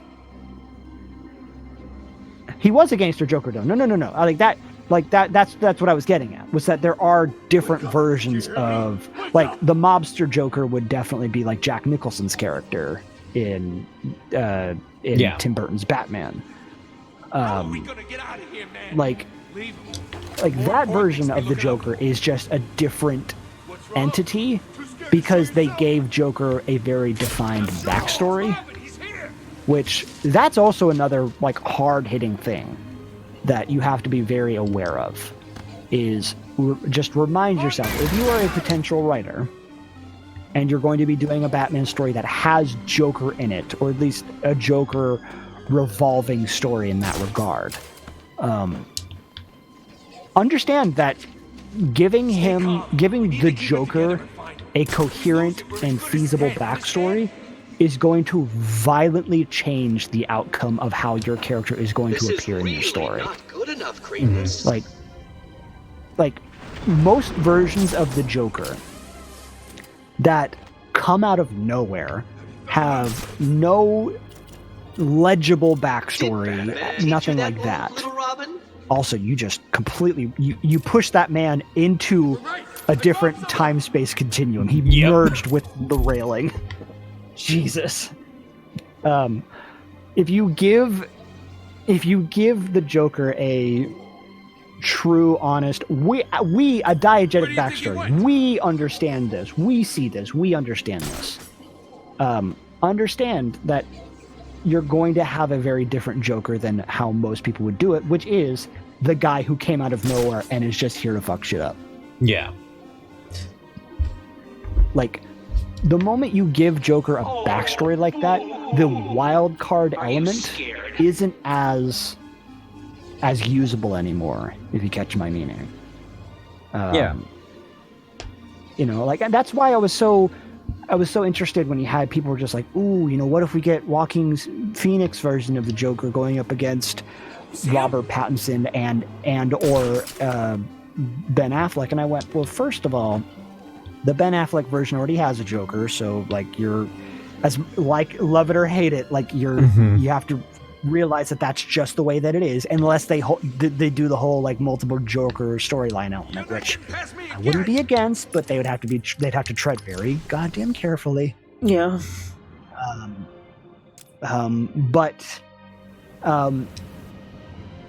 I don't think Joaquin Phoenix Joker could work against a Batman. I don't think so either. Like, again, you know, I guess I've never really, I don't know if I've ever asked you this, Kirby. Maybe I did. But, sorry, I didn't mean to cut you off.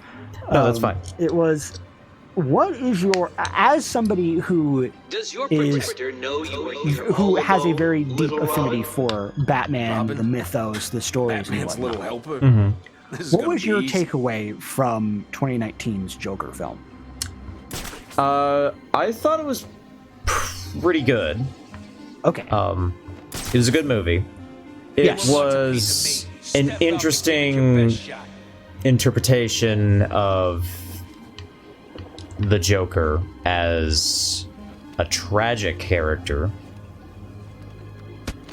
Yeah. And an interesting look at how, like, what kind of place Gotham would have to be to create a character like How the does it feel to Joker. know that you are following in the footsteps of the mighty Like- Batman all the way to It defeat? made sense in terms of what it is, and as a character study film, I think it did pretty damn well, both Yeah. in terms of its execution as well as how it did, you know, in terms of like audience reception. But as much as I can at least understand that this is essentially, you know, this director's version of the Joker, which I can completely get down and understand with, I don't see this being a Batman villain Joker, No. right? Yeah. Honestly, I kind of would have been like, I think the only way you could have made it into a potential Batman villain, is if you didn't have the movie take place in Gotham. Yeah. Because then the Joker could migrate to Gotham and become the Clown Prince, you know? We need to keep looking or we're all dead. Also, let me address this real quick. Red, so you're thinking of Heath Ledger, which is Christian Bale's Batman Joker. The Ben Affleck's was, that version of Joker was Jared Leto, like who we saw in Suicide Squad. Nicholson was up against Michael Keaton's version, and then Heath Ledger was the Dark Knight version. The Dark Knight version of the Joker is like that one isn't the, that one actually isn't the gangster. That one is constantly referred to as the arsonist. I would yeah. Like, cause like I think from the, so moving forward, in terms of the movie Jokers, or actually not even the movie Jokers, even going into the TV series, like who was the name of the actor who did the Joker back in the Adam West Batman? Cesar Romero? That's the clown version of the Joker. Yeah. Like that, he is a clown first and foremost. Yes, he does crimes. Yes, he does some comically diabolical things, honk honk, but he is a clown first and foremost. Yeah. Moving forward, you have your mobster. That is your Jack Nicholson Joker. Mhm. Like he runs a very specific code. Moving forward past that, you have your Heath Ledger. Or actually going back to the TV, your Mark Hamill, I think most people refer to as the psychotic but still, Joker. Like as much as he does like articulate plans, like the dude is messed up in the head. Like he has a very specific like format for how he does certain things. Yeah. Then moving forward to Heath Ledger's version, that's the arsonist Joker, right? He, as Alfred said, he just wants to watch the world burn. He's not really out to like get a motive. He's there to prove a point. It's not always about the money. It's about sending a message. And then going forward to Jared Leto's interpretation, you had that one was your gangster, right? You know, he was the guy who was always like he had laid back. You know, he had the money, the grill, the ammunition and the artillery. Like he was okay flaunting that kind of stuff. Like that's a gangster. This room contains the cream. What is available in this godforsaken cesspit of a prison? Joaquin Phoenix's Joker, like that one's a little harder to classify because again, all of the other Jokers that I've listed so far have been Batman Jokers. Yeah, right? These are your foils to Batman. Joaquin Phoenix's Joker doesn't quite work as well in terms of that classification because he's not a foil to Batman. Like that's the other thing that's hard for some people to really wrap their head around Joker is, did Batman create the Joker or was the Joker always present, and then when Batman came around he goes, aha, a worthy opponent, our battle will be legendary. Like that's what like what was it? What the hell was the name of that snow leopard from Kung Fu Panda? Tai Lung. Yes. Tai Lung existed before Poe became the Dragon Warrior. Like, that's an example of a pre-existing character that was already as evil as they could be, and then when a hero arose to that title, then they were just like, okay, now I'm gonna mess some shit up. Now I'm gonna start doing this. But that was what was so interesting about Heath Ledger's interpretation of the Joker, was because not only did he constantly flip the narrative in terms of his own backstory when anybody ever asked him about it, but it was an interesting concept because the whole idea of him saying like, no, I don't want to kill you, you complete me. Like, it's a very intense way of putting that back and forth relationship between Batman and Joker. Is that, yeah, if Batman wasn't here, the Joker would either A, not exist at all, or B, would have already been in power of some kind. Like, how you do that is what makes it so interesting, because there's so many different ways that you can do that in terms of how you interact with that character. But with Joaquin Phoenix, it's hard to kind of put that label on there because he doesn't necessarily work as a Batman villain because he was never made with or in the intention of being a Batman character. Now, the way that you could potentially make that work, quote unquote, is if because I've always been a big, I love the idea of Jared Leto's version of the Joker was not the quote unquote original Joker. Right? This is a guy who either upon himself, his own actions, or perhaps by the motivation of something else, he took up the mantle. Right? He took up the title of the Clown Prince of Gotham. Where the hell did he get smoke from? How would you have gotten to that point? I'm not terribly sure, because I think I don't think making it a genetic thing would be actually that great of an idea, all things considered. I think that would be, that's pushing it, right? That's Emperor Palpatine having grandchildren level of, really? You mean to tell me somebody looked at that and went, I want a baby from that? Like, like, there's a hard thing to sell with that kind of story, all things considered. Yeah. Let alone just how odd it would be. But the only thing that really The only thing that puts a hiccup in that is, oh wow, you just straight up, yikes! That poor last guy. Yep. Yikes! Ooh. Technically, if it wasn't even him, it was a clone of him. No, we're not. You'd have. Yeah, go ahead, Kirby. You say what I think you're gonna say. That doesn't make it better. No, like if you're gonna do a clone story like that, Which, you I have mean- to be.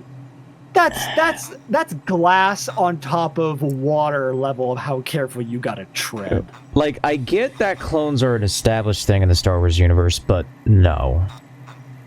Like, No. Now, here's the deal. It's just so obvious that they ran out of ideas. yeah, no, absolutely. The shit that happened was like I can actually in real time tell you what happened. J.J. Abrams did The Force Awakens. You know, love it or hate it, it did exactly what it needed to, right? This was a story that was supposed to bring you back into the world of Star Wars. It was a New Hope 2.0. Yeah. Right? The beats were the same, if not exactly the same, at least very similar, but it works to the story's benefit because it gets the audiences back into the swing of a galaxy far, far away, while still managing to tickle the fancies of, like, people who have enjoyed the series for a long time. And a fun return to Star Wars storylines while introducing a new cast of characters. Not a thing incredibly new, but it was still something that was new to the new generation of Star Wars fan. Then you had The Last Jedi. This was the formula breaker story. As much as it did divide the fans, it did exactly what it was meant to do. It was supposed to break the mold, right? There are a lot of things that happen in that story that do really well. In my opinion, I love how they did the perception of the Force. There are other things that were kind of meh, which in my opinion would be like Luke's portrayal. And like I felt like that concept was neat, but its execution was done really poorly. And then you had things that were just, it makes the story trip so hard that it falls on its face in so many ways. The whole planet, the gambling planet side quest thing, stupid. Yeah. It was dumb. It did not need to happen at all. Or it could have just been one scene. Yeah. One scene and be done with it. The ideas established in The Last Jedi was that Rey was just somebody being she wasn't tied to anybody, right? She was just a person who just happened upon all of this, right? Again, the pacing is strange in Last Jedi, as it felt like the slower, quieter moments managed to have like more impact than the high-octane ones, which is not something you'd really want in something called Star Wars. But it could have been an interesting stepping off point to what could have been the final installation that would come after it. But unfortunately, The Rise of Skywalker feels like it was made purely out of spite of The Last Jedi. Like, completely out of spite. All the plot points established in The Last Jedi were almost completely undone. Character development did a swift 180, and oh my god, the movie does not let you breathe. Yep. One high-energy scene leads directly into another high-energy scene with no pauses in between. Again, it felt like a dig at Last Jedi for having more low-energy scenes. Right? This movie is the perfect example of why, if you, as writers and directors, are going to work on a multi-installation movie series like a trilogy, there needs to be communication between the alternating production teams. Because, oh my god, the amount of backpedaling in Rise of Skywalker was stupendous. Rey's familial connection to that dude that came back somehow, which also, or excuse me, the fuck, it felt like such a half-baked idea. It would have been interesting if they did it in a different direction, but they didn't. Like, they literally, in the movie, said, like, yeah, no, he's back, we don't know how. He's just back. Yeah, somehow Palpatine returned. Here's the way, like, and honestly, I'd be more than willing to read off excerpts from my own script that I'm working on for that big, colossal mind screw that will be that video I do on the Star Wars sequel trilogy. Oh boy. The biggest thing that I did, truthfully, honestly, was change what Snoke was. Yes, Snoke is a clone, but he is not he is not a clone that was like in a pod with a bunch of other ones. No, Snoke was a failed clone of the Emperor that was attempted back in Return of the Jedi. This was Snoke or Palpatine's contingency plan. Was if I die, this can take over for me. But guess what? With how evil the Emperor is, shit doesn't work. And look at what happened to him. Looks like a half-chewed raisin from a dog. Like, he looks horrible. Making Rey's connection to Palpatine was also something else that I changed. Like, she is, like, because there were, like, just like with any other story surgery I do, I give myself very specific rules in terms of what I'm going to be doing, right? The way that I view this as making a case for, like, what if a producer or an executive walked in and said, okay, like, here are 10 bullet points in all 3 movies that these things have to happen in some way, shape, or form, right? Finn betrays the First Order and joins the Resistance. Rey is discovered on Jakku. First Order destroys the Resistance home base. Luke is in hiding, you know, that sort of, like, there are several things that, like, still need to happen in some way, but how you get to them, how you make these things happen is what makes it so much more appealing, because it feels like something that actually, like, it felt like time and effort was brought in to, like, make sure that these payoffs that need to happen in a way that is both A, effective, and B, rewarding, right? If you're going to make Rey connected to Palpatine, do not throw that in the last movie. Do not do that. That's stupid.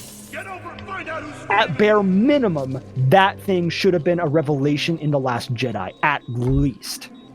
The amount of things they do in Rise of Skywalker that just come out of goddamn nowhere is stupid. Rey being able to force heal people? No! No, that shit you should have established way back in fucking Force Awakens. Like, bare minimum Last Jedi, but my god, you had such a perfect place for it in Force Awakens, man. Finn gets his backslash from fucking Kylo Ren. Stupid machines. And he, like, you know, then Rey comes in, does the swoopy with the lightsaber, slashes Kylo Ren's face, the planet rips in half, and Rey goes over to Finn, who is essentially dead. He's dead on the ground. Yeah. So she is weeping for, like, one of the, like, her first real friend that she made. So she puts her hands on him, and she's not trying to do anything. She's just weeping. And, like, I guess you could essentially say, like, she is pleading to the universe, please don't do this. Like, here is somebody who gave their life for me. I cannot handle this. And again, you don't need to, like, overwork it. You don't need to do anything.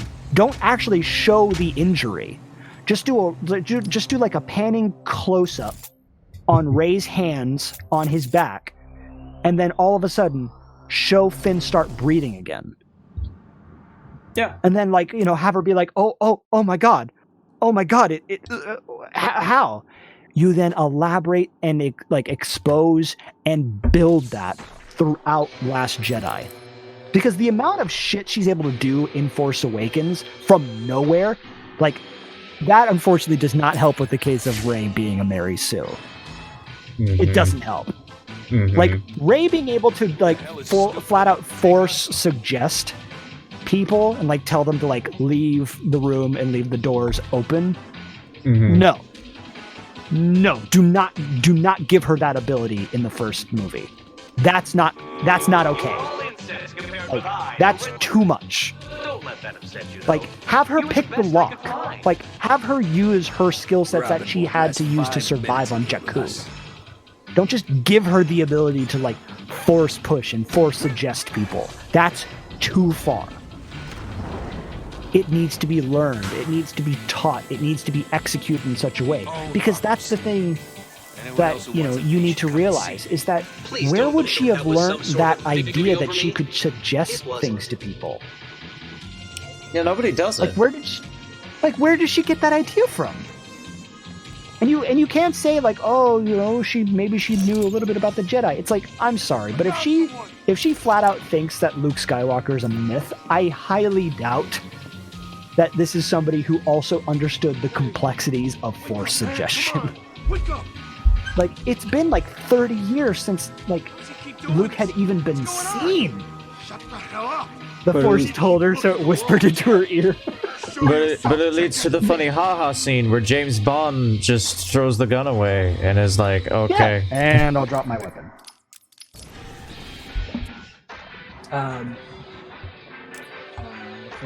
Mind trick thing you mean? We should just be glad she didn't use summon bigger fish.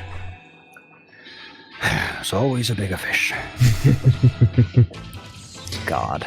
I just watched a video like earlier this week that was just the entire Star Wars franchise, but it's only the memes. Every single one from every single movie. From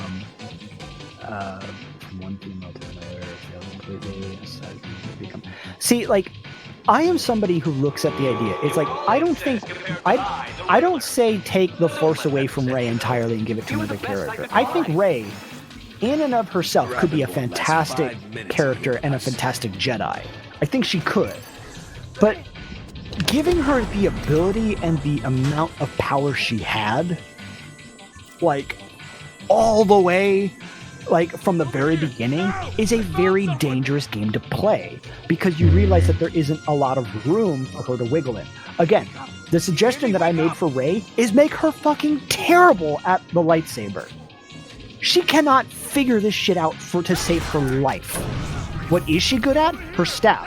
Why? She's had it since she was little, and it's literally what has kept her alive on Jakku. Make her really good at this weapon, and like either A, if you have to give her a single-bladed lightsaber, make it be something that she actually has to work at getting better at. She does not have the ability to just think really hard when going off against Kylo Ren in The Force Awakens and suddenly become good. That's too much.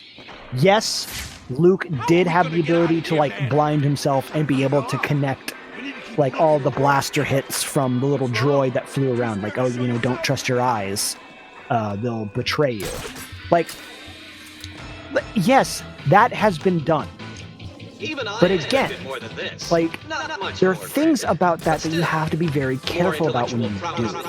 Because you have to remember that Luke already did that storyline. He did that idea of, you know, using his senses, using the Force as an extension. Doing it again means that you're treading too similar of ground. You become a little too close to what you're originally going for in A New Hope. You want to do something different that at least it feels like it's walking the same pathway, but doing it in a different light. Making you Rey see, they're like poetry, you know, they rhyme. They rhyme. They rhyme. They're like Like, poetry. yes, they can rhyme, but you know, at the same time, you can have one stanza be about life and beauty, and the other one being about murdering people. Because poetry be dark like that sometimes. Speaking of which, who here seen The Mandalorian? I have seen it all the way through. I have not. All right. It's not too much. It's simply dumb. Also, and younglings are able to block blaster fire, so Luke is able to. Yeah, like there are things about how the Force is incorporated into stories and whatnot that you have to be very careful of, because yes, What's going on here?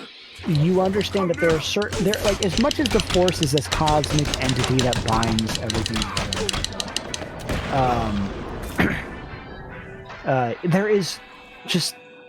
there are rules. Yes, you can make new ideas and concepts and powers up, but like make them at least tangibly understandable for the rules that you're going for, right? Greatest example is from like one of the first scenes in The Force Awakens. Watching Kylo Ren spin around and stop blaster fire mid-flight from hitting him, and also freezing Poe Dameron in place, like that was amazing watching in theaters. That shit was outstanding because that is an evolution, right? That's not necessarily a new power. That's Kylo Ren being so focused in his Force abilities that he isn't just able to, like, you know, force push or force stop something from moving. He's able to do, like, energy. Like, that's something else entirely. That's a dangerous thing. And that's a great way of showcasing power in one swift move. Showing Kylo Ren stop blaster fire right in the middle of it being fired, and it could stay there for like several minutes, and only when he walks away does it continue down its trajectory. That is one of the easiest, quickest, and most like effective ways of showcasing how powerful this new character is. It's not diabolically powerful, but it's enough to get, like, it commands your respect, especially if you're a longtime Star Wars fan. The moment you saw that, you went, oh, damn. Okay. Now they have, like, had my curiosity, kind of looked like a Vader, you know, wannabe. The moment you show me that, I go, and now you have my attention. Now I'm curious to what you're going to do with this character moving forward. Force reattach a limb? Jesus. If only. There are so many characters throughout the entirety of the storyline that would love that ability. But no, Red, I agree with you. How they wrapped up season 2 was shit was good. That guy just curved the hell out of that bullet. Jesus Christ. What is this, Wanted?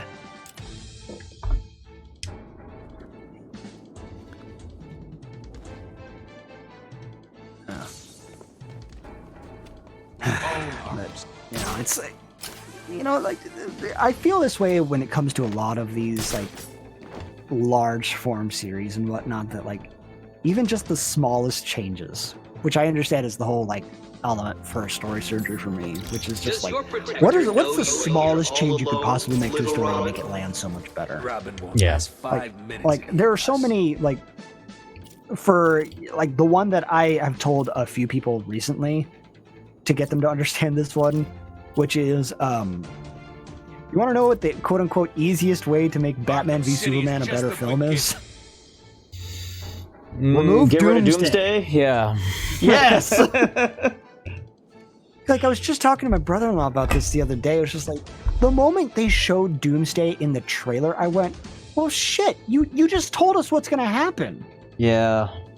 Anybody who knows anything about Doomsday knows that if this character is in a story with Superman, you know what's gonna happen. There's no getting around that.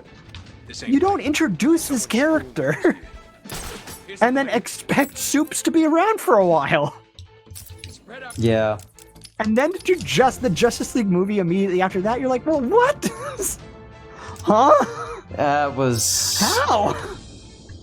I hated that. I hated that so much. You killed him for a movie and then brought him back in the next one? Not only did you kill him for a movie, you killed him in the second movie he was in. Like, in your supposed incredible cinematic universe to rival Marvel's, you killed your mascot. You actually killed one of, like, 6 characters that you absolutely should not have killed that early. What were you thinking, man? Like, I understand what you were trying to do, but in terms of setup and narrative and payoffs, that is such a hard thing for anybody to get on board with. It's like just such a, like, what were they thinking? I don't know, man, and it really bums me out because, again, I love the DC, like, comics and, like, characters and whatnot. I think they're fascinating. Yeah. But like, okay, so Kirby, let's do this exercise. because we're here and we're talking about it. Yeah. You've been approached to restart a cinematic DC Comics universe for film. We'll just say film for right now. Yeah. What character, out of all of the characters, whether they be in the league or whatever, what character would you start the whole franchise off with? All alone, little Robin? Robin? That's an interesting question, because I've thought about sometimes, like, what would I do if I had my own version of the DC universe that I was allowed to do whatever I wanted with? And that's just an interesting question. One of the big three, Superman, Batman, or Wonder Woman for sure. And I think there's cases to be made for all of them. Yes. In terms of starting with Superman, he's fucking Superman. He's Superman. He's Superman. Like, he is the paragon of the DC universe. You know, it's like you make a movie in the DC universe. It's like, this is going to be our new extended DC universe. First thing people are going to ask is, where's Superman? You know, Where's Superman? but Where's my red underwear wearing man? I think the cases can be made for either Wonder Woman or Batman as well, because the case for Wonder Woman can be made. She's immortal, so she's been on Earth longer. She could have a unique perspective on, like, she could be the origin of the story of modern heroes, which, you know, the Wonder Woman movie kind of did a little bit.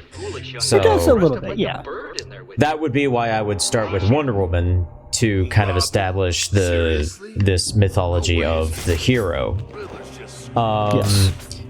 Or I would start with Batman to, you know, because he's the most down-to-earth, easy to relate to hero, because he doesn't have superpowers. He has, like, the most he kind of has a similar origin to Superman, like the whole orphan thing, but he doesn't have the fantastical from another planet. Yeah.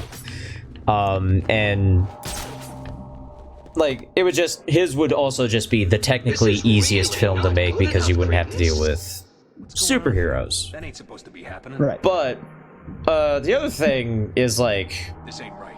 if I really wanted to create my own ridiculous universe, I would have Superman exist before Batman existed, Right. and kind of have Superman be a bit of an inspiration for Batman deciding to become a quote-unquote hero type character. And then, or Wonder Woman could also be like the inspiration for that, but like, my specific idea was like, Batman's like, oh man, how do I protect people? And then he sees Superman and is like, oh, I'll be able to see you. superhero cape. If I have like a superhero cape and stuff, I can maybe trick people into thinking I'm like Superman and am bulletproof. And this, that, and the other thing. Cool. I'm super dead. This one's hard. Well, well. So the shaved monkey has But yeah, it would have to be one of those three. utterly But expected. obviously all three of them would have movies in this phase 1. We're just gonna call it phase 1. Even though We'll that's just what use Marvel did. phases. We'll just use phase 1. Yeah. But between each of these big three movies would be the second 3, which would be, you know, the other 3 members of the Justice League that we are going to have in the Justice League movie. Right. We'll call them volumes. Yeah. Volume 1 is your Batman, Book of Batman, Yeah. Book of Wonder Woman, and Book of Superman. Arkham City. Yeah. Book of Krypton, Book of Olympus, Book of Gotham. And we'll say that, like, if it's like if volume 1, 2, and 3 of Final Crisis, why not? Sure. Yeah, Does your let's go with that. protector know you are here all alone? Like, phase 1, 2, and 3 of Infinity War. So, who would be the next 3, though? And that's a matter of personal preference. I think I do like the Flash. I do like Cyborg. No way anyone's do taking like us out. Aquaman? I mean, I kind of like Aquaman, but I don't like Aquaman that much. Sure. Well, But isn't that... I'd probably keep Flash. I'd probably keep Cyborg. Am I crazy? Who am I forgetting? Isn't there 7 original members of the This League? room contains the I think it depends on what version of the League you look Oh, at. Lantern!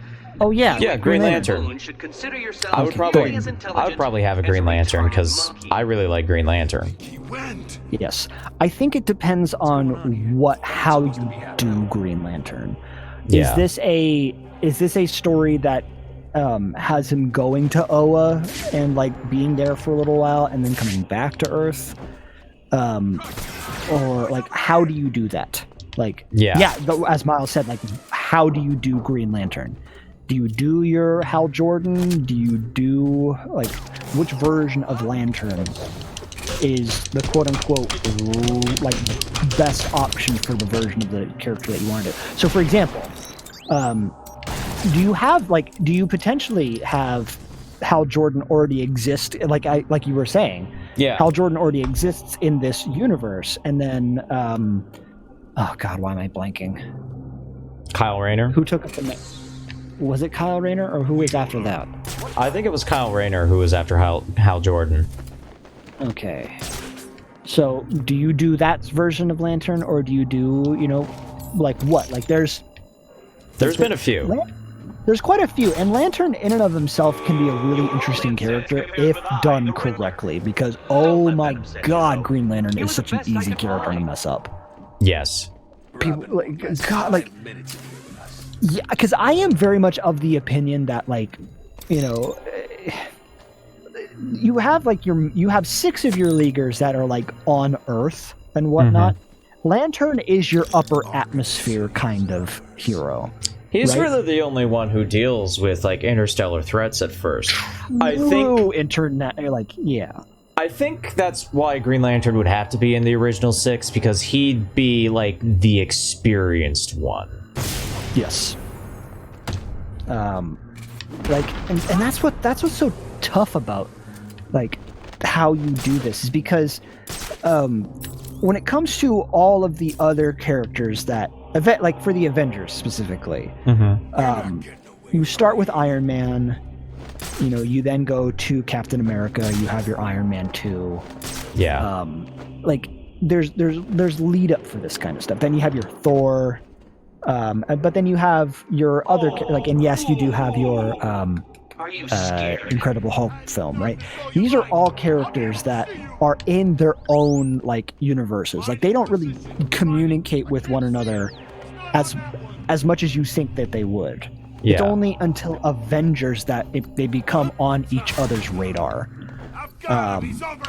Now, what we looked at when it comes to the first Wonder Woman film is like it established very, very bluntly that this was going to be a story that does not have any other heroes of the DC universe in there. Yeah. It's not. It takes place in a completely different time frame. Are you feeling the pressure? Bruce's parents are still kids. If they're even alive at that point. If they're even alive at that point, fuck, I don't know. There's a lot of things that you have to realize with that sort of thing. And it's very similar to how Captain America the First Avenger formatted itself as. It's called the First Avenger for a reason. Yeah. You get the gist of that. But realistically, a lot of the big leaguers all became superheroes, or these heroes in and of themselves, around the same-ish time frame, with the exception of your Wonder Woman, or there are a couple other leaguers I feel like are in that same category, but like they've either been around for a long time Aquaman. and only recently became a hero, and or they've been around for a long time and they also happen to be like doing heroics. Yeah. Like Aquaman, like that's a different entity, like in and of itself. It also just kind of depends on what version of Aquaman you want to do. Yeah. Because man, oh man, Aquaman in terms of his execution and stories varies wildly depending on what what you're doing with that. Like, you gotta be, you have to be really specific and like understand what you're gonna do with Aquaman, because wowee, like you either get the Aquaman that is heavily ridiculed or is like super badass, but almost to a like, okay, we get it, he's badass kind of format. But at the same time, I actually really like the idea of like the version of Aquaman that we got in the Justice League animated series, which is I like him too. Yeah, he's been around the block. Like, you did not, the first time we meet this dude, he's not like, he's not just like a brand new dude. He's like, no, this dude's already seen some shit, and he's really not going to take anything for granted. Like, he's like, look, I mean, just look at him, for Christ's sake. Look at his hand. Look at how he did that to his hand. Like, God, man, like, Jesus. So, like, depending on which version of Aquaman you do, yeah, and just straight up chops it off, man. Like, God. But, that being said, I agree with you. I think that realistically, it's very hard to like make an argument for anybody else in terms of like what movie or character you would start off a new DC universe, cinematic universe sort of mentality. I think the only other argument you could potentially make is if you wanted to have a character that like is still grounded but still has like a supernatural element to them. In which case, depending on how they did it, if they started with like Cyborg, like something that would at least allow you to understand like technologically this is where the world is, supernaturally this is where the world is, like all these different elements and whatnot. But again, I feel like that one's kind of that's a tricky case to make, because Cyborg in and of himself, while I personally love the character and how he's been incorporated into a bunch of different stories and whatnot, you gotta be really like determined to make sure that you keep him on the right track, but also to how he's going to work as a team player. Yeah. Because because I can't. Oh my God, Kirby! What are we doing? I don't know. How the hell did we forget Martian Manhunter? Well. Oh man, I'm like, why did I think there was like more members of the league? I'm forgetting like a really big one. Show yourself, chicken. Honestly, I actually think a John Jones movie would actually be really cool if they made sure that they focused in on the whole Manhunter thing. Yeah, I feel like the issue with a Manhunter movie would be a lot of people comparing it to Superman because he's the last son of Mars as opposed to the last son of Krypton, and he has pretty similar powers. So, there are 3 of you left now. Right. Disappointing. I think that might be why Martian Manhunter wouldn't appear in Phase 1 of this theoretical cinematic universe. No, no, I agree with that. I absolutely agree with that. How old is John Jones supposed to be? Where the hell did he go? Like, is he like old. around as long as Wonder Woman? In Justice League, he is... Well, in the Justice League cartoon, he's at least centuries old. Okay. Because the fall of Mars happened way before anybody could even observe the, like, surface of Mars. And, like, he explained that, like, it was long before this, or whatever. So, like, in the Justice League cartoon, at the very least, he is very, very old. Yeah. You know what I would absolutely, like, I'd actually be really down for? Like, actually, like, the more I think about it, the more I actually think it'd be really cool. It's a movie just called Manhunter. It's set in, like, the 1920s. And it is the story of John Jones. But he's in, like whatever city he is, like, inhabitant, because I can't remember the name of it. Like, but have it take place in that time frame. But, like, imagine John Jones Martian Manhunter and his power, skills, and abilities, but like he has to keep them on the down low, but he can still use them. But like, imagine if he was like that level of a detective solving crimes in the 1920s, like New York. That would be cool. I think that would be a really fun way of introducing like a supernatural kind of element to the DCEU, or cinematic universe, whatever it could potentially be. But do it in a way that like, But again, don't start the movie off with a backstory of John Jones. Let that candle slowly burn over the course of the movie. If you're a seasoned fan of DC, and like you can pick up on this sort of stuff, that kind of payoff would be so marvelous to like be able to witness. Yeah. The realization of like, oh my god, it's John Jones. Oh my god, it's totally Martian Manhunter. Like, so where like if you're in the theater or wherever and like you pick it up on first, and then like being able to have that sensation of like, oh, I fucking knew it. Oh, like, that would be phenomenal. That would be dope. I think. Oh god.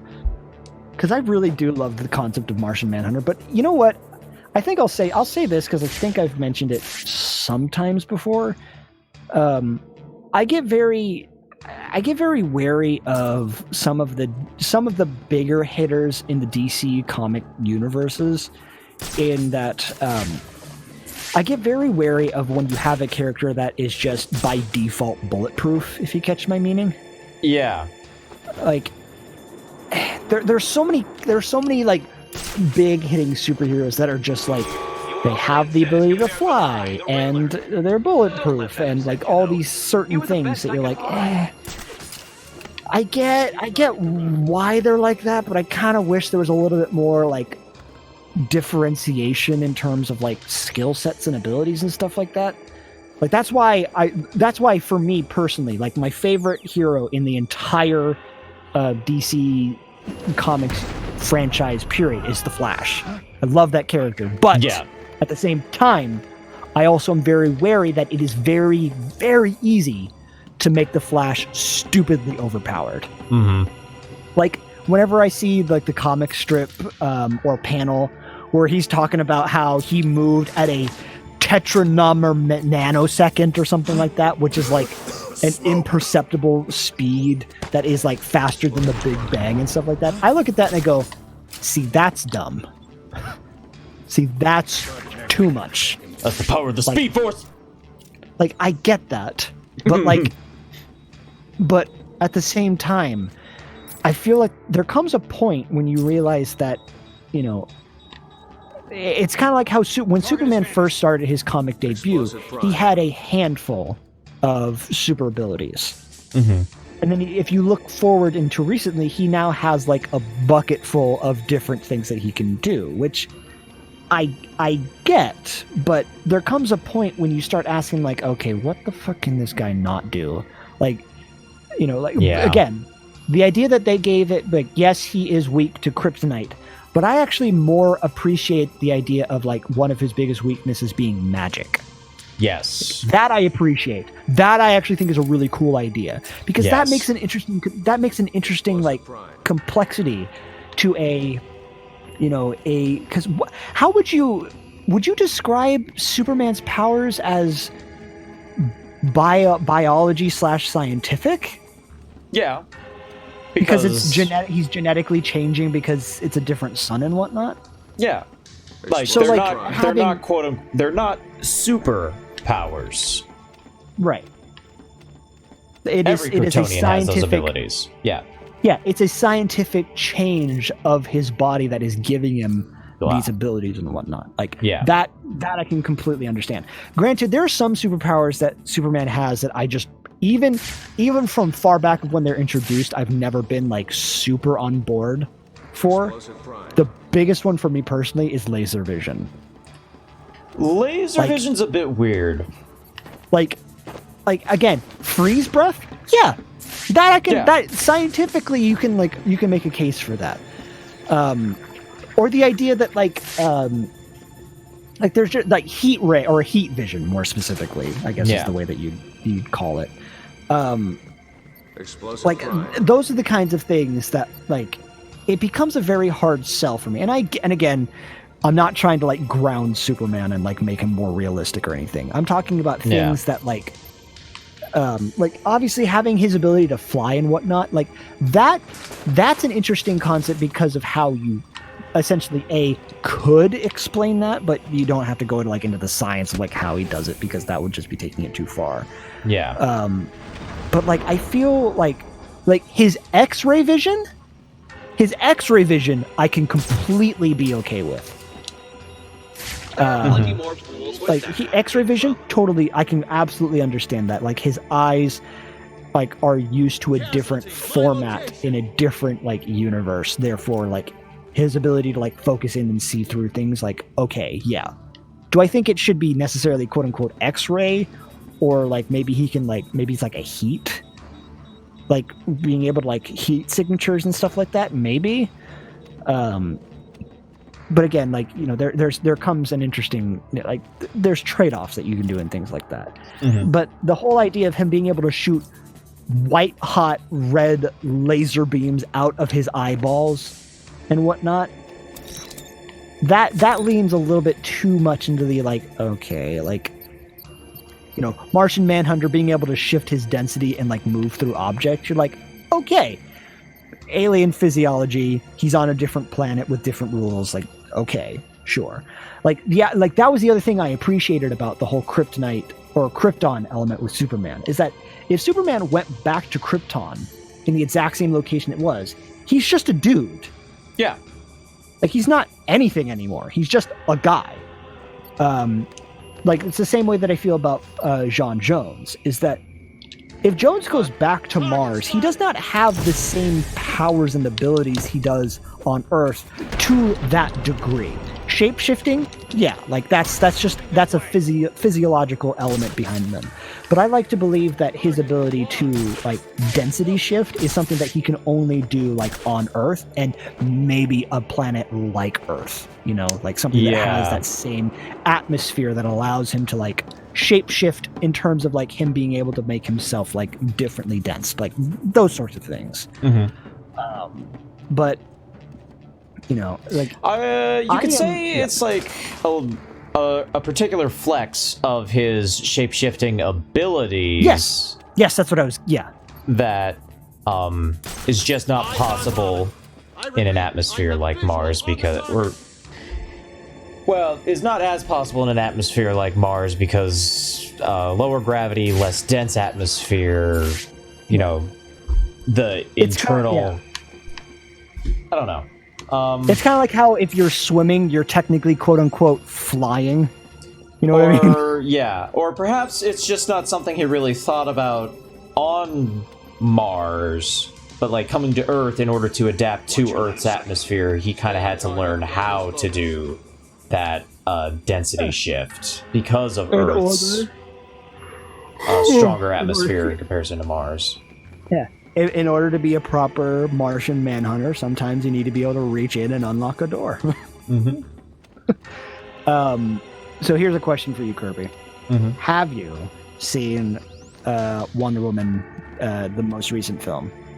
Wonder Woman 84? 84, yes. I have not. I really want to, but I have not. I will not say anything. Yeah. I will let you enjoy that for what it is.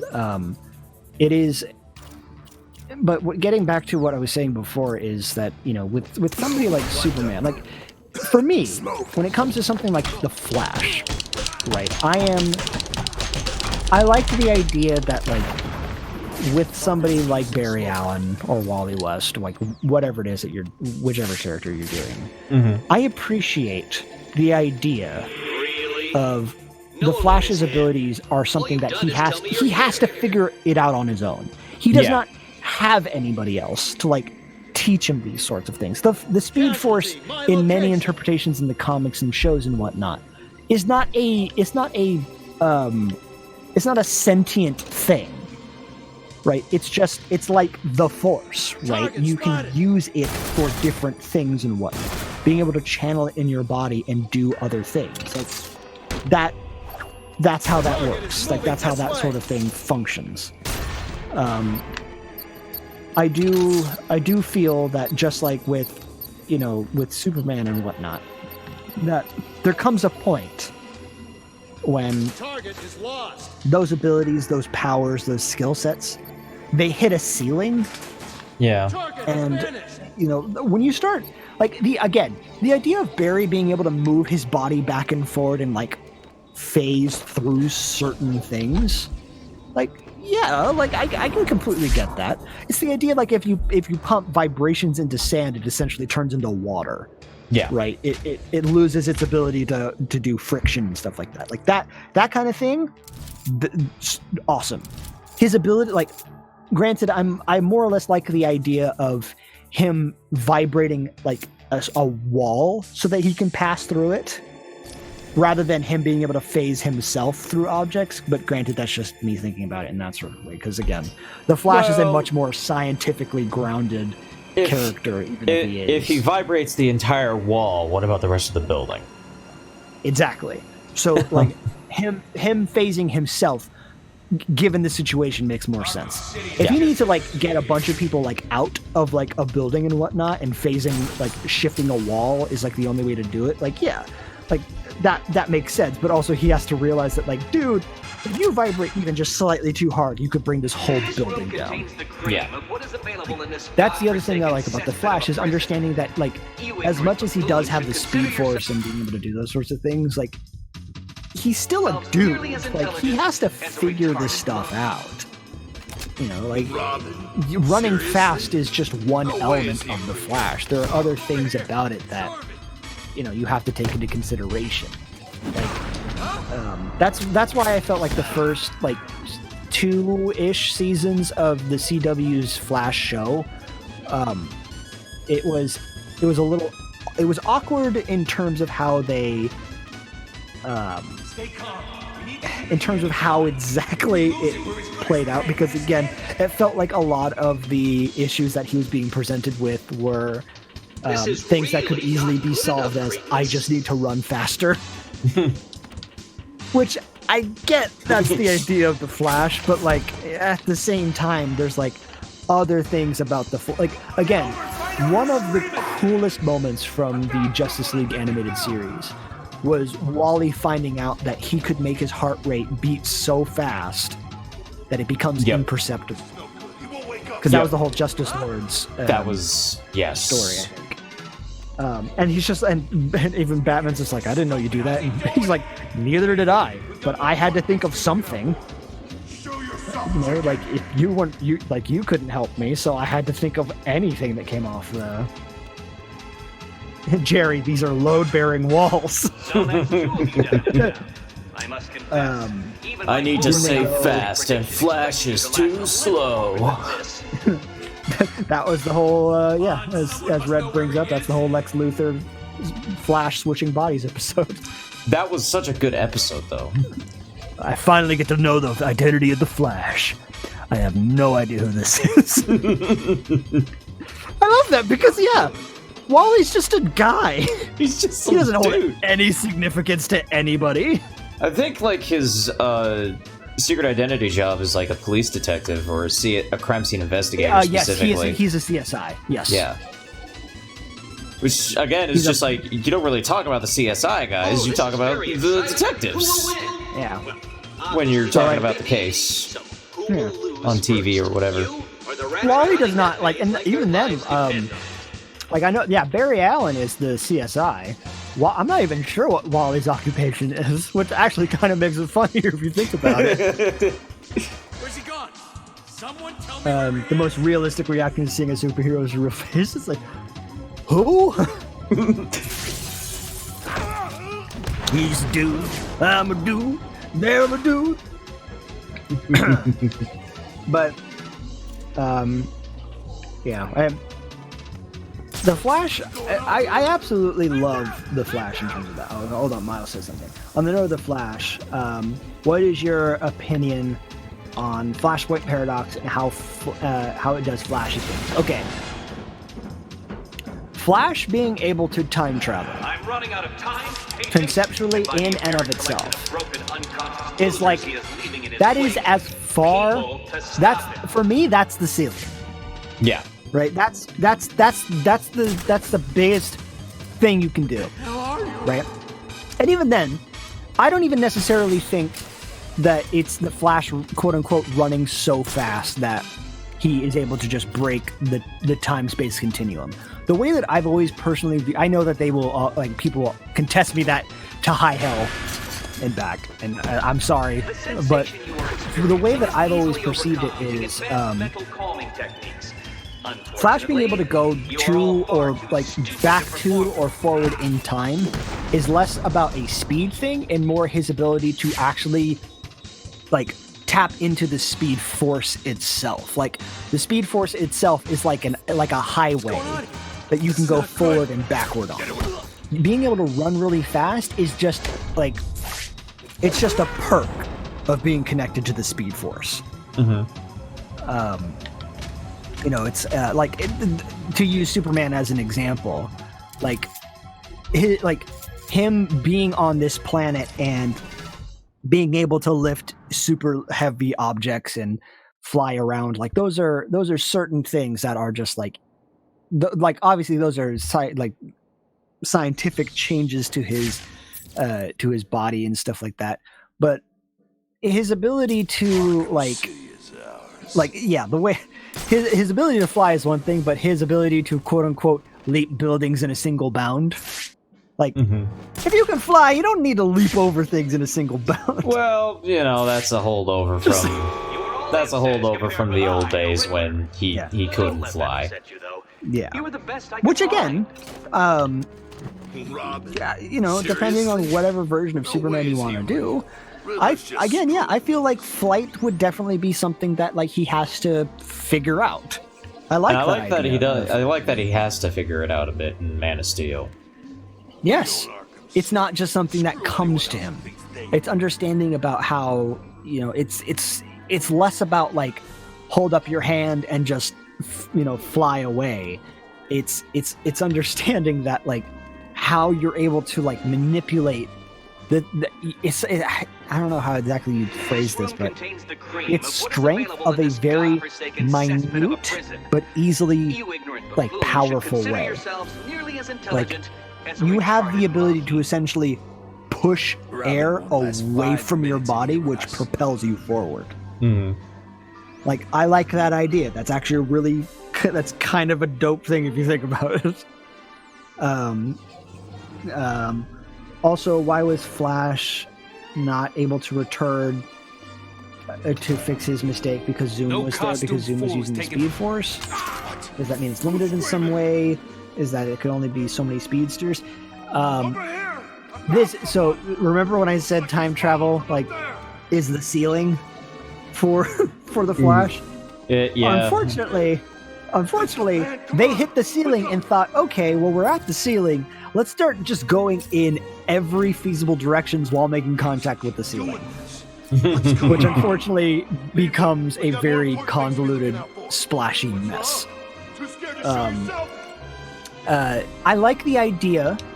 I do indeed like the idea of having a story of what if the Flash went back in time and saved his mother from being killed. And that causing an absolute hellstorm for the entire, because of the butterfly effect. That conceptually is a really neat idea. Who becomes Batman is different, what Wonder Woman's drives are, how Aquaman is implemented. Poor Cyborg gets even more fucked up.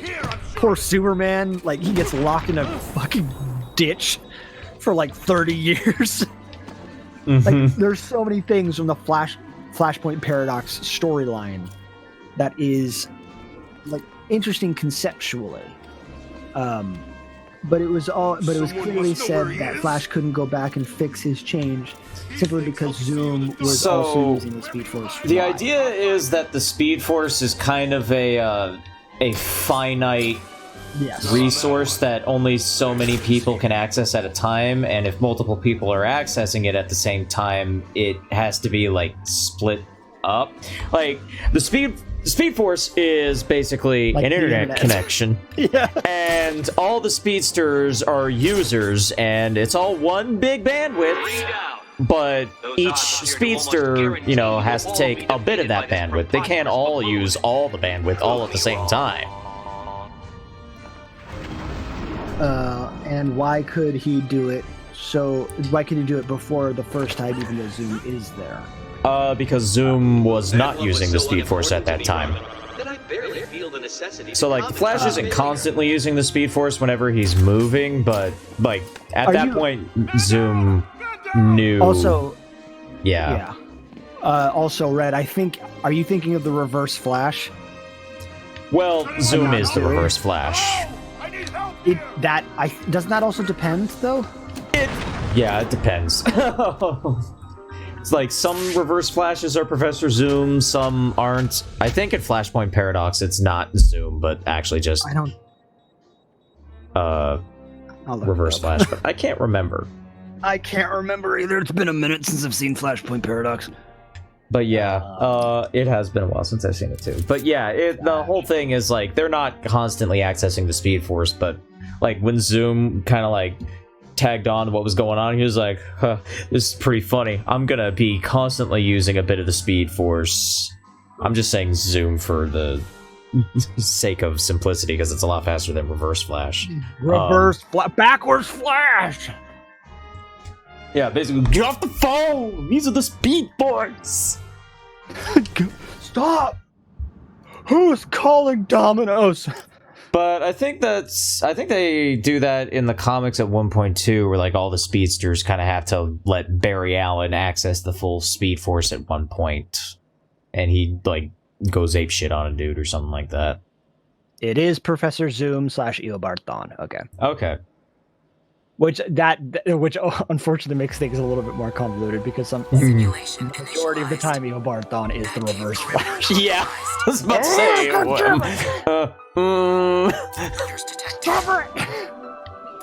Make up your mind. Yeah, there were a lot of things in Flashpoint Paradox in terms of how they twisted the characters around to be different interpretations that I thought were absolutely fascinating. Like again, so the idea of Thomas Wayne becoming Batman. That was a Like, good one. And so it's not the Joker, but what was the name of the Joker? Like it was Martha Wayne who became the Joker. Martha Wayne became the Joker. What? Like, what the hell is? Well, she became that world's version of the Joker, but yeah. Yeah, I was about to say, like, I wasn't sure if she had, like, a name. I don't think they ever gave her a name. Oh, no! Oh, no. Never mind. I thought it was Yo-Yo, but I don't think that's who that is. No, Yo-Yo's like... I think The Harley Well, Quinn. yeah, I was about to say, in the Flashpoint Paradox movie, Yo-Yo's quite clearly Harley Quinn. Yeah, okay, yeah, so she just... Yeah, Martha Kane becomes the Joker. Okay. Yeah. Which, conceptually, that's fascinating. Yeah. And Mother I and like the father idea of them, of both Batman, like, it's the whole, like, Batman and the Joker are still linked inextricably, but now they're linked through the same event, the same tragedy. It affects them both in different ways, which is really cool. That is just like that's the kind of change that it would be super ballsy for them to ever pull that twist off again Yeah. in any other media. Like that's doing something super twisted. Mm-hmm. But like, yeah, it's interesting because I think, yeah, who are you? The Reverse Flash or Zoom? Yes. Fuck! You are not wrong.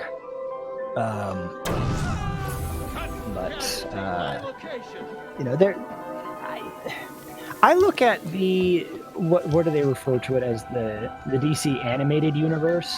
Yeah. Got eyes on the target. That's the one that has Throne of Atlantis, Justice League Doom, Justice League Dark, I think, is the other one. Yeah. I think some of them are. I think it's a little unclear as to which ones are supposed to be part of the DCAU or like a totally different DC cinematic animated universe. Yeah. It's a little. I think it's a little hazy. Let's see. DC Target is still missing. Animated Universe. Okay, let's see. What are the aforementioned? Okay, so technically the first one that kicks off the DC animated universe is DCAU. Is Justice League Flashpoint Paradox. Then after that, it's Justice League War. Then it's Son of Batman, Throne of Atlantis, Batman vs. Robin, Bad Blood, Justice League vs. Teen Titans, Justice League Dark, Teen Titans, Judas Contract, Suicide Squad, Hell to Pay, Death of Superman, Constantine, City of Demons, Reign of the Superman, Batman Hush, Wonder Woman Bloodlines, and it ends with Justice League Dark, Apocalypse War.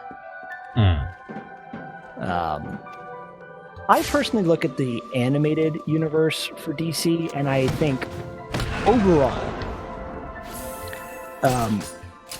it had a lot of really interesting ideas.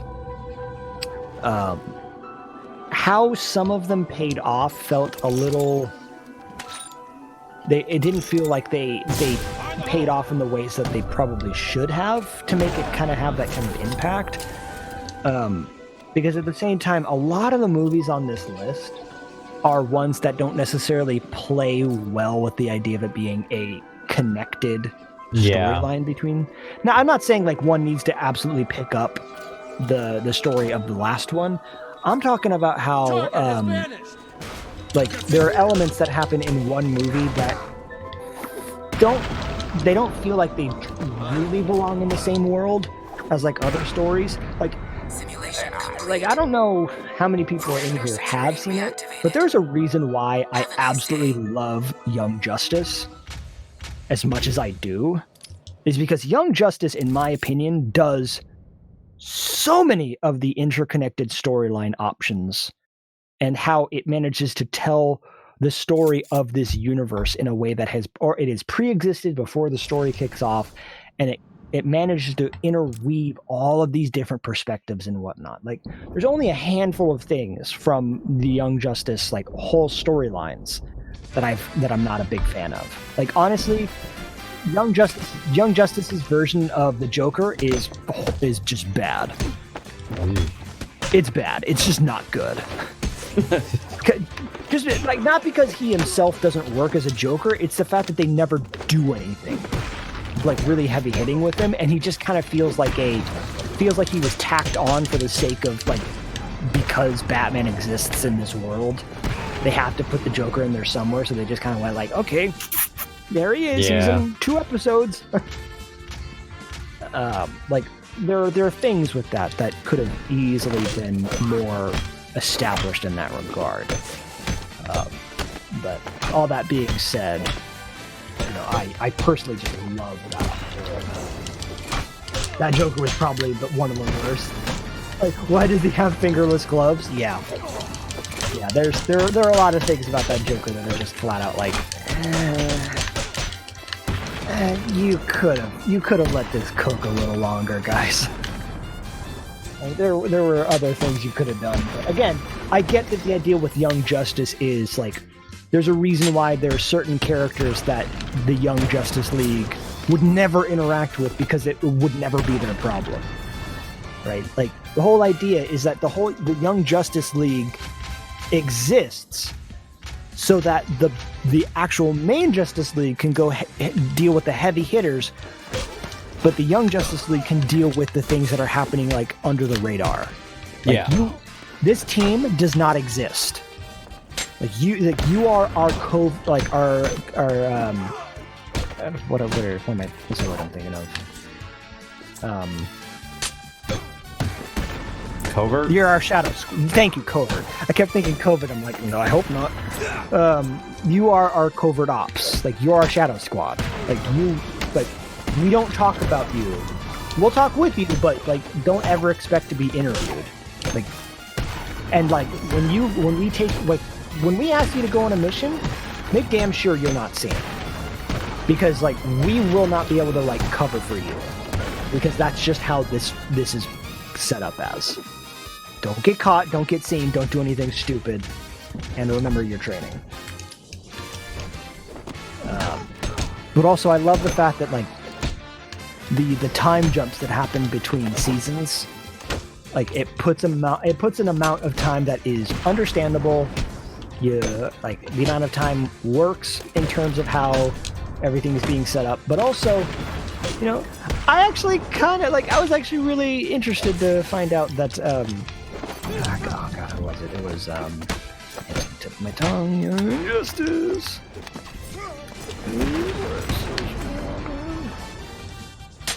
Jesse McCarthy. You know, Roxas. I was not expecting to like him as much as I did as Dick Grayson, but let me tell you. he put some work in, man. Like, he is a damn good Dick Grayson. And the best part is that the first season of Young Justice is actually, like, he's Robin. But with season 2, he's Nightwing. I love that. I love being able to see, like, the growth and, like, you know, other members of the Young Justice League cycle out. You know, there are some characters that are there from the very beginning. You have your Robin, your Superboy, your Aqualad, Miss Martian, Artemis, Kid Flash. Like, these are your main young leaguers. But like, as time goes on, they start bringing in other characters to start making the roster just a little bit bigger, but not in a like overwhelming kind of way. It's there aren't nearly as many people in the Young Justice Society as there are in the actual Justice League. Right, the amount of people in the league itself is like enormous. There's like upwards of like, what was it, like 70 different members? It's like the Unlimited, basically. Yeah, exactly. But the amount of people that are in the Young Justice crew is more condensed. It makes sense. And the best part is that like any new character that gets brought into the mix, none of them come from out of nowhere. There is a reason why this character is coming in. They're being brought in for a certain way, and if they don't stick around, they don't stick around for a reason. And if they stick around, they stick around for a reason. I like that. I like that they actually gave time to like divulge and explain those sorts of elements. I appreciated that. Like I was really happy when we found out the information that we were getting a third season, because this was a story that had a lot of setup for a long-standing franchise, a long-standing series with a bunch of different plot lines and whatnot. So being able to like dive back into that and be like, you know what? I would love to see more done with these particular characters. I think there's a lot of potential here. Being able to bring fan favorites in from like other series and whatnot was actually kind of really cool. I like that they gave a different interpretation to Static Shock. Like, yeah, it's still Virgil Hawkins, but just a different version of Virgil. Thank you. Like, if they just transplanted like the version of Virgil from like the old TV show, or even just planted him in as he was from the comics, I felt like that would kind of have a different kind of disservice to it. But the fact that they gave him a different origin story, but still made it faithful to who and what he is, that's what I appreciated about it. But yeah, no, like, I absolutely recommend Young Justice to anybody who hadn't seen it yet, because it is all these other versions. Like, it is obviously like, you know, it's the B Squad essentially. You know, these are essentially the Teen Titans, but done in a different format. But that being said, I like that they were willing to like give it a shot. You know, do it in a different way, and it paid off wonderfully, in my opinion. Just You wish that this much thought, effort, and planning was put into the actual DC universe, movie series and whatnot. Yeah. Bury you! I'm so parched. Your mother won't let.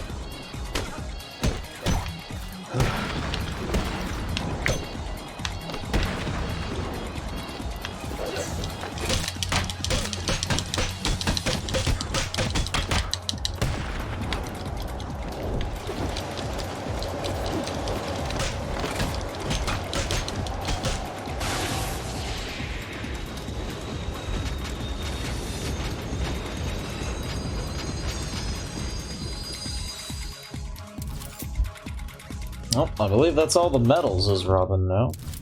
For challenges. Nice. Just gotta do campaigns next. God, Riddler's fucking busy. Yeah, I know, right?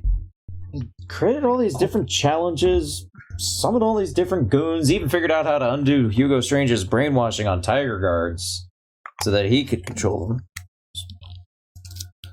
Busy fucking dude. Yeah. All power to you, dude, but like, God, like, you'd think you'd, of all people, would have a hobby. Oh my god, I just noticed in the campaigns, like, the artwork for the tab icon, that's Harley Quinn from the original Arkham Asylum. Look at that. They just straight up reused artwork from OG Arkham Asylum. I think the Joker image is also from original. The Batman is from the cover of Arkham Asylum! Wait a second here! Wait a goddamn minute. That's the Batman who's just standing there going, Arkham Asylum, I guess. Here in Arkham Asylum. Brooding. Brute. Bruce. Brute. God. Where are you? God damn it. Fucking sound effects. Where are you? Son of a bitch. There you are. Bruce. God, I will never get over that. I know. I'll never not find that funny. Until hilarious. my dying day. I'm so close to 100% everything.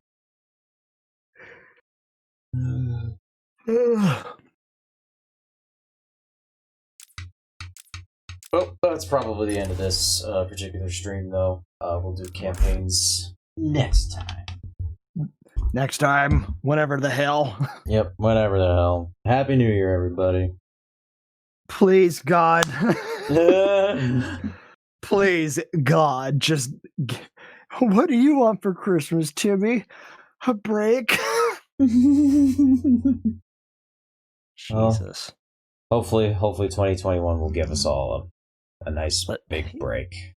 Just like everybody just send, I don't know, everybody send Goku their power or something. I don't know. Something to just keep the bullshit off of the planet. I would really rather not give Goku my power. How do we know what he's really gonna do with that power? I think this whole Majin Buu thing is just fake news. You know what, Kirby? I hate to be this person and say this. For a hot second, I could not tell if you were doing like a very sarcastic Vegeta or Trump. I don't want to give my power to. Can we get the voice actor Vegeta to just read tweets from Trump?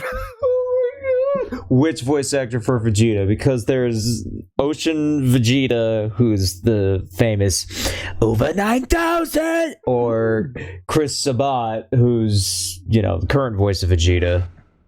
Yeah. Who do we get to do it? And in my honest profession, Kofifi. The fuck is he talking about?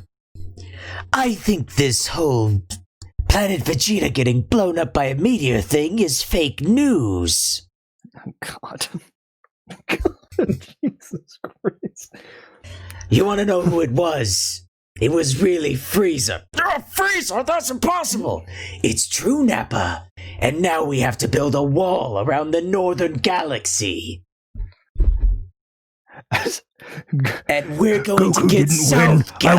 to pay I won by a lot. God, that was one of the funniest things that I'd ever seen Andy Serkis do, which was read tweets as Gollum. I won the selection by a lot. I won. Crab. I'm COVID. What do you mean my tweets are politically misleading? There's no saving this. As one last final thought of the previous year, let it be done. Let it be over. I like the echo. What? I like the Sorry. echo. I like the echo reverb effect going on. Oh yeah, there were two. Yeah, there were. There was this, and then there was same person farther back. It's so like that. There's something so inherently like unsettling about just like and let us look to the heavens and think fondly on one another. Excuse me. It's like, oh my god. It's so aggressive. I shouldn't find this as funny as I am. It's like, oh shit. God damn it. Oh, I mean, it was even better when I was in a call with people and I decided to line all of them up so that way on Christmas Day I could go.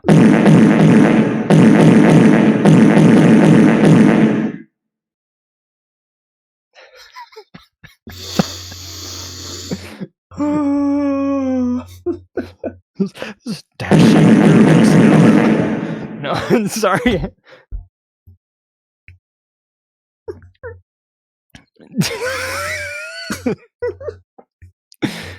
Are you actually trying to figure out the fucking keys for this? Oh, this one's the key of F. This one's the key of E. See, that's what I want to do. I want to be able to like bind all of these to keys to actually have them pitch shifted in the right orientation.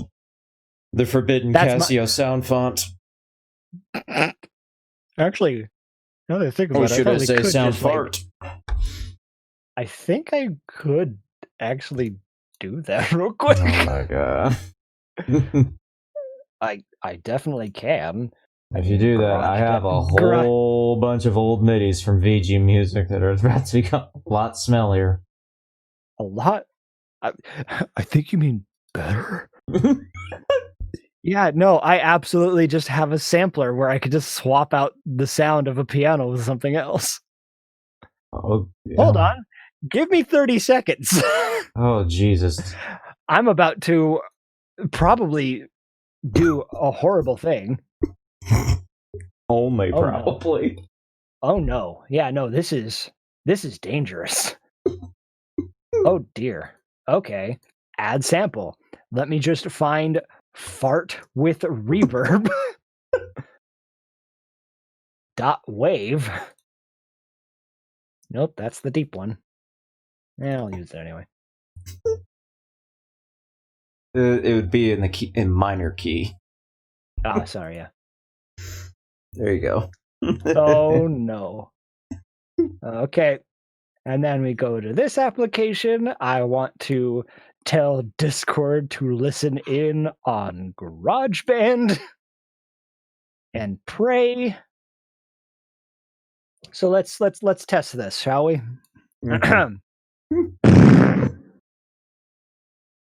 Okay. We got the one in there. Yeah.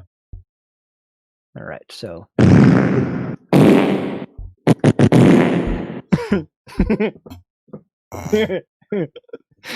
on. No. Hold on. Oh, sorry. Oh no! Wait, hold on. No, I gotta go deeper than this. No, maybe not that deep. Oh shit. No, it has to be deep. Like...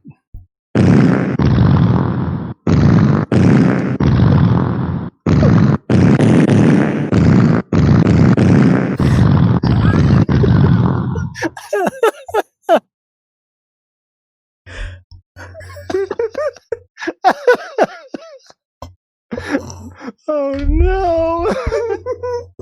Oh no!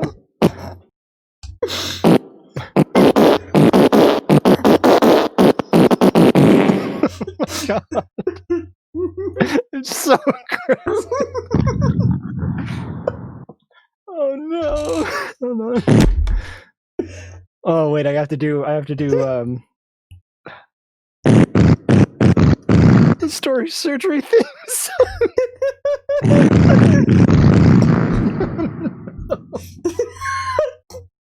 Use that for the stinger for your April Fool's episodes. Oh my god, are you kidding? Absolutely, I will do that. Holy shit. Part 2. Oh. Next step, come up with an April Fool's episode.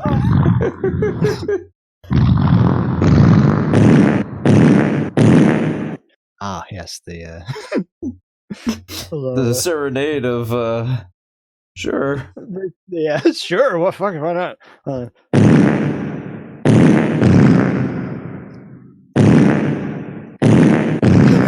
I hate this.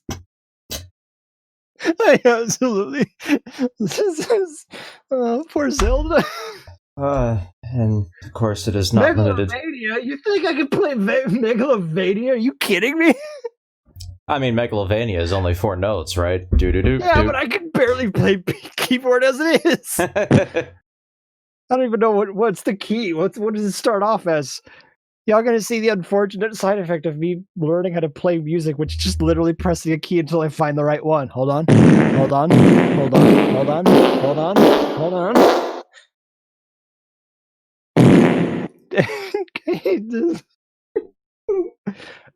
Welcome to any new people. Batman Arkham City. God, Jesus. Came in and asked what the fuck I was listening to. A couple of people going absolutely insane. Hello, Papa Red. Hello, Papa Red. God damn. Hold on. Wait.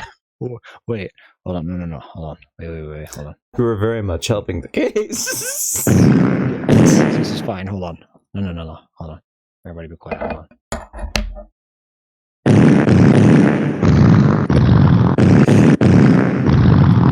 No, shit, I did it wrong. Jurassic fart. Oh. That is one big pile of shit. God, shit.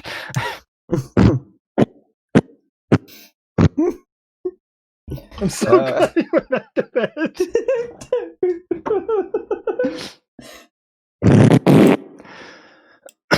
Of course, it is not limited to this sound effect. You can always use it with both. Oh, wait, yeah. No, hold on. Let's find out what happens if I throw that in here. All right. Thankfully, I could just swap samples out. All right. I think I just called it Bruce. Not birth. Bruce. Where are we? Sounds like farts that... Yeah. You are not incorrect. God. Bruce. Okay. So I need to export this sound file from here. I'll just put it on the desktop and then immediately delete it afterwards. Because I am not keeping this shit around.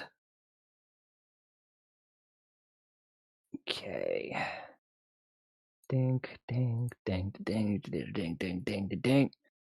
This is so obscene. Yes, this is so obscene. What are we doing? Lord help us. All right. So I just my throat hurts from laughing so much. I'm sorry. I apologize in advance. This is peak comedy, people. Peak. There's no beating this. Oh no. Okay, so we got to take the fart sound effect off because if I don't, it goes. You heard him in there, but he's not the one that we want to hear. We just want to hear.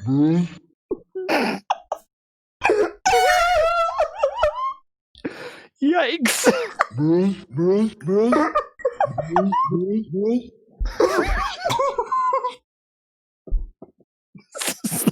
This is the dumbest thing I've ever done.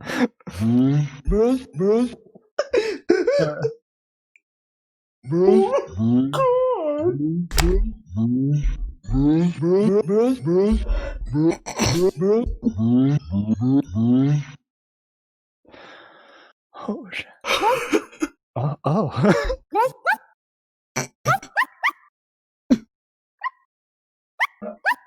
That sounds like a chihuahua.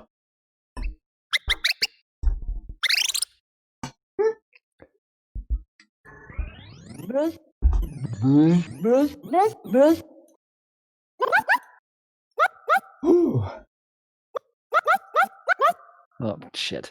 It's been a second since I've played the Super Mario. Fuck, where is it? Fuck. Don't remember. I'm not gonna sit here just constantly making go. Sounds like something from Doki Doki. You're right. You are absolutely correct. Hold on. What happens if I go?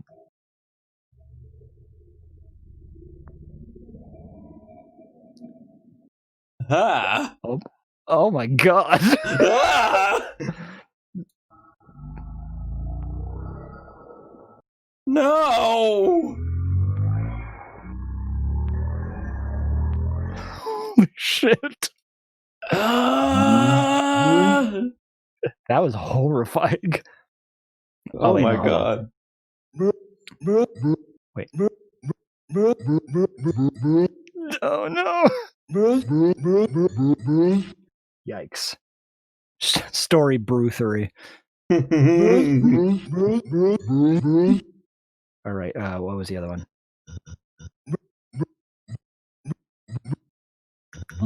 Oh no, it has to be because it's slightly too long.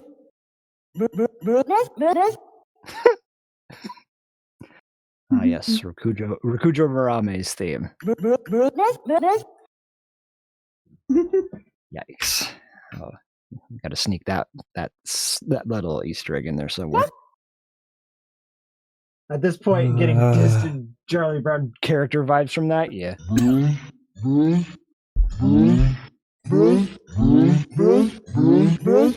Everything about this is horrifying.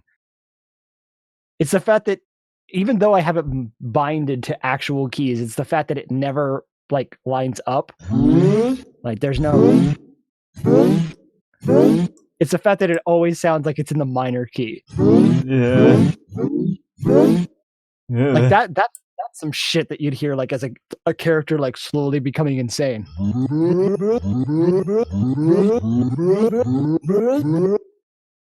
Yikes. Hold on.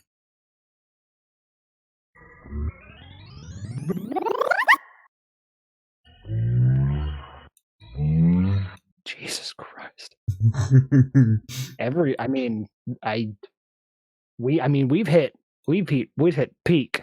Like there's no coming back from this. Yep. We have all collectively learned something new about the universe just now. If there's a cosmic entity, they are listening in and they'll never come back. We are sorry, Red's dad. Yeah. Yeah, we have Nightmare Fuel. We have effectively synthesized true, unabashed Nightmare Fuel.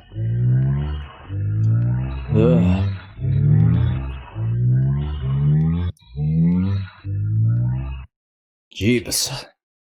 There's only so much you can do. Mm-hmm. This ain't it. Ow. That hurt my ears. Oh wait, no, I know the one that you'd like, Kirby. Hold on. Oh no. Oh no. Oh no. Not that one. No, this is something else. Oh no. This is something else entirely. Oh no. Yeah. This one might put you in the grave. In which case, I'm sorry in advance. I don't know if I'm ready for that. Dink. That freaking Dink. that freaking undignified squeal I made earlier might have broken my laugh box. Honestly. All right. All right, class, in the key of G. Oh no, that's too low.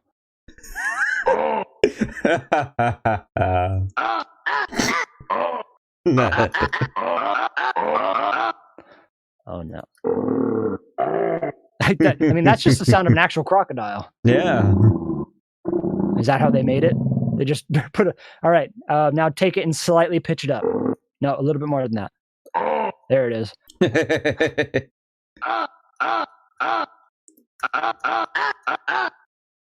They actually do mix it into some of the music tracks in Donkey Kong Country 2. Like, it's mixed into Diddy's victory theme song for each of the stages. Yes. No, wait.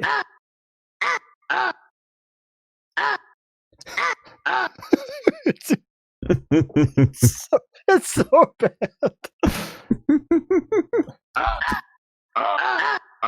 No, wait, no. Hold on. The keys for the ocarina are dink. So. I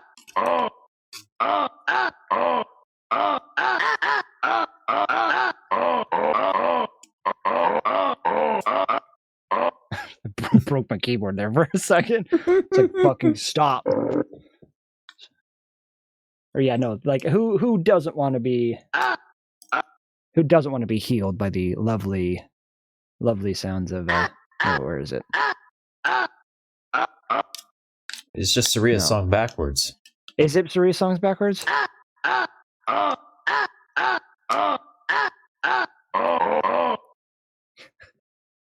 God, I could actually play at one point all of these songs, like the whole song. Mm-hmm. But like it's been like several years since I've even thought about it. Like I remember like no.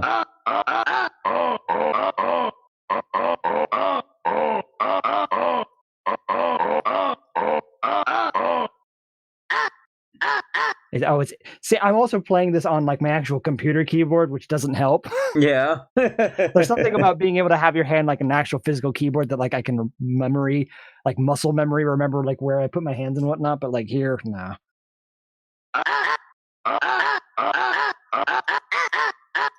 No.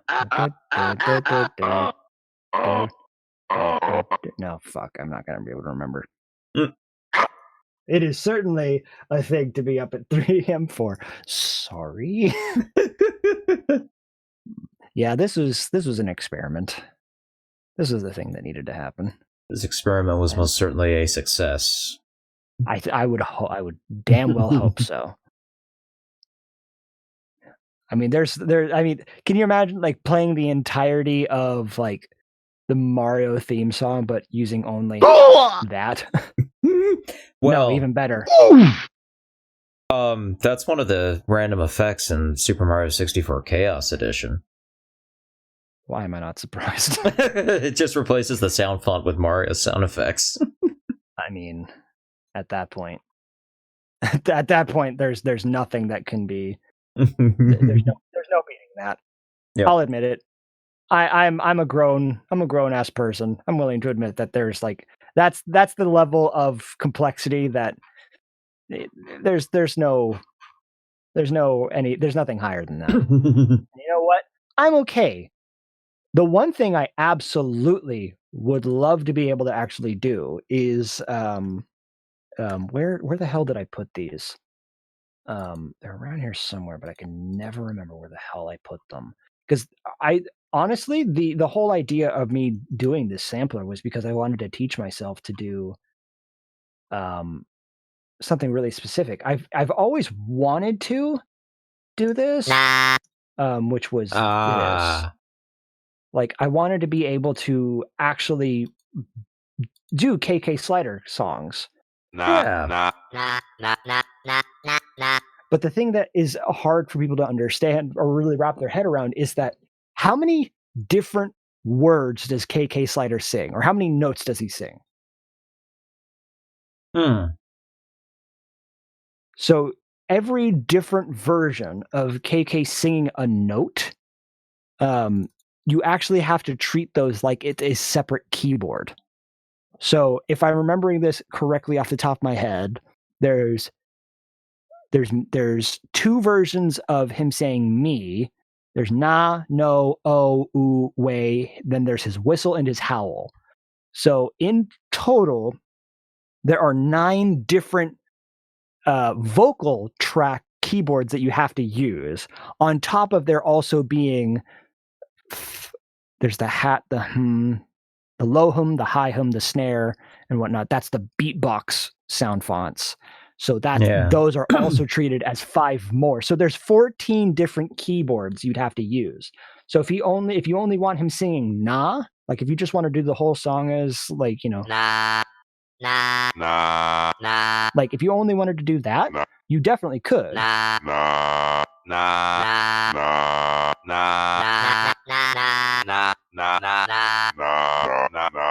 You definitely could.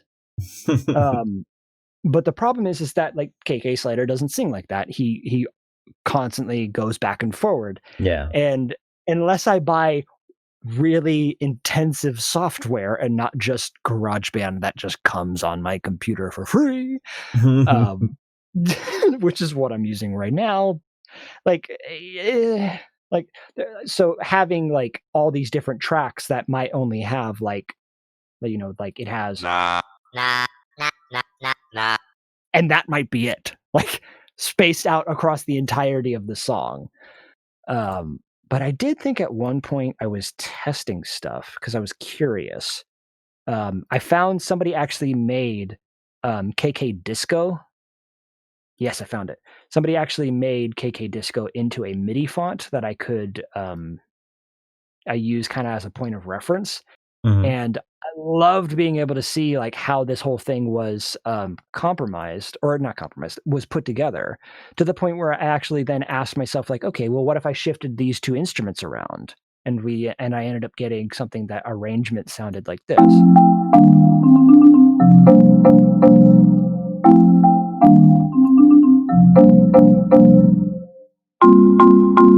So there's the marimba.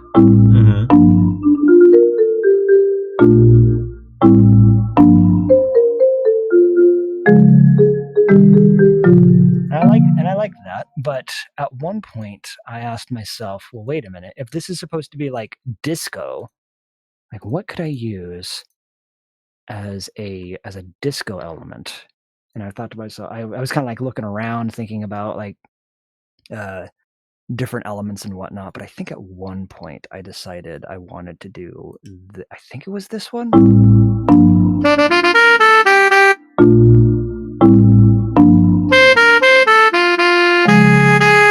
But I needed to add like the reverb back in there to really like sell the idea. Yeah. Yeah.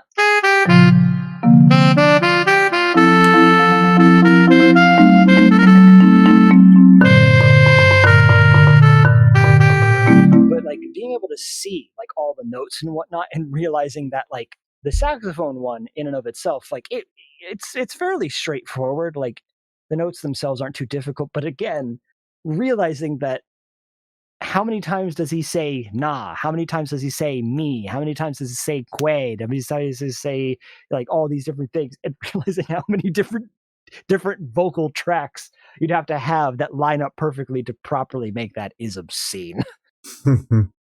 Like that praise be to one of my most favorite creators of the recent like year, being Clay Kramer. He's the one who does all of the KK Slider covers of popular songs. I think I've shared them to like a couple people before you included, where like he does a KK Slider rendition of September by Earth, Wind and Fire. Aha's Take on Me was another one that he did. Like the best part is that they're not just sloppily thrown together. No, this shit is outstanding because he actually properly puts the right amount of effort into all of the ones that he does. Okay, yeah, so he's done Pumped Up Kicks, Take on Me, Mr. Blue Sky, Plastic Love, Fireflies by Owl City, Bohemian Rhapsody, Dancing Queen, Africa. Like, these songs are, like, again, the songs themselves are fantastic, but hearing them sung as KK Slider, they hit differently. They're different elements entirely now. And like, but again, the amount of effort he puts into it, because he doesn't just remove the vocals of the original song and put the back in. No, he makes sure that he only uses instrument. If he can't parse them from Animal Crossing itself, he will only use music instruments that sound like they're from Animal Crossing. He never uses anything like if the song has a guitar in it, he's using KK's actual guitar in the song. Mm-hmm. If he can get away with it, he will use nothing but KK's vocal beatboxing from all of his songs as the percussion. But like hearing the rendition of The Weeknd's song "Blinding Lights" by KK Slider, what the fuck? Also, the fact that he also gets somebody to like recreate the original art pieces. Like, I'll just put that one in chat and whatnot. But like, oh my god.